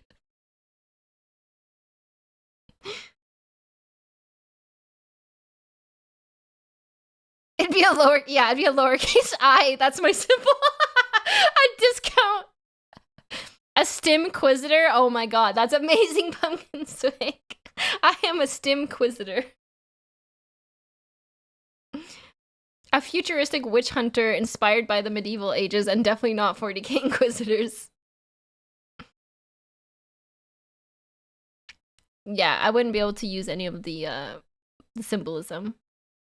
But yeah, Inquisitors is like a real thing throughout history.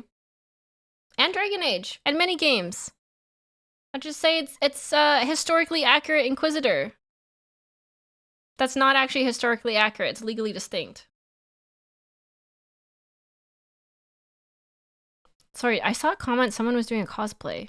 I'm working on a Mechanicus cosplay for AX. That's amazing. That's amazing. If you are in the Discord, you should share pics if you're comfortable of the cosplay after. I love cosplay. I want to do a cosplay. I want to do a Warhammer cosplay.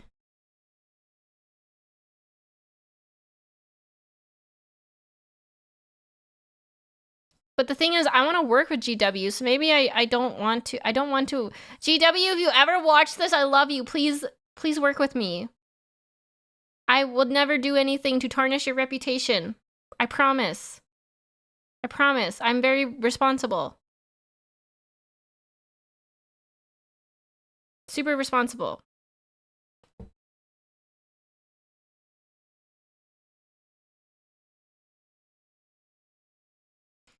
Email GW, tell them you want to do an official cosplay. They might send you a care package. I think our sponsorship person has emailed GW, and I don't think they've responded.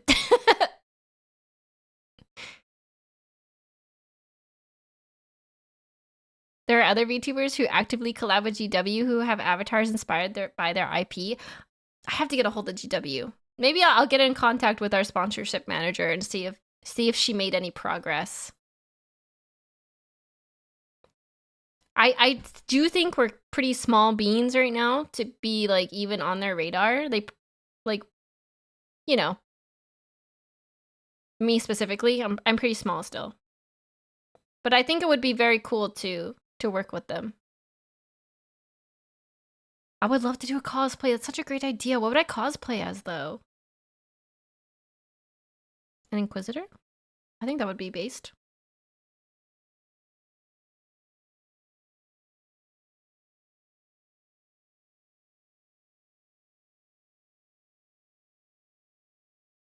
Ooh, a Necron Void Dragon? That is true. GW has given out their gaming license to 2-person developer teams. No such thing as small beans. Yeah, but who did those people know? I feel like in this industry, it's all about who you know that can get you in contact. Oh, Imperial Knight Pilot! That's true! I do love Imperial Knights. I love how they're royalty. Cosplays Drukhari? Heck no. I'm staying away from the Drukhari.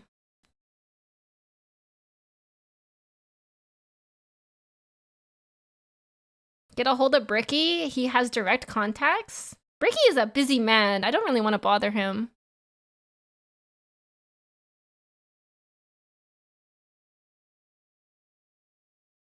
Zinchian Chaos Cultist.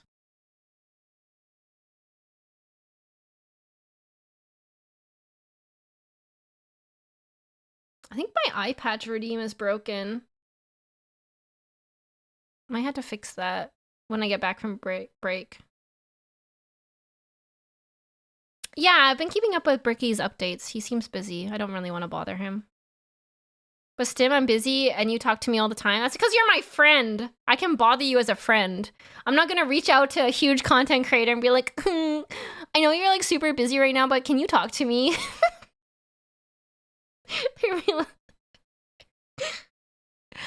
I know they're busy. I can bug dual logs because I know you. Doesn't Sunny work with Bricky now, kind of? Yeah, I think they're friends.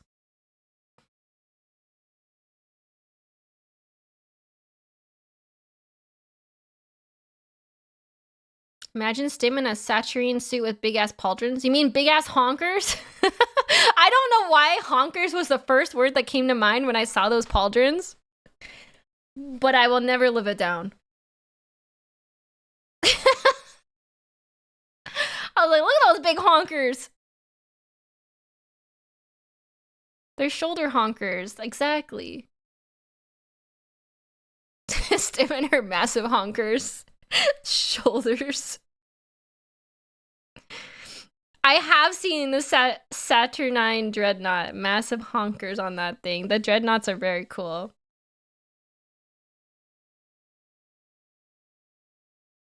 Do you know Rogue Hobbies? She used to work for GW. Maybe she can guide you. I don't know who that is. I should look into it.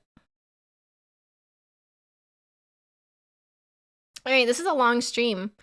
I just don't want to say goodbye. I'm stalling, so I'm gonna miss you over the break on my vacation. I'm stalling.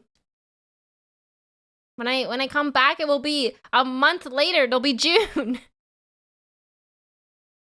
Thanks for the head patties. Don't forget about me, chat. Emerdy has been watching her stuff. Oh my god, I love Emerdy. Everybody go follow Emerdy. She's amazing. I'm only gone for 4 days, but it will be June when I come back.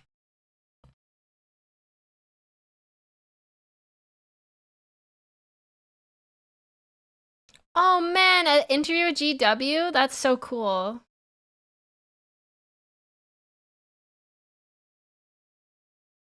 I will be back on Monday, but I have a lot of work to catch up on when I'm back, so I'll probably stream again Tuesday or Wednesday, depending on how many things burn down while I'm gone.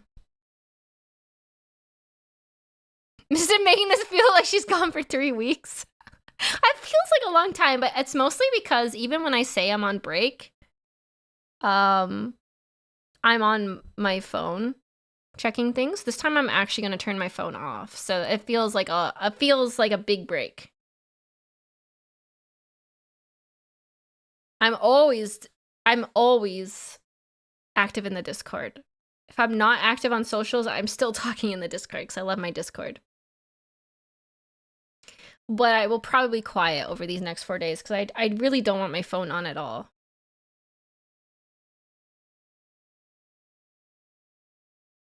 I'm gonna message you about everything.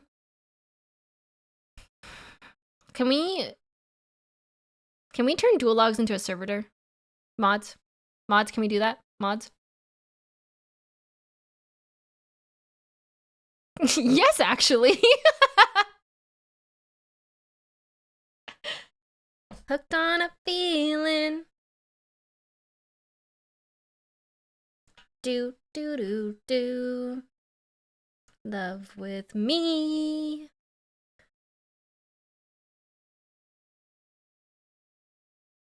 Block duologues for 4-day vacation? I can't. He's my boss. He might need to get a hold of me.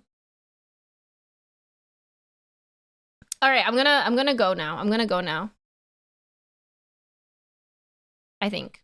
Probably. Yes, I should go. I should go. Who sings this? Hooked on a feeling.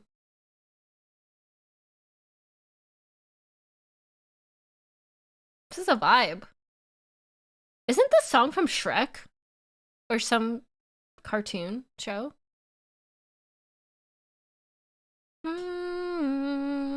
Guardians of the Galaxy? That's what it's from. Why did I think it was from Shrek?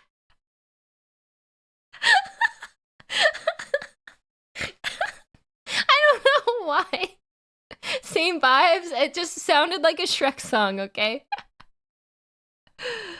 My brain is cooked. I need this break, guys. I need this break. Ooga chaka, ooga, ooga. Ooga, ooga.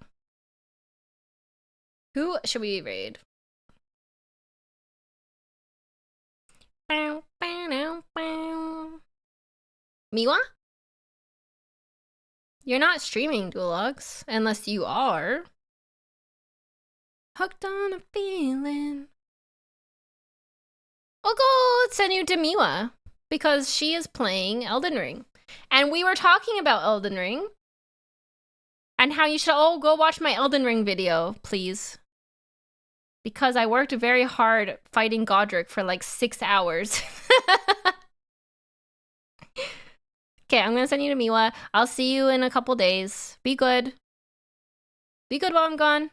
Or not, that's fine. Embrace chaos. I'm good with that too.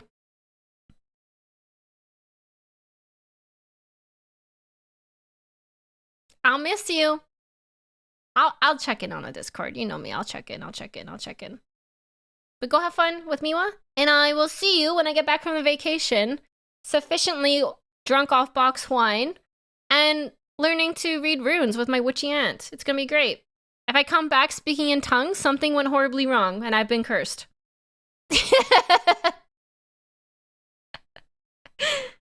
Alright, bye. Bye-bye.